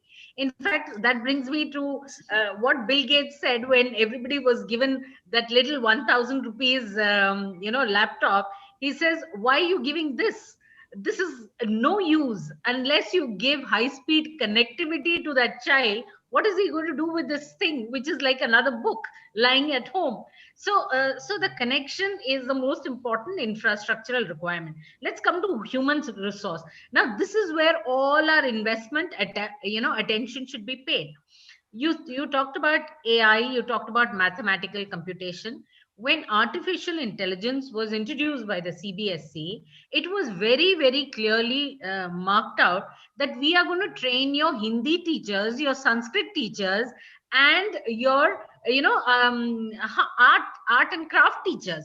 Don't send in your computer teachers for this at all. So all principals were quite astounded, because we thought that's another niche field which the computer teachers would then access and then cascade down to the school. But it was such a surprise, because artificial intelligence is everybody's game. It is something that everybody can pick up at any age. Coding is something that our teachers are learning, and a 50-year-old teacher in my school is the best coder, and this she has picked up during the pandemic. So therefore, today the world is a learning stage and access is available to all. What we have just done is, in the NEP, we've decluttered so that the children get space to do all that they love to do. And many of them have learned to do all of this. So mathematical computation or, skill thinking are all leading, not subjects alone. We need to see the larger purpose of this whole thing. The larger purpose is to think beyond, to look for problems, for look for solutions. So all those neoteric thinkers that we are talking about are all going to be made from your pre-primary stage to later. I'm sure all of you have seen that report where China's WhatsApp message going about saying all our pre-primary nursery kids are coding away. So by the time they reach 12th standard, they're going to take over the coding world. So therefore, the action is a reflexive action, which is a needed action because we are preparing for the future. So therefore, all the skills that are in the 21st century skill block, as we see, are all fitted in, and these are they amalgamate so beautifully. So therefore, everything is possible. Infrastructure is not going to be an impediment at all for anybody. The smallest school to put it in place, human resource, the motivation for the teacher to pick up new skills, to retrain, to relearn, and be enthusiastic about picking up something new is what we need to do. So basically, motivation of the teachers, and like Rishiji said, change of mindsets. So I think teachers have always been lifelong learners, whether in classroom or outside. So a little nudge, a little push, a little certification would motivate them to take up those courses. And I think we'll be in the right direction. Thank you, Malini ji. Thank you so much. Dr. Goel, recently there was a news in the newspaper that Haryana and Delhi, they are at a good spot, whereas states are concerned about innovations. So there was a marking of states which are doing well in originality and innovations. So Haryana also has got a good space, a good place. So how are we going to percolate it down to our school children so that they become innovators also? And of course, NEP is going to bring a lot of change in our pedagogy, but not only in writing, but again, implementing it at the primary stage, how the schools are going to implement this idea of making our children innovators. Ji, ma'am.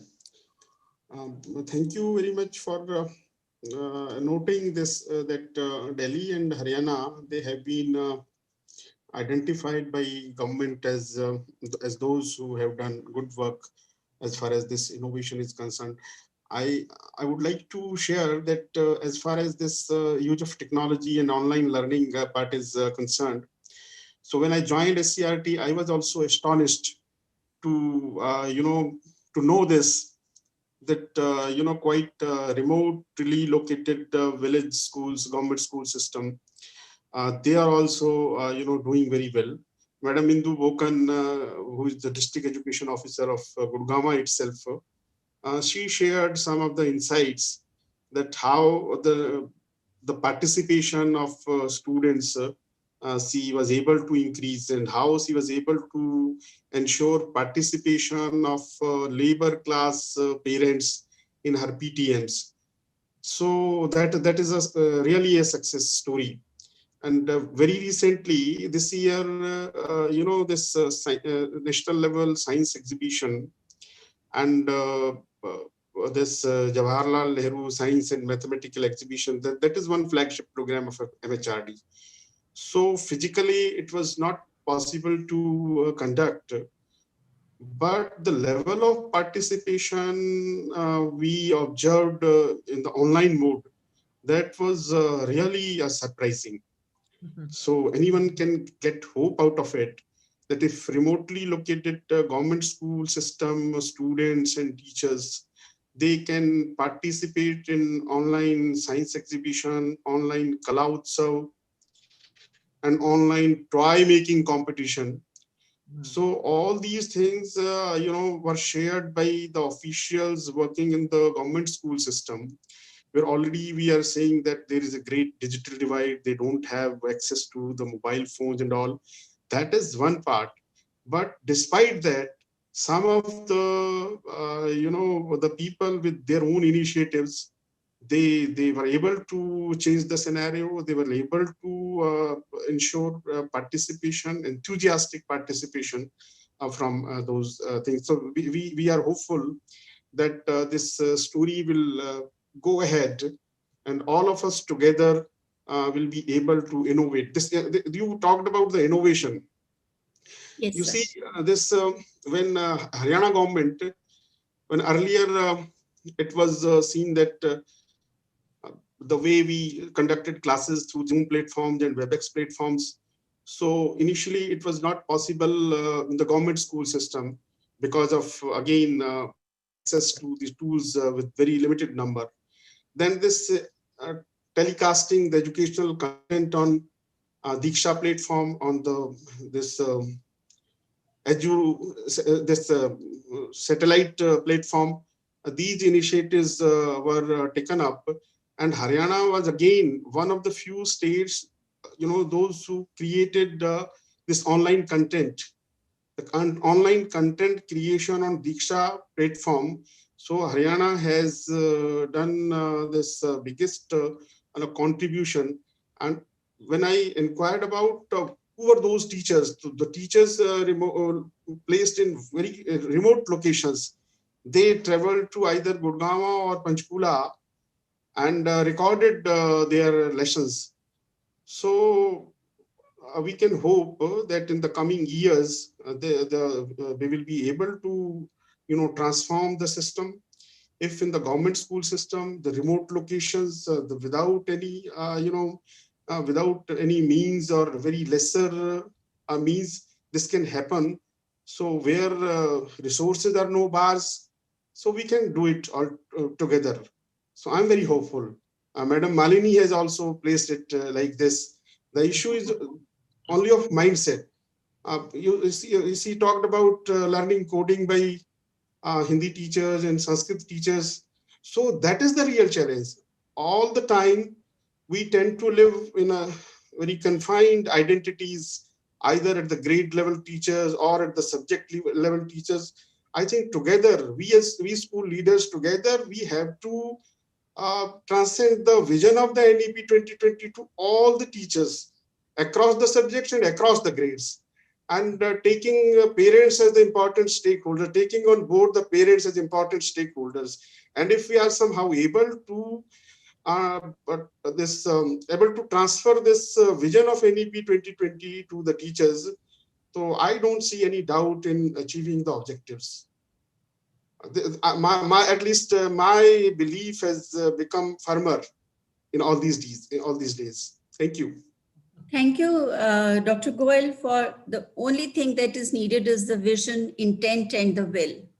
So rest, everything falls into place. Thank you so much for giving this direction. And since I have time only for one question, last question to you, Malini ji.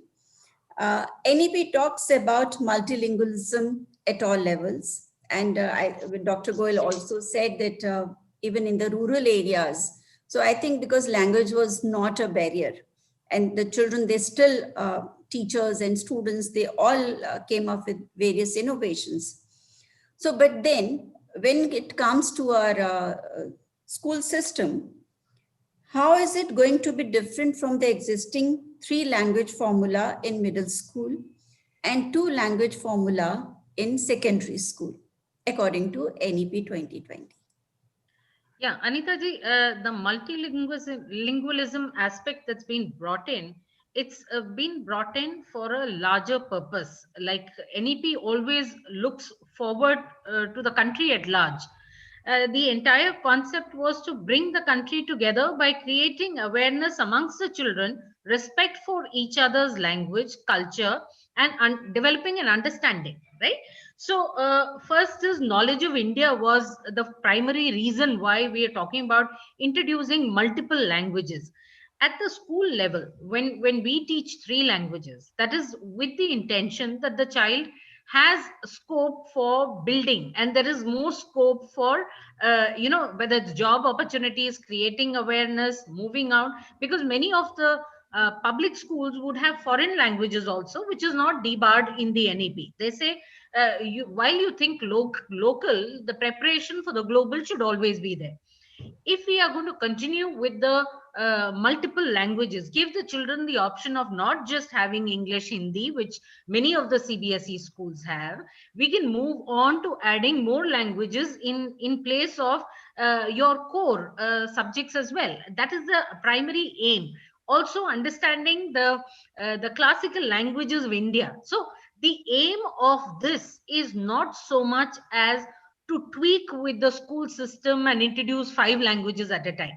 The very fact that they talked about mother tongue as the first language, and then adding languages as you go by, gives scope for the senior secondary children also to explore the world of languages. And after all, there is a direct correlation between language learning skills and intelligence, and there is enough research to show that the more languages the child acquires, the better is his adaptation to the world, understanding of the world, getting together with people, communicating with people, and developing as a whole person. So in the context of our school curriculum will give scope for children to choose other languages. But going back to that earlier question of sharing resources, school complexes, there, in fact, it's gone a step further. It says states can collaborate, neighboring states, and decide if they can exchange, teachers and offer teachers. Now, with technology being available, we don't even have to worry about teachers traveling across states. We can simply log on to a Telugu class or a Sanskrit class or a Hindi class or any other class that you want. So the access now has opened up. So everything that we initially thought may not be possible suddenly seems to be possible. So giving flexibility to the children to learn. So increasingly, as there is a lot of migration, and I'm sure Dr. Pandey would also agree that whichever country has located itself to one single language has never been able to cross boundaries and expound the same way as India has been able to. Though the binding language has always been English, but there is every child knows three languages. The last child will know three languages. In fact, that whether it's the language of the mother or at home, spoken at home or otherwise. So therefore, countries abroad have also understood that with so much of cross population happening because of migration, it is necessary to give multiple language access to all its students for understanding and building that trust amongst nations first, and then of course amongst even neighbors, immediate neighbors within the same town and country. So within the course curriculum, flexibility is possible. Even if the child decides, I want to do a fourth language, if that is incorporated in the curriculum, instead of doing another subject which he doesn't like, he could always opt for it. Similarly, those options, I'm sure, would be available at senior secondary level. We have so many languages which are already offered as alternate languages. This would just ensure that with technology, it is made possible. So I think that is how I look at it, because multilingualism is the way of the world and way of the future now. Thank you, Malini ji. So I must thank all our panelists, Dr. Goel, Dr. Pandey, Malini ji, for throwing light on NEP 2020 and giving clarity to a number of aspects. Thank you so much for taking out your time. Thank you so much. Thank you. Thank you. Thank you for having us. I had a wonderful time. Thank you. A big thank you to Anita Makkar ma'am, Dr. Pandey sir, Malini ma'am, and Dr. Rishi Goel sir for highlighting the minutest details about NEP sir so dexterously that it seems that half the battle is already won.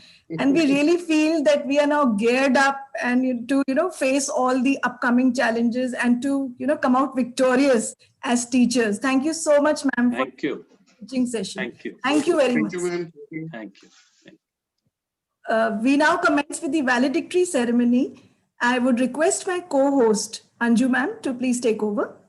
Yeah. It's kind of hard to believe that so many hours are over. I mean, everything was so informative and the whole day has been really extremely productive. And we are here now with our valedictory function. And I'd just like to say one quote, that real education, dear friends, enhances the dignity of a human being and increases his or her self-respect. And that is what true education is about. And that's the kind of education that we are talking about. For our valedictory ceremony, it gives me great privilege to have amongst us our chief guest, Shri Prashant Panwar, IAS, ADC, Gurugram District. Welcome, sir. Thank you for your gracious presence. We welcome you, sir. Thank you. Thank you so much for having me over. Thanks a lot.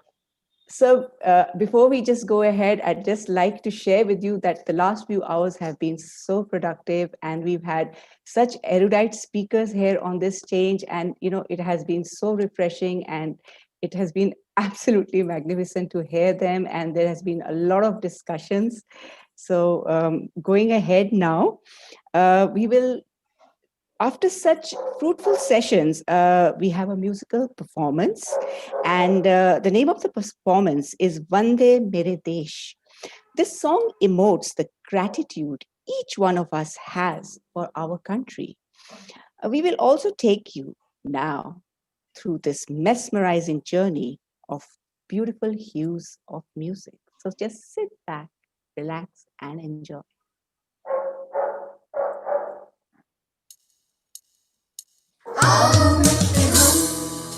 Love se ho jaunge, aao milke hum, love se ho jaunge.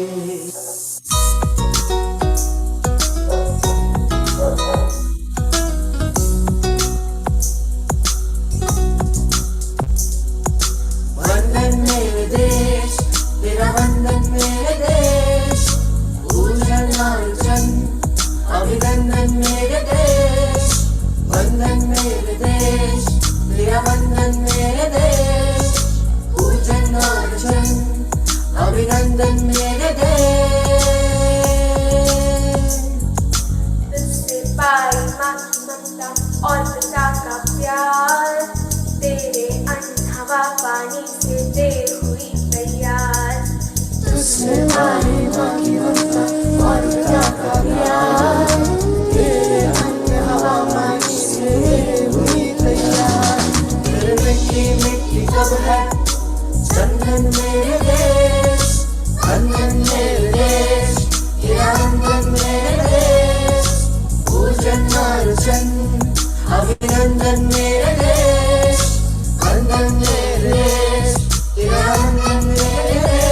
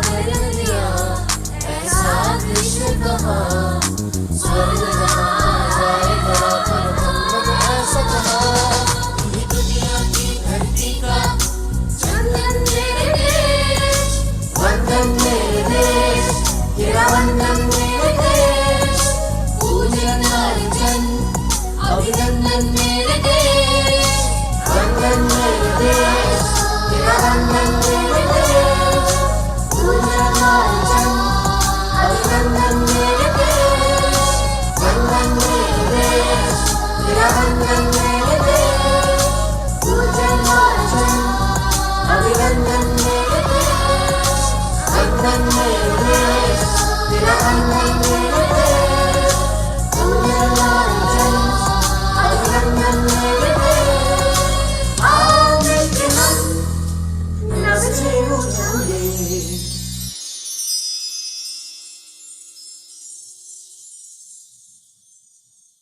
Anju ma'am, I really agree with you. It was really a mesmerizing, beautiful musical journey.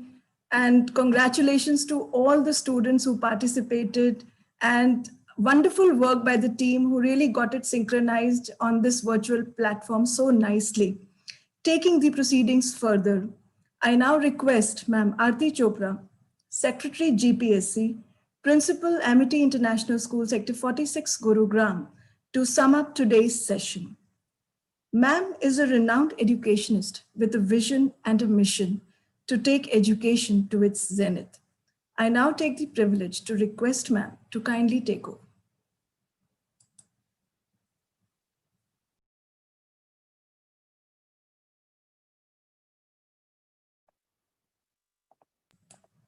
Thank you, Rima. Jose Marti, the well-known Cuban writer and poet, once wrote that education has an inescapable duty to humanity to adapt us to the age in which we live, without turning us aside from the great and final objective of human life. Today, this duty has taken even a greater significance as we experience radical changes in our society due to the pandemic.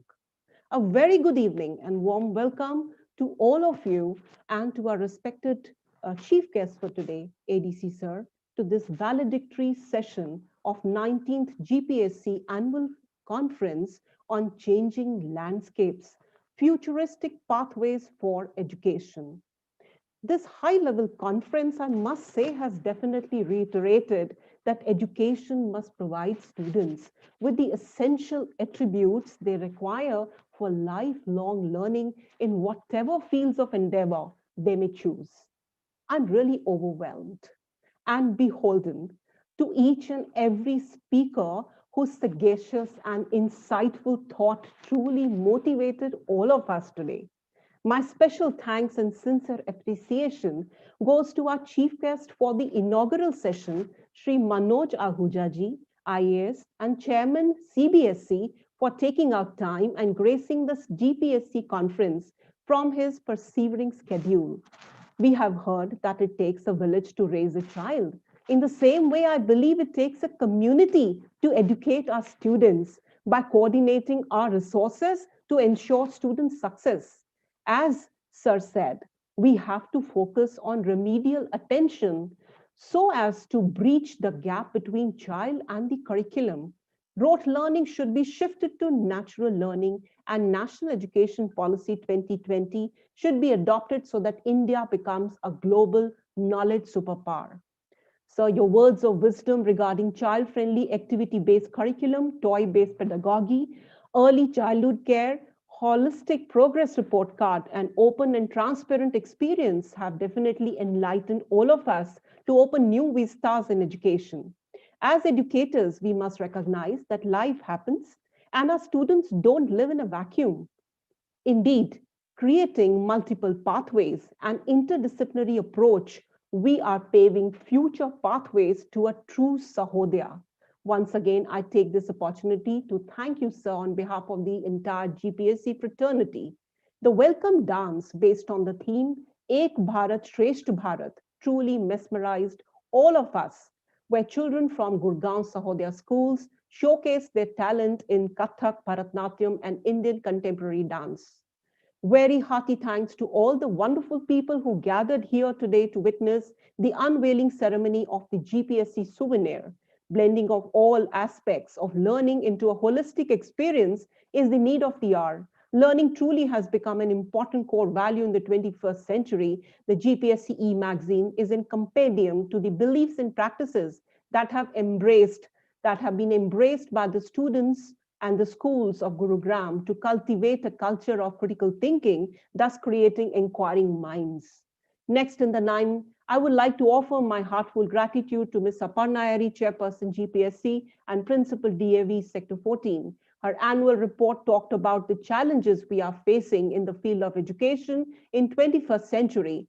She propounded on the idea and fundamentals of GPSC while apprising the August gathering about the events and achievements for both students and teachers of the 37 participating schools of GPSC. She discussed about the need to empower students and teachers with multiple intelligences and apt use of technology to equip us for various challenges.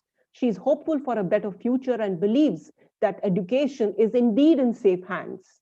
I'm also thankful to Shri P.K. Jain, one of the founder members of GPSC, who talked about how this 19th GPSC conference holds a special value as we all are meeting virtually during this tough times of pandemic. According to a report by UNESCO, due to the COVID-19 pandemic, more than 90% of young people around the world no longer attend physical school. Hope and resilience has been the cornerstone of 2020.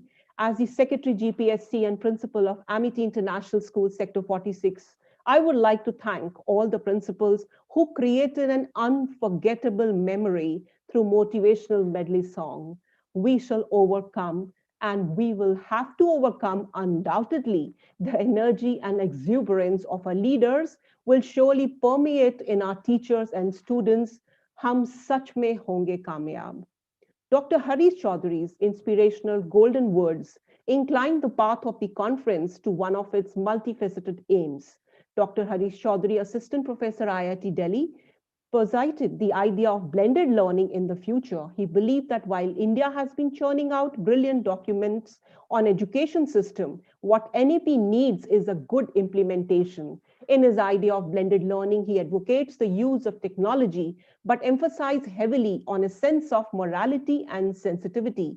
He is of the opinion that education would be universalized in the coming years so as to benefit together. We must reduce our divides. To create a humane and stable society, we must breach our gaps, financial, social, emotional, and likewise. And for that, values and traditions are of utmost significance. In this unprecedented time, we need to set benchmarks for us and must instill, imbibe, and incorporate values and ethics in an integrated society. The first session, initiated with Professor M.M. Pant's stimulating speech, highlighting the importance of Bloom's taxonomy and how the first three levels of Bloom's taxonomy can be replaced by artificial intelligence. Humans grapple with the higher levels of the taxonomy, thus the emphasis on higher order thinking skills. He articulated that Benjamin Bloom made a significant contribution to education apart from taxonomy, which is propounded the need for both mastery, learning, and personalization of education. While the entire session was erudite and fruitful, the main takeaway was the idea of integrating technology with mundane mainstream teaching to understand and evolve with the constantly in flux learning styles all stakeholders in education are grappling with. The important thing is not to stop questioning. Curiosity has its own reason for existence. The second session commenced with a conversational dialogue between Dr. Amita Mullah-Wattal and Ms. Aditi Mishra, wherein our humble GPSC Sahodya was lauded as inspirational by the esteemed dignitaries. Hearing the duologue was indeed a pleasure to the auditory senses. The session on a topic as formidable as redefining assessment, assessing skills in a changing landscape began with levity, with the picture juxtaposing assessment with the elephant in the room. Thus began a very, very engaging discourse using levity as a tool for bringing attention to assessment. The various stakeholders in education were informed that content is not king, but it is the question which is a king in assessment. Dr. Wattal, with her esteemed eloquence, propounded that there should be growth in learning, as assessment should not drive learning, it should facilitate it. Session 3 began with the panel discussion with our esteemed guests, Dr. Deepak Ahuja, Dr. N. Madhuri Parthi, Dr. Indu Kaura, moderated by Dr. Anshu Arora, Principal, Amity International School, Sector 43, on the topic social and emotional learning, creating supporting learning environments for all.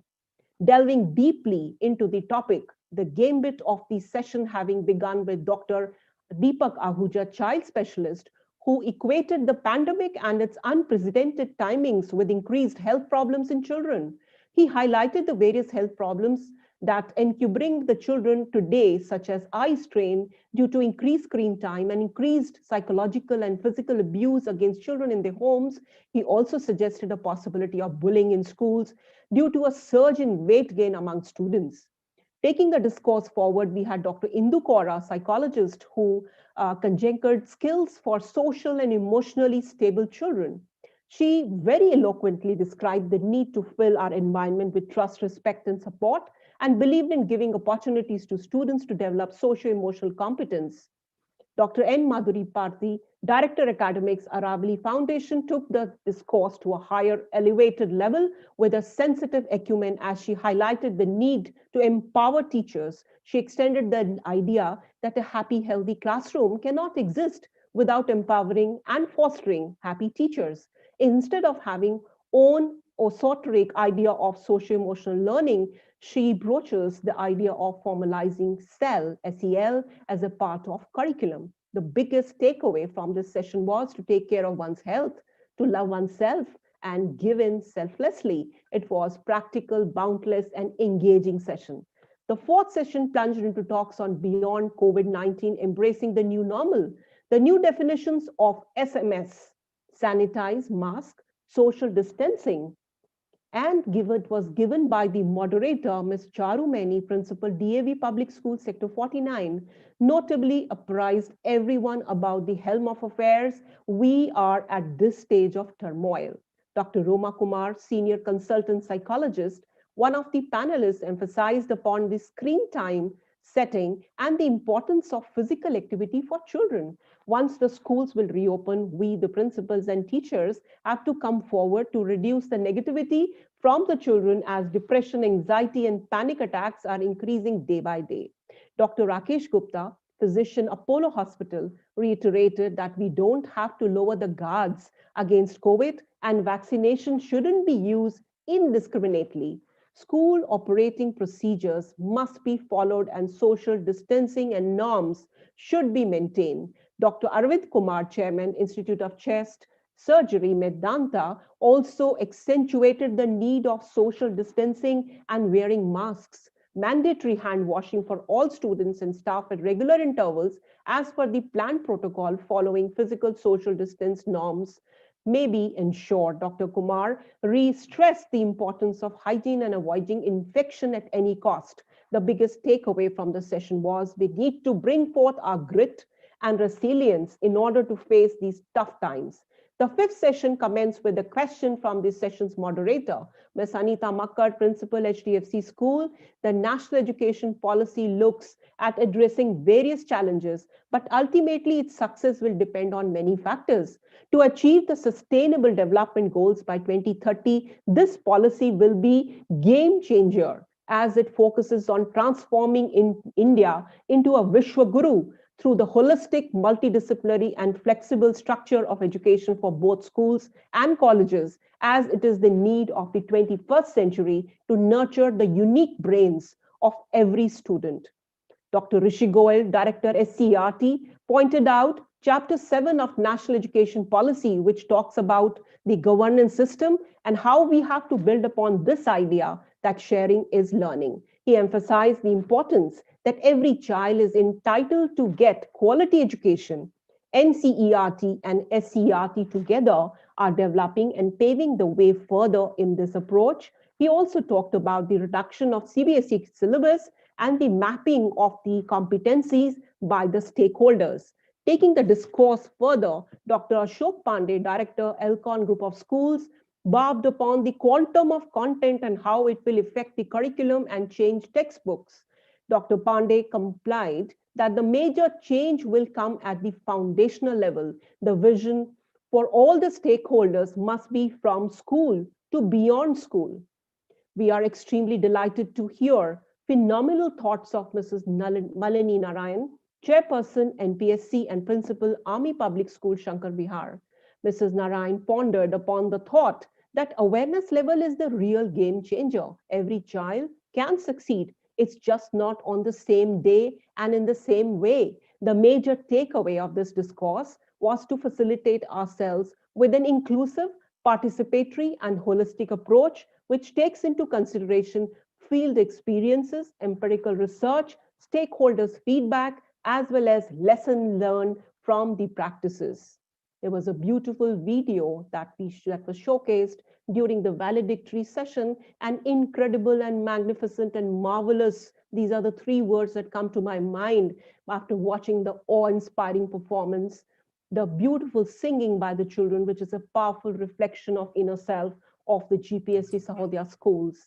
The entire planning and execution of the virtual conference got a lot of support from all the stakeholders of education. I'm sure that GPSC founder principals, the executive board, and all worthy members will continue their support in the future too, because when knowledge increases, wonder deepens. And we, the educators, continue to ignite minds as the biggest stakeholders of education. Jai Hind. Thank you. Thank you, ma'am, for summing up the entire day's proceedings in a nutshell and giving us the takeaways from each session for all of us in 3 I's, and that is introspect, imbibe, and implement. Thank you, ma'am. Moving over to, I would like to share to all my present guests present here today a short video which is very relevant and in sync with the theme of today's conference. This Telangana Art Integration video is a GPSC collaborative presentation. Let's see an approach to education through the lens of art integration. We present to you the scholars of Gurugram who have spread the light of learning for Ek Bharat Shresht Bharat Abhiyan. GPSC spread its umbrella, and the renowned schools brought the light through the unique culmination of Haryana and Telangana. Numerous activities came on row, and we present to you this delighting show. Come and witness Kalamkari and Serial art forms if you want a flavor of how creativity is to be performed. Social science, English and Hindi integrated this art to establish the bridge between Haryana and Telangana's chart.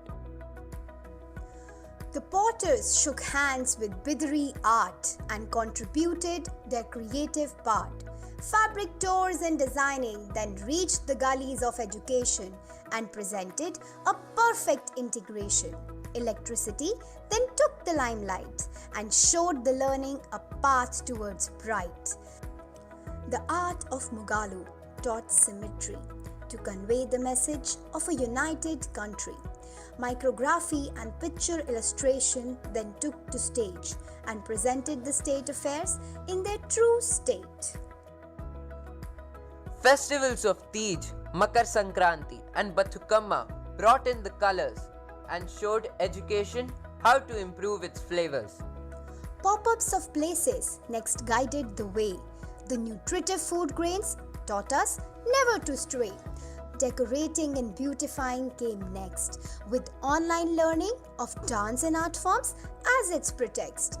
Designing posters, brochures and comics was taken in the spoon. Therefore, apps and computer applications proved to be a boon.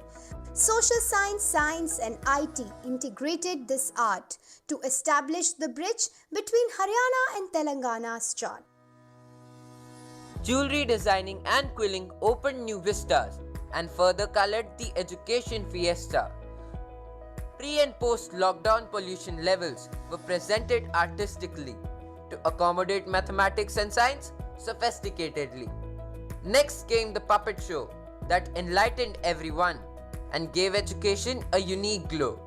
Social science, English and EVS integrated this art to establish the bridge between Haryana and Telangana's chart. Role plays, stories and poetry are liked by all. It gave everyone an enthrall. Wildlife was compared, as without learning, the landscape one is impaired.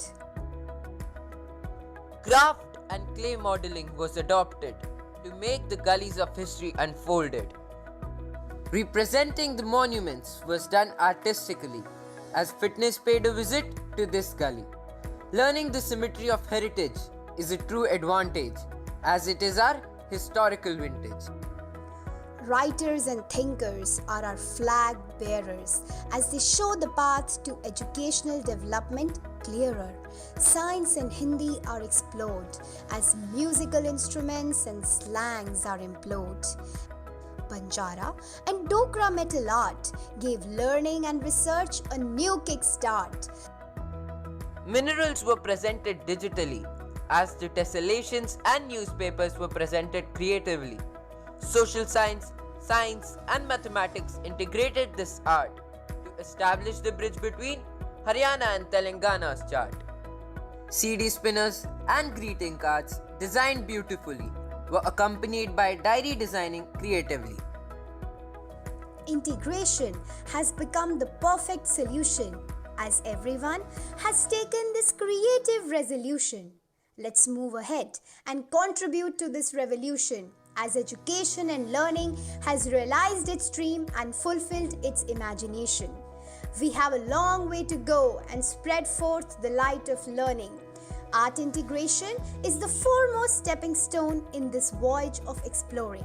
Let us go ahead together as one, as Ek Bharat Shreshtha Bharat is our uniting sun.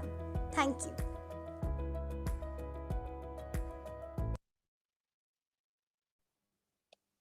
What a magnificent presentation that was. In fact, it's a capsule of everything that was spoken today, of how art and education, academics, in fact, the whole country can be integrated together. That is the power of art. That is the power of education.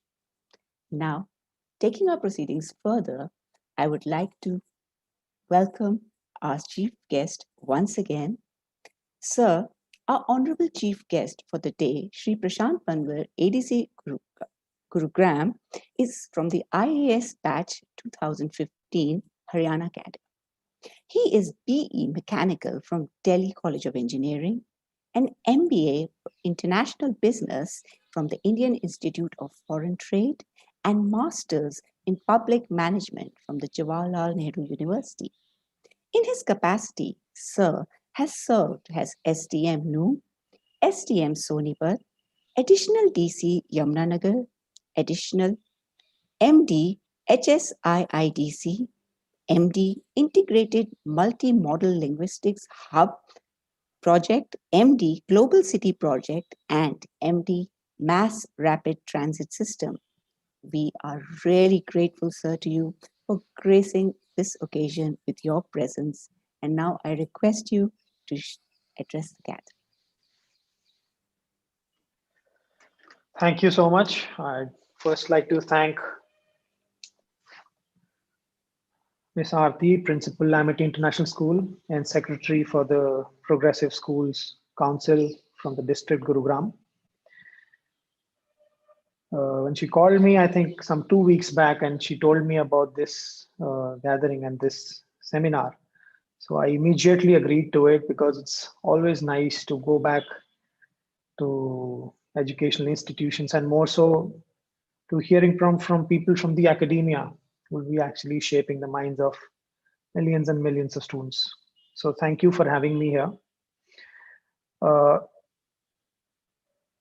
When I joined, Ms. Malini Narayan was talking about the new education policy, I think, and I sort of heard the last 2-3 minutes of what she was saying. And that sort of provides us a very good encapsulation or gist of the entire seminar that we're having today with changing landscapes, futuristic pathways for education.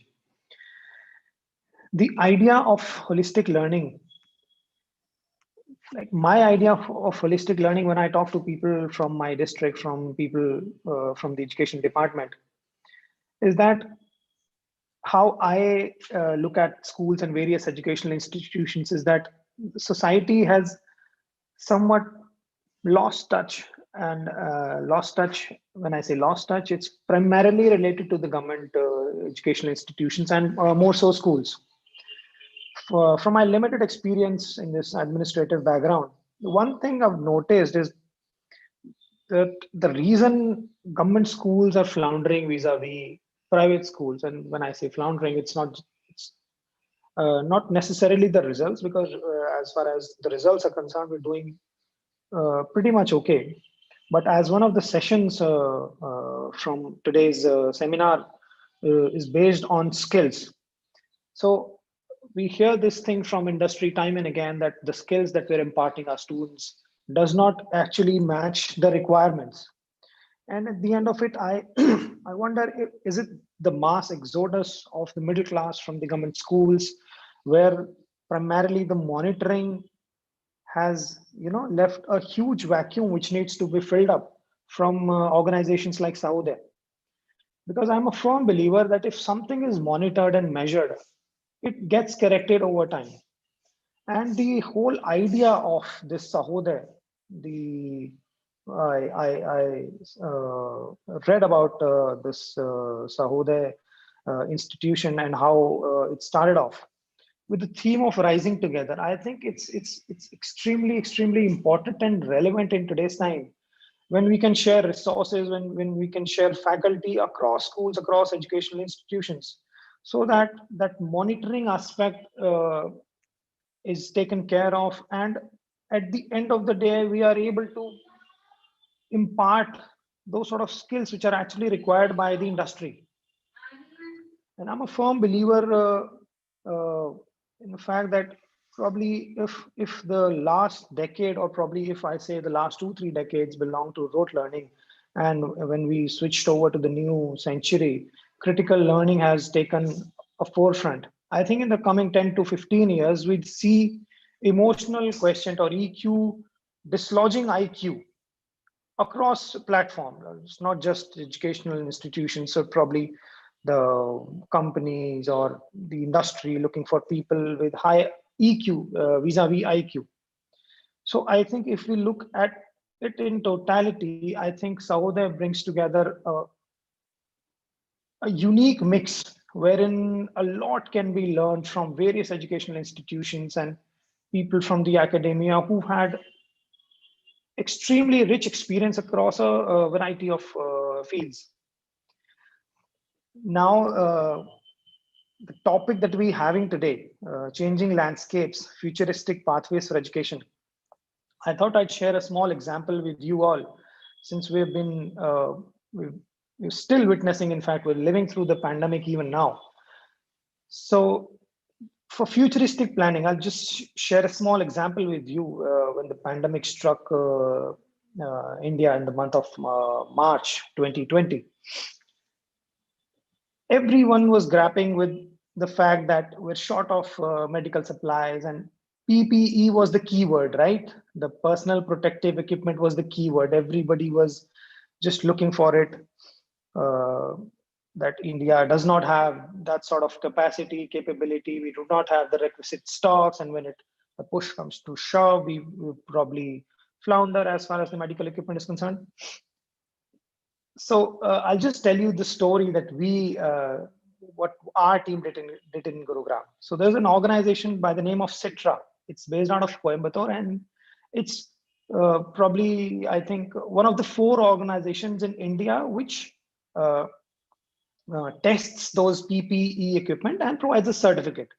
Only those tested and certified PPE kits are sort of accepted by the medical institutions and the health facilities at large. So the futuristic planning that that we did over that period of time, if I can just encompass those in 5 words, that we oriented our team to face the challenge. We sent out our resources to explore. We build various scenarios, like how will we source the raw material, how will we get it done, how will we transfer the build up fine finished products to various medical facilities. And we had to act in time also, and at the end of it, to monitor the entire exercise. So if I can replicate all that to the field of education also, I think we have to have a very nimble and flexible approach as we go along. Because I think 2020 has, sort of given us a taste of how things can pan out. I mean, nobody would have imagined that we'd have an entire year lost because of the pandemic, and the entire education, entire exercise will shift to an online medium. So I think we have to be extremely flexible. We have to be extremely nimble. I think we have to learn from our counterparts, we have to learn from our colleagues, we have to learn from our competition. And I think Sahodaya, as a council, as an organization, brings together an excellent mix where not just schools across the various platforms, I think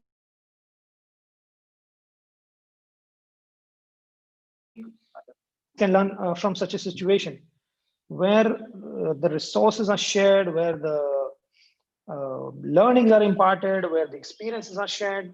So I think it's an excellent platform, and I'd request Aarti ma'am to share all the presentations with me, whatever has happened during the entire day, so that I'll share those presentations with my education department here in the district and probably the state as well. So thank you for having me over. I see that we have close to 253 participants in addition to the number of speakers that we have. So it's a gathering which probably fill an entire hall. So thank you everyone for having me over, and I wish each and every one of you all the very best, and stay safe, stay sound, and thank you. Thanks a lot. We would like to thank you, sir, for taking out your precious time and sharing your thoughts and furthering and throwing more light on today's theme. And no function, no conference can be complete without a vote of thanks. Aarti ma'am has already comprehensively talked about the whole program and thanked each and every person. I'd simply like to say, from the whole fraternity, a heartfelt thanks to each and every person who has made this humongous task possible today. Amazing it has been, the first virtual GPSC conference, and there are so many minds, so many brains, so many people behind this, and ultimately it has turned out to be a magnificent success. Indeed, it was a wonderful and a very enriching experience. Thank you all once again.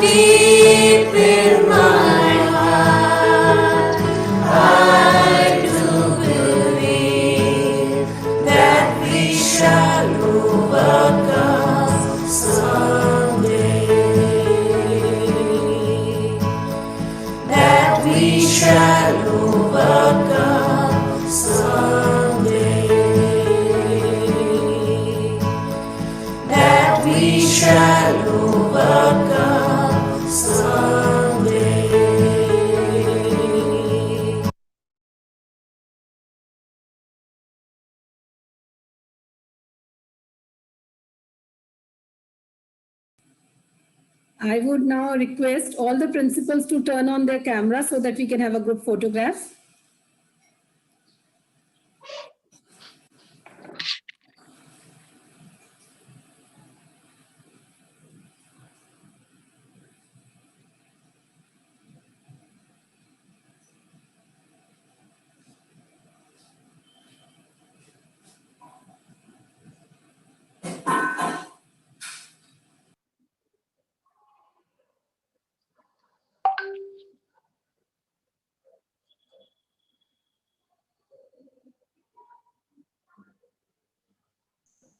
We are promoting all the principles to panelists. Okay, so it will take just 1 or 2 minutes. Please raise your hand, all the principals in the attendees, please, so that we can easily do that.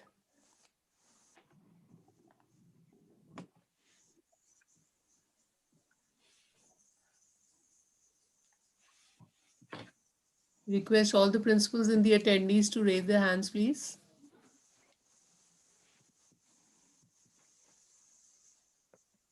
All right, I think we are there. Harsh Kumar.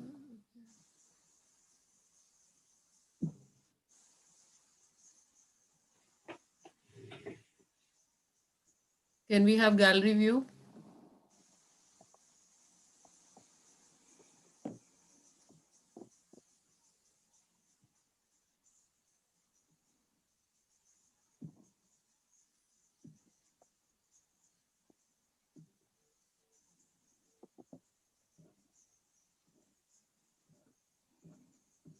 Fatima, anyone left? Please check. Yeah. So, Saroj ma'am, open your camera. Rashmi ma'am, you also. Dhriti ma'am, and Radha ma'am, Jamil sir, turn on your cameras.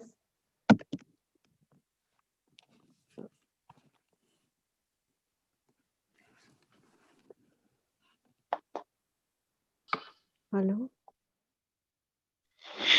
Please tell me if somebody's left. Aarti, my video has been stopped by the host only. Okay, ma'am, we'll just check. Sudhir, please check.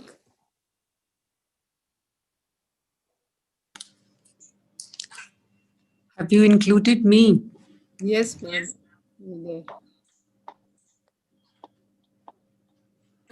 Please open it. Yes, ma'am, doing, ma'am. Just a minute. They are seeing it. Thank you. Only the member principals. That's why, actually, perhaps. Yeah, not principals. We thought we could culminate like this. We could have a group photograph like we always do after the conference. Yes, but music is. Meantime, I would just like to congratulate Aparna ma'am and Aarti ma'am. Wonderful. Suman ma'am. We were just glued to the screen the whole day.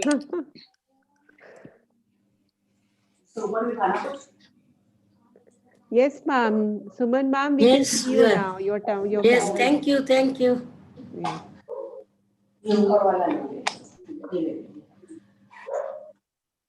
We can see Indu ma'am also. Yes, everybody is there, so we can have.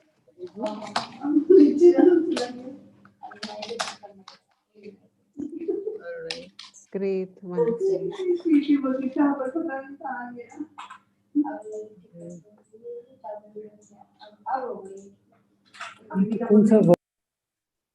Is it done? Is it done? Aarti? Congratulations to all of you. Thank you, Nilima ma'am. Same to you also. It was a collaborative effort of all GPSC. Yes, very much, but very nicely it has been compactly made it very nicely. Congratulations to all of us. Congratulations to the entire team. Yes, yes. And thank you. Thank you very much. Thank you. Thank you, everyone. And we leave. Thank you, Thank you all. Thank you. Thanks to all. Thanks to both the anchoring. Very encouraging. Very, Aarti ma'am, very nicely summed up. Congratulations. Enjoyable. Thank you. And very educated. Aarti ma'am wrote it rightly. She summed up like a breeze. Yeah, very nicely summed up. Right. It was really a brainstorming session. Praise for that. Everybody was at their best. Excellent summation, ma'am.